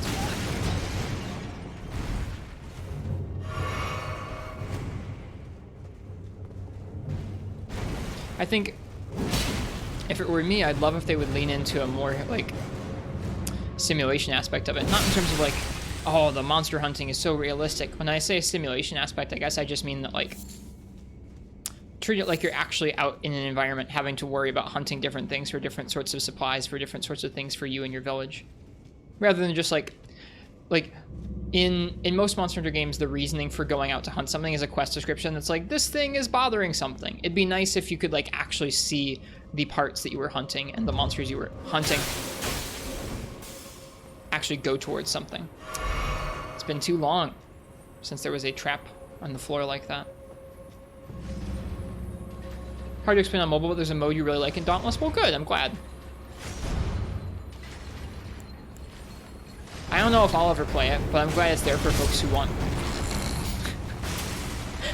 I'm glad it's there for folks who want similar Monster Hunter-like gameplay.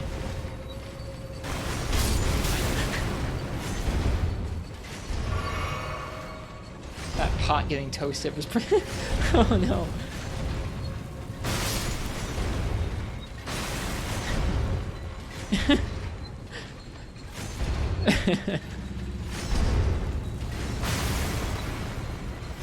Oh my gosh, they just keep coming.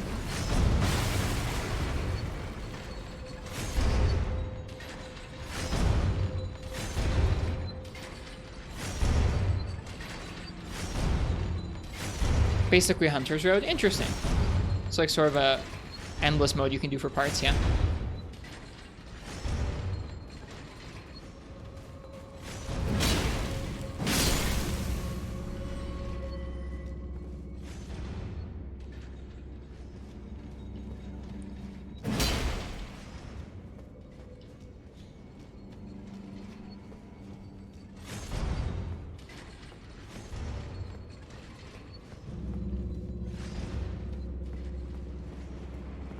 Oh dear. Are there other enemies in here or just these guys?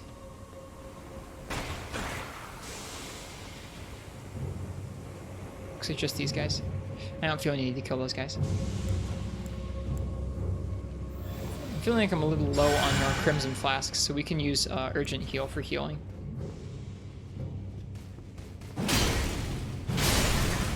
This is a really long Catacombs.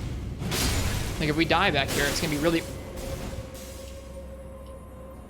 it's gonna be really bad. Like I said, it's been too long. That goes somewhere.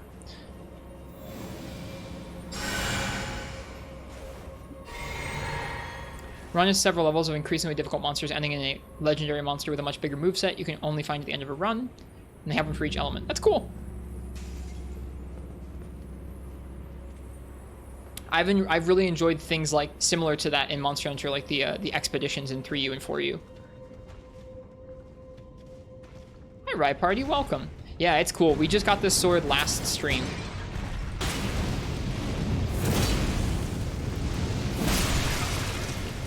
It's pretty good. It's really a neat weapon in a couple ways. I'm not going to talk too in depth about it, just in case you haven't seen a whole lot of it yet. But it's a neat one. How's your stream and day going? My day's been pretty good, and the stream's been going pretty good too. Thanks for asking. We are, oh gosh darn it. We are exploring a new area of the map that we have not explored before. A snowy area.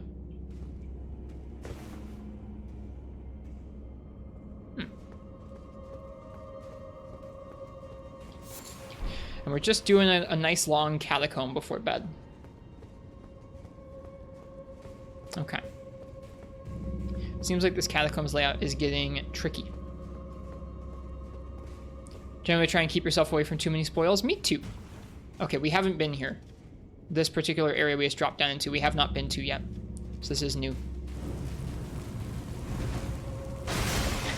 What is that game you're playing, Nox?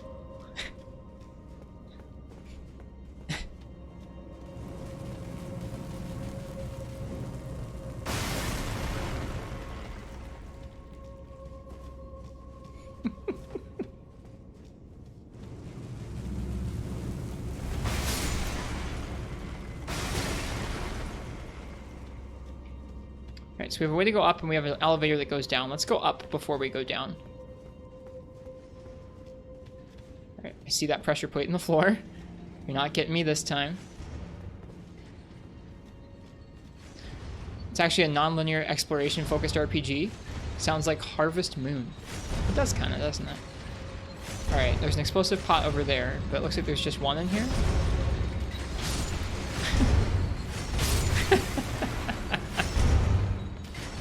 Having them get destroyed by the blades is so good.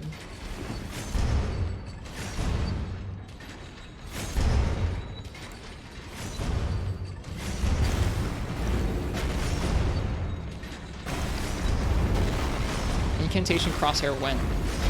What the heck? I can aim.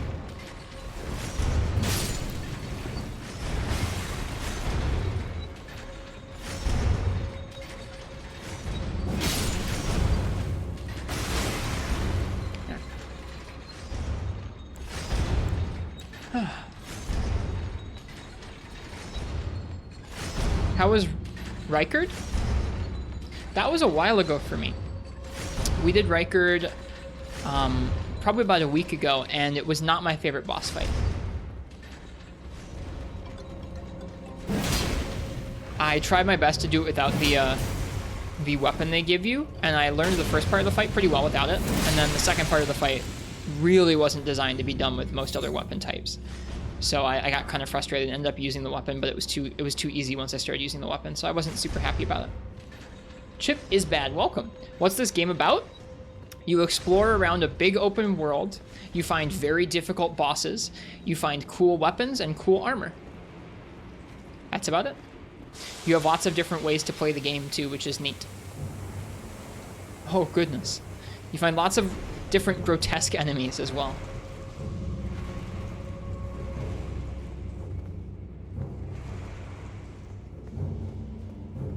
Okay, you can drop down there as well.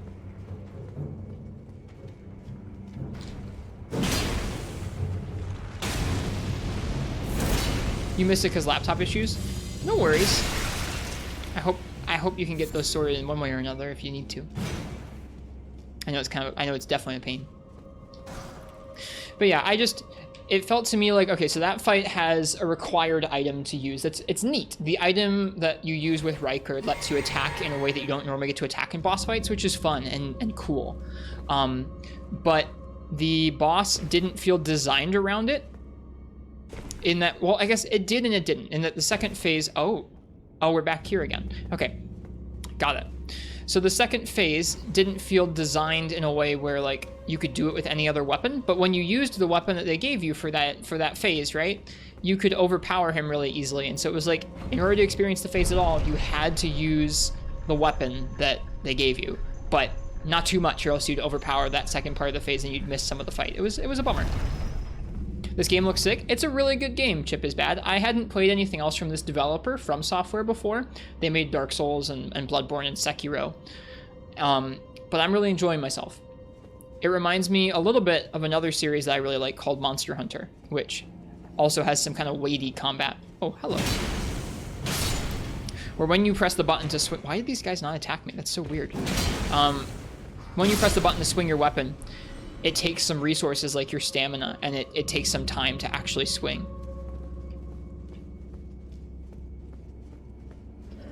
Okay, so we just have a watchdog up here. Wow, that's different. This is usually the boss. Is there anything else in here with him? Can he come down here? He probably can't come down here. Oh, he can. Oh, okay. Definitely give it a try. I can recommend it. Oh, there's another imp behind us. Where did that guy come from? Thankfully, this guy killed the other guy.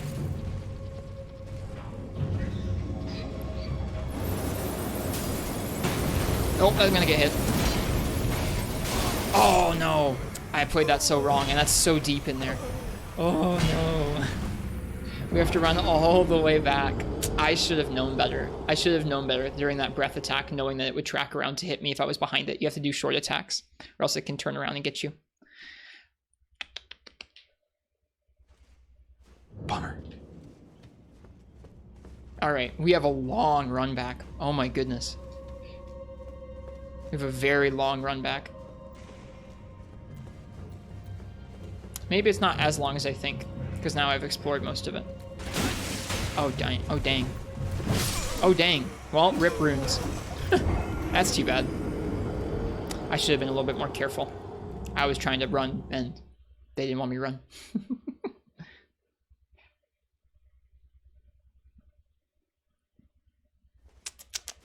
You guys can have some beans for that.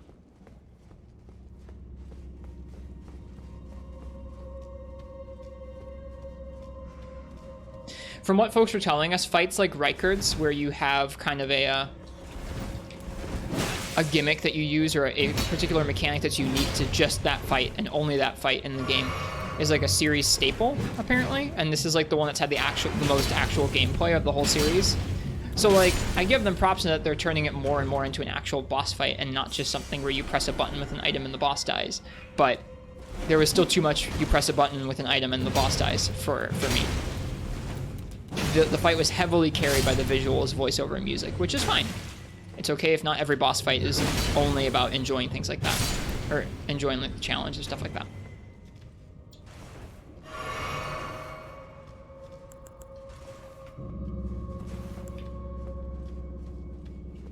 It genuinely like soured my taste on that dungeon in the game after we did it. Like, it took me a night or two to be like, yeah, I guess that whole thing, that whole manor was pretty fun, all in all. But like, it definitely, I had so many mixed emotions about that fight that it was really rough for a day or so, where I was like, I don't know if I liked this area at all. Yeah, exactly, Valheim. Where like the first phase of that fight is fine. You can learn some openings where the boss sticks out enough from that lava around it where you can attack it, and we got really good at that in the first phase, which was cool. So to see you enter the second phase and to see it have like no openings where it left its lava pool, and to see it have like no openings where it, well, no openings where it didn't leave its lava pool, and also to see the giant like skull rain attack that it had like tons and tons of skulls going on, was just kind of a bummer. It was just too bad. Oh, this is a bummer as well.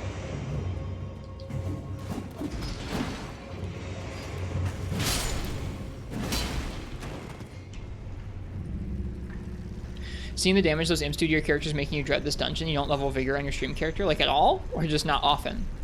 We haven't leveled Vigor often. We're at level We're at Vigor 31 right now. I put 1 point into it with our last level up.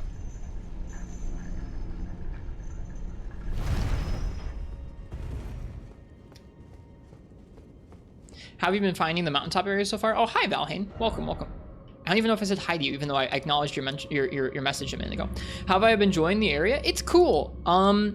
It's unique in that the different little mountaintop crags that you get to, it's not like the other areas in the game where you're at 11 vigor, you cheat with talismans, etc. That's still really cool that you're that low on vigor.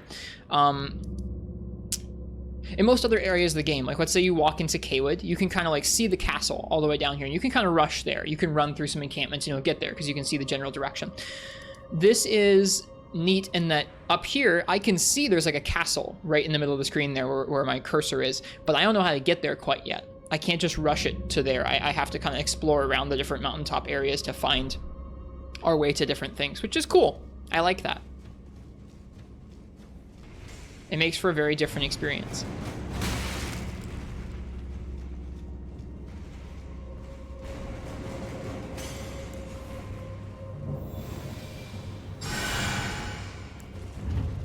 Oh gosh darn it. I wasn't paying close enough attention. Best part is you're technically broke 1k HP with that point of vigor, but you're still under 1k because of the hug. I like the hug. Alright. There's so many pots in here. Oh my goodness.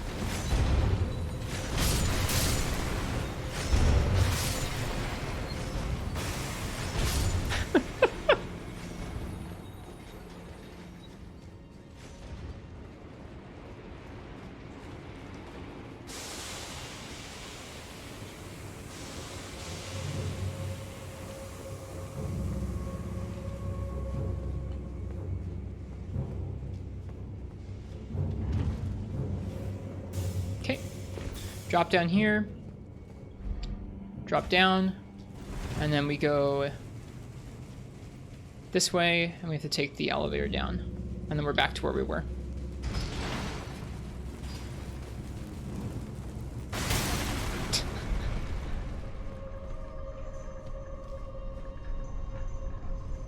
Wait. Oh, hey, we just found a secret. Well, let's take care of that.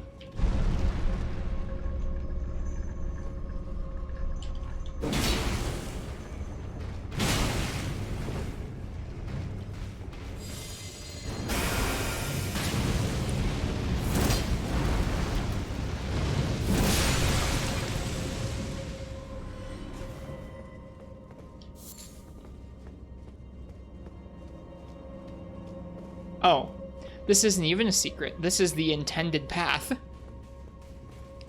This is the intended path, and that this is how you unlock the actual boss. Oh shoot, there's pots. Okay, so that unlocks the boss at the beginning of the dungeon, so we gotta go get that other one. Okay, where are we now? I don't remember where we are now. I've fallen down enough levels where I think I'm a little bit lost. All right, I think we need to go up this way again.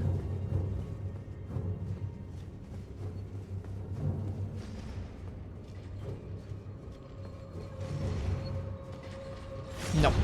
Nope, never mind.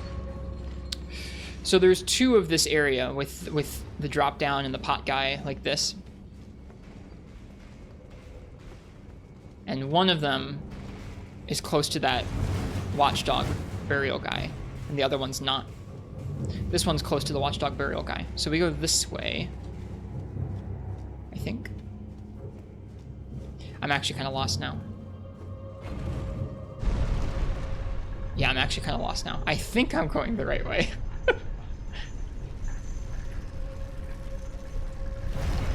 No, wait. Is this the beginning of the dungeon? I don't know where I am. Okay, I think this is towards the beginning of the dungeon and we went the wrong way. Okay.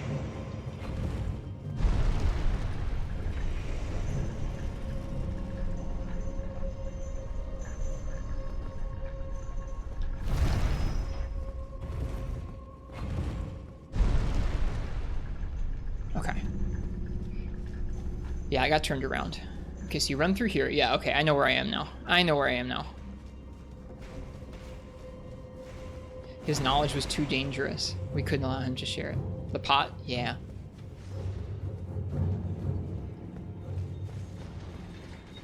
Okay. So this is the room we already ran through and blew up pots in.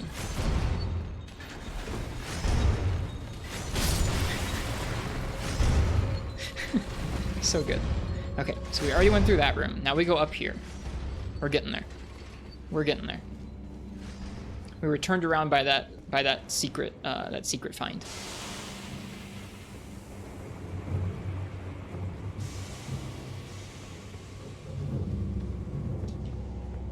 Yep. We run through here. Shoot. Wait. No, wait. I'm wrong. I got turned around. I was bamboozled. Because this drops us down. Okay, this drops us down. Oh, wait, no, I did not get bamboozled. Oh man, these get so crazy the further you go in the game, man. These get so crazy. Okay, so here's the secret that we dropped down to get to. So now we know where we are again. We are one elevator ride away from the guy, the watchdog. We're almost there.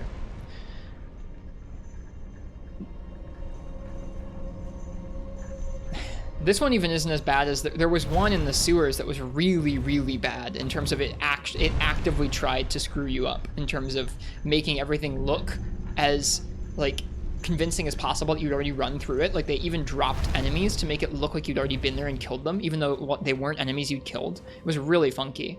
It's like these guys are funky.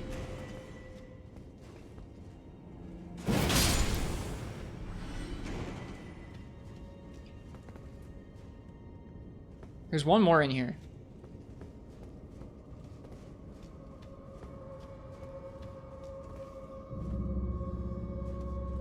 At least I'm pretty sure there's one more in here because he started rushing us down.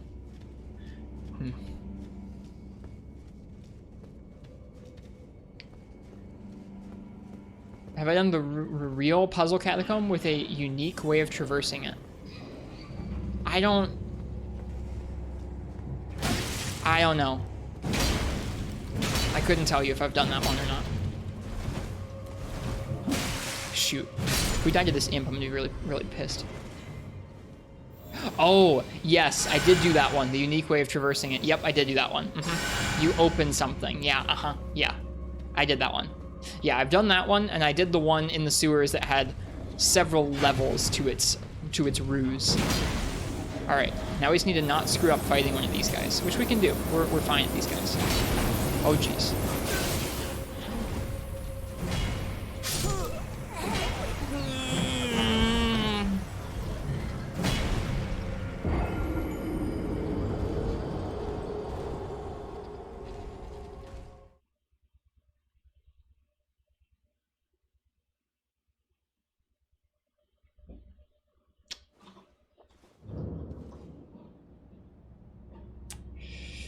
It wasn't fine. It wasn't fine.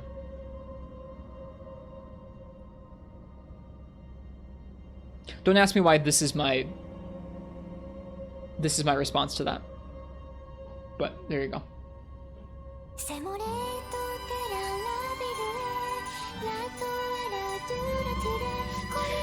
Enjoy the subs to those who just got. So enjoy Fishy, Inhale the Flame, Bopper RFA, Sinus X1, and Valiant. Don't ask me why that's my response to that. This is such a long Catacombs, and we screwed that up so badly. Cheers, Ride Party. You want to feel equivalent. Thank you for the sub. That's very kind of you. Cheers. All right, let's run it back. Wait, no, we don't go that way. That's very kind of you, Ride Party. And enjoy the subs, you guys. I hope you guys enjoy the emotes.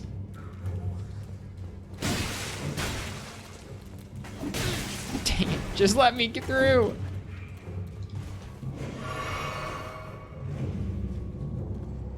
Have great emotes is clearly a practical investment. Well, I'm glad you like them.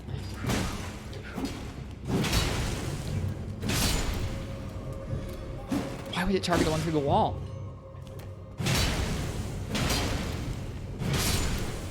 Okay.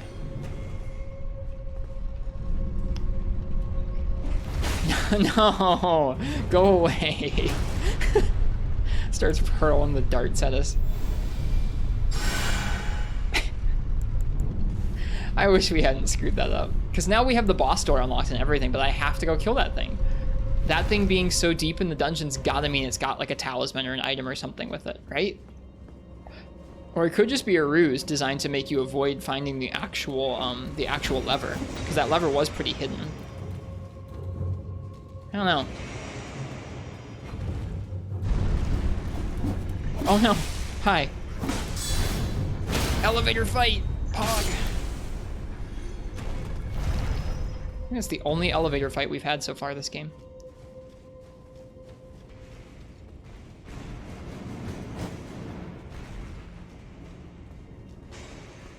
Maybe this is all a trick to get me killed. The way they had the actual lever hidden, I do feel like it's a trick to get me killed.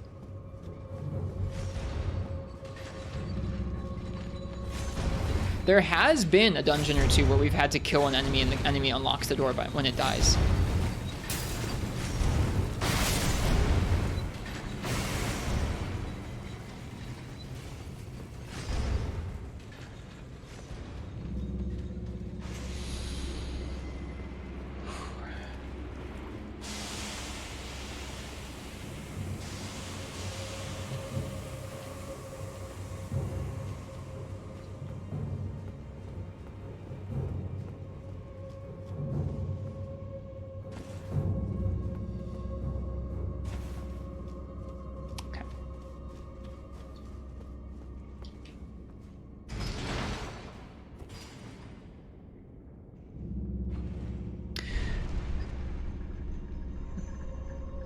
I have not Rite Party.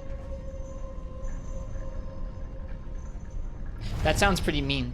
Designing things to make you kind of second guess yourself or second guess your knowledge of the game. I mean, it's kind of cool.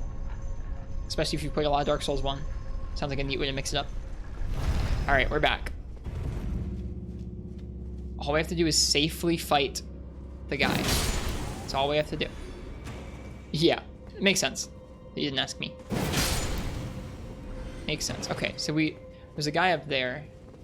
The game doesn't want us to target, I'm assuming. There we go. Okay, come down. Thank you.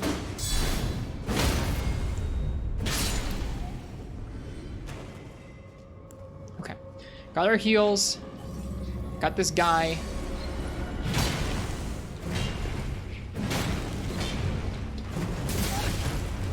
Dang, he does damage.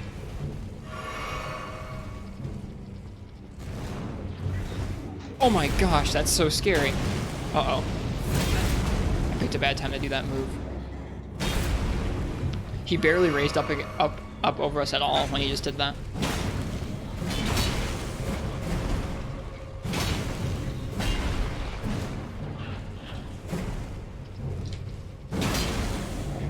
Okay, this is the move where we just need to walk behind it. This is literally all we need to do. This is all we need to do. And that's the move that killed us twice just now. Oh! I didn't know it did that tail thing if you stay behind it like that.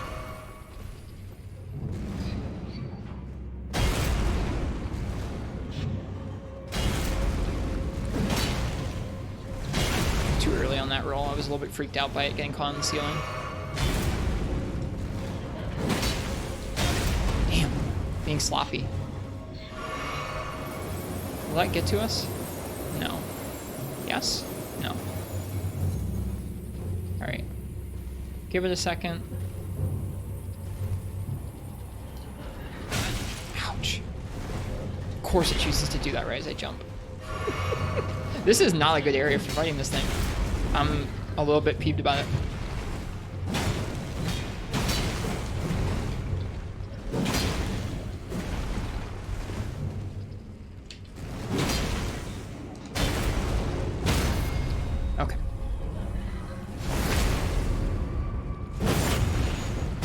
Okay. I think it was just a ruse. Yep, it was just a ruse. Oh well, we killed it.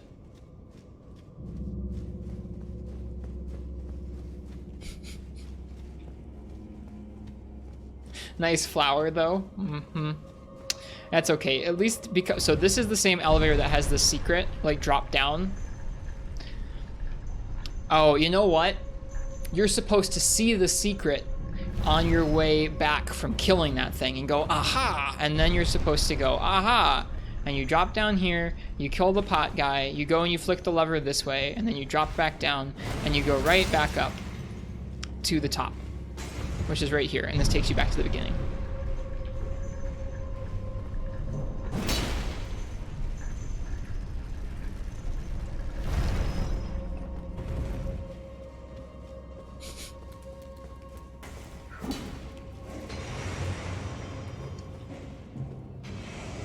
Okay. 3 crimson flasks, not the best. Let's see. Watch it be another watchdog.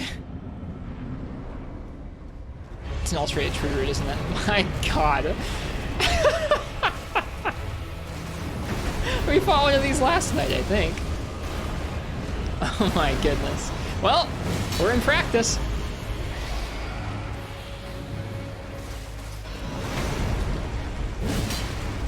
What's this enemy? Never seen one before. Oh well. When you're in practice against them, it genuinely feels pretty fun to fight.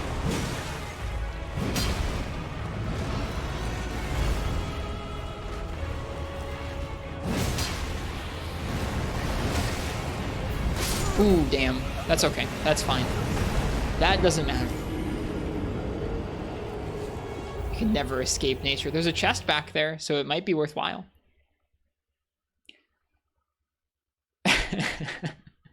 It's only funny because we did a catacomb with one of these as the boss like a day ago.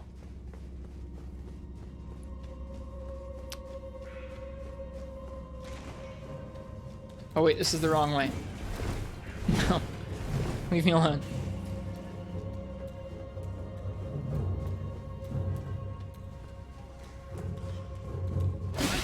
Oh gosh, I'm so bad at this. Stop, leave me alone, go away.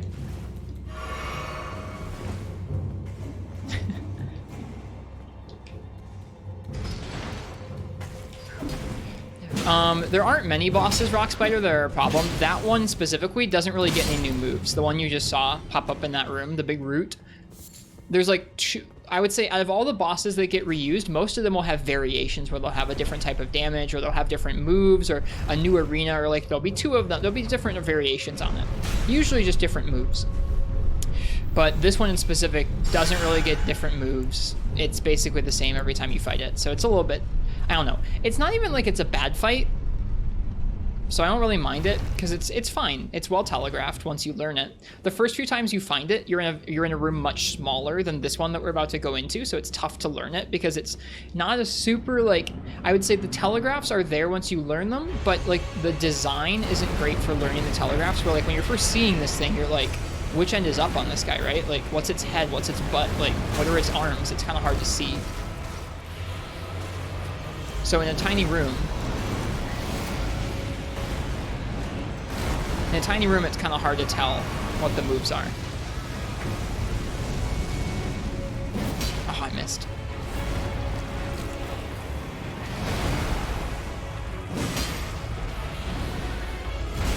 Damn. I knew that was coming and I missed it.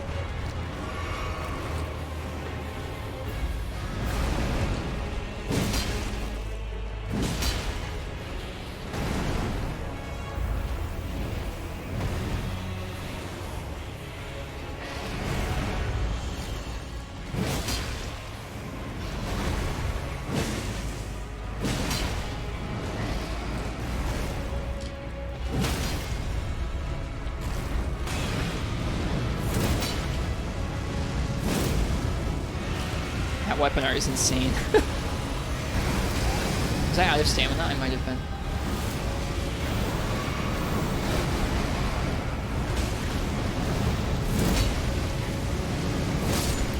That weapon art is nuts. Oh my goodness. Cool. We got a bell bearing, and we got a golden seed, and we got a chest. Cool. I don't think the camera on this one's really that bad. Oh, and a death root.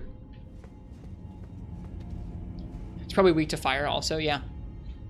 Yeah, I don't think the camera's that bad. I mean, the camera moves around a lot while you're doing this, but this isn't like, the fights with bad cameras are like, you have to, so the fights with the bad cameras are the fights where it's like, oh, the weak point is the head, but if you put if you lock onto the head, your camera's like in a wall, or your camera's like underneath the enemy or something. Like, it's awful. Where like if you want to deal damage to a part, you can't be locked onto that part. So you either have to get used to really particular spacing where you're locked onto one part but you space so that your sword actually hits another part. That's awful. And then a lot of those fights you can turn lock on off, but then it's hard to actually look at the monster, look at the boss, whatever, with and like it's hard to look at the part of the boss that you're looking at to like actually attack it, but then also keep it in view as it does random animations. Because sometimes it's not like, oh, it went up and now I can look up after it and then there's a tell and then I'm gonna get hit. Sometimes it going up is the tell. So it's like, if you don't have your camera unlocked on, you're screwed. Or unless you get used to like, oh, this is what this tell looks like from underneath. Like, oh, its foot went up in the air. Okay, that means it's about to do a slam, even though I can't see its arm reared back. Stuff like that is really bad. And there's not that many bosses like it, but the ones that are like that are really, really a pain. Where like fighting those bosses is legitimately halfway about getting used to dealing with the camera enough to actually learn and deal damage. And it's very frustrating. But there aren't very many of those. There are not enough of those to discolor the, like, to actually like leave a mark on the game for me. But that's one of my only two actual complaints about the game, is that like certain bosses, the camera is really, really badly implemented and it's not excusable. Like, it's not excusable. And I guess to build on that, it would be excusable a little more if the camera, when you didn't lock on, was manual. Like, oh, okay, well, if I don't want to lock on, at least I can manually aim at the thing, right? The camera isn't 100% manual, where when you walk, the camera adjusts with you. So let's say I want to keep my eye on this catacomb as I walk away from it. I have to fight the camera to keep it in view, or else it'll start to turn away. So it's like, either way, you're wrestling with the camera. It's very frustrating. The only other complaint I have with the game is that platforming is really not its key, but they know that. They're using that to be a troll. The camera is the only thing in this game I would actually say is like a big problem. That's it. What did we get from the chest? I was ranting about the camera too much. I didn't even see what we got from the chest. Hang on. Oh, we got a death root. That's right. That's right. Thank you. Thank you. I remember now. I completely forgot. Platforming is better in this game than the Dark Souls series. At least you have a jump button. That's fair. It still doesn't excuse it. If your character is going to be this slippery and fall damage is going to be like that strenuous sometimes, you should not have platforming in your game. Have you tried the camera res talismans? You know, I haven't. Rather than jump being press and hold sprint and then tap sprint. Yeah, I saw that. Still not good. Still not good. It's like the same. I'm sure the camera in this game is better than some of the older Souls games. It's still not good. It's still not good. Oh well. Those are the legitimately only two things that I really have a problem with, and the rest of the game is so good, and those issues affect so little of the game that it doesn't matter. The vast majority of this game doesn't have camera issues, and the vast majority of the game doesn't have platforming issues, so it doesn't matter. It's such a good game. What was I going to do with those things? I was going to go to the round table hold and give them the bearing, and I was going to give the death root to the beast clergyman.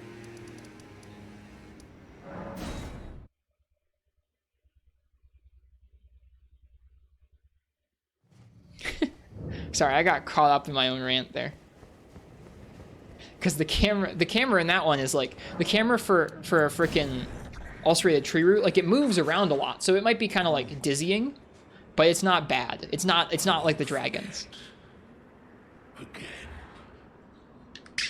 Mine appetite. My sin. I must have more. I must consume more.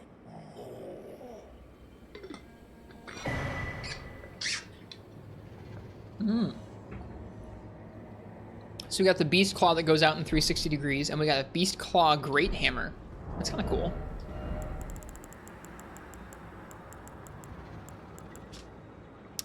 Great hammer with a striking end modeled to resemble 5 beastly claws. The black nails protruding from golden fur are said to represent Sirash, Lord of Beasts, who went on to become King Godfrey's regent. Interesting. Unique skill, Regal Beast Claw. Slam the hammer into the ground, rending the land asunder with the armament's 5 bestial claws. It scales with strength, dex, and faith.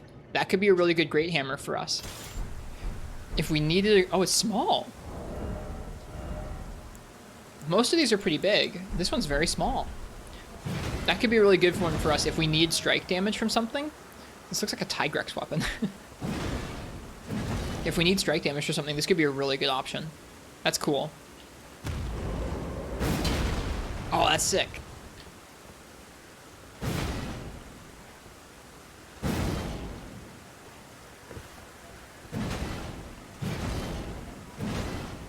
Cool.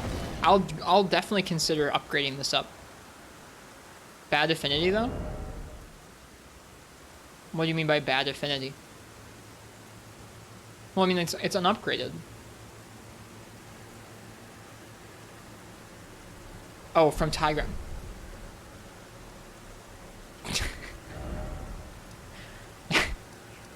God darn it. Have you been in the castle to the north of the mountaintop area? No, that's for tomorrow. We got there pretty late tonight. Castle Soul, I guess it's called.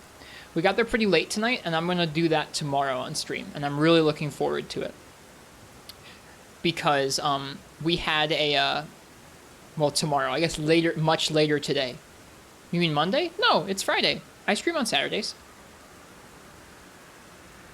Like today, this was Friday night. Our next stream will take place Saturday night. Right? Today's Friday? Yeah. Today was Friday. And now it is Saturday, early Saturday morning.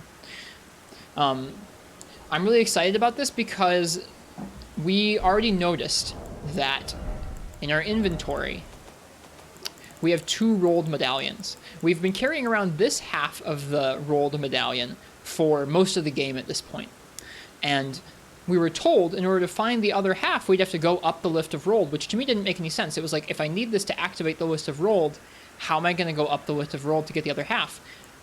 We were given a rolled medallion from Melanon, which raised the lift of rolled and took us up.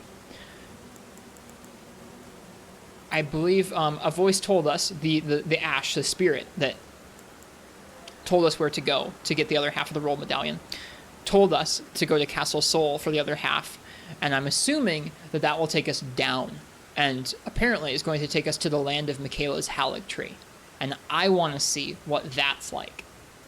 Before I finish all of the snow area, I want to at least see what that area is like. And we'll see if we want to finish the snow area or if we want to finish the Halig Tree instead. So I'm very excited about that tomorrow. We'll see how that goes. Let's go to the round table hold.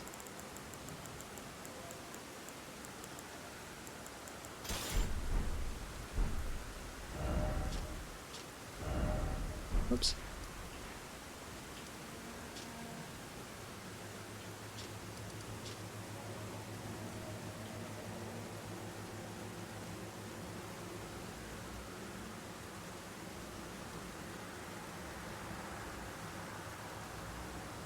Interesting how it never filled in the name for the Sellia River on the map. Where we have Deep Root Depths, we have Ainsel River, and it never quite finished. I guess probably because we don't have the whole map down here right now.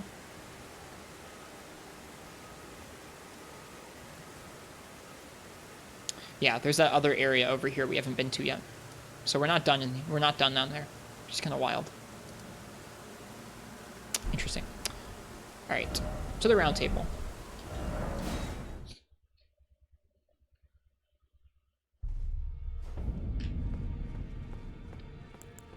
We're going to do our little usual roundtable check-in where we talk with the NPCs. Give our new bell bearings over.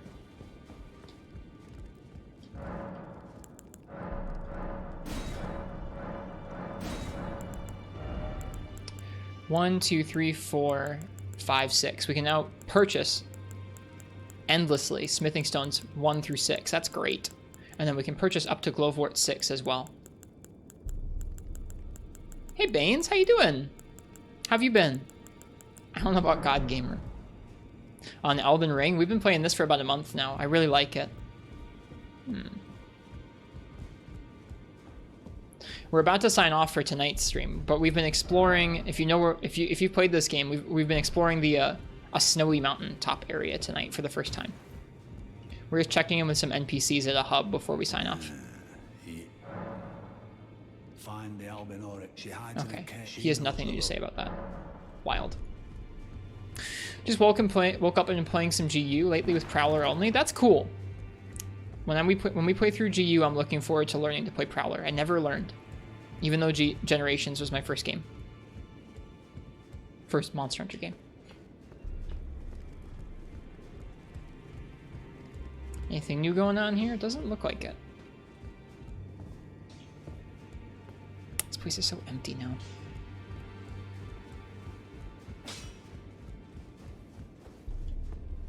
And this reminds me of... Yep, nothing new here. Not even a little bit.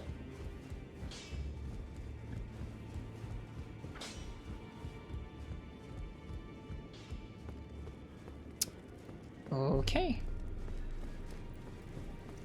Let's see, which one of the remembrances? I think we used a remembrance recently.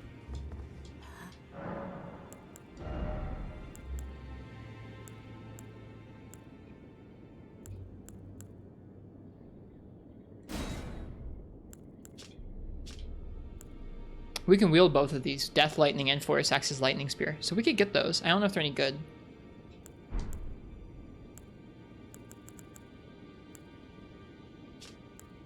I'm really tempted to go Arcane. I'm tempted to get some Arcane going. So I can wield that sword. And another one.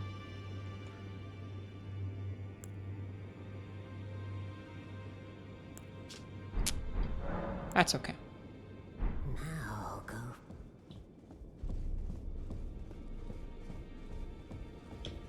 That's okay for now.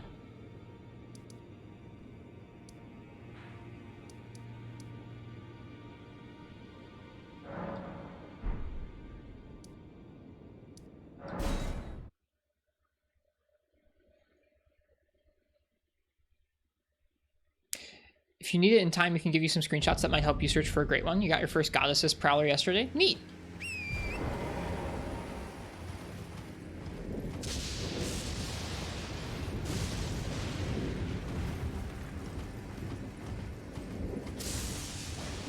This area is so intensely pretty. So intensely pretty.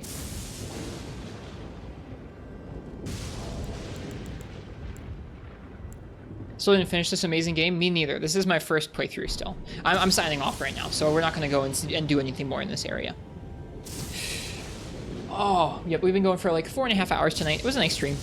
I got on a little bit later than usual, but yeah, this game is really, really good. I've never played a Souls game before, and I'm smitten. This is a great game.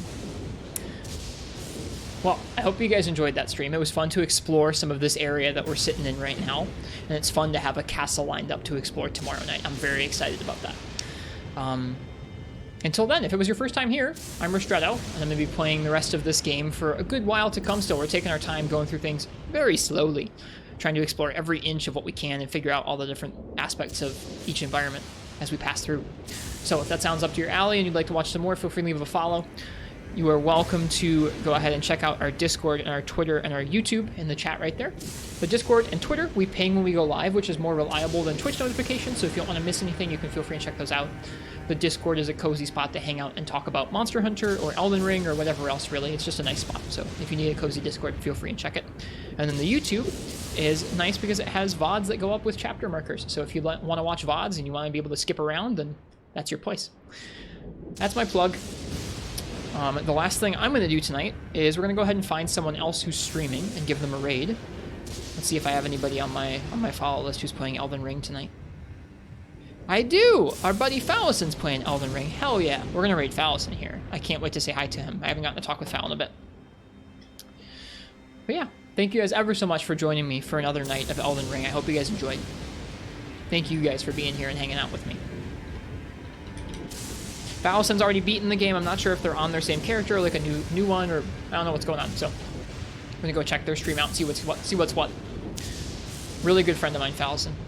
Please do follow them if you haven't already. They are a genuine, awesome streamer. They talk about a lot of cool stuff.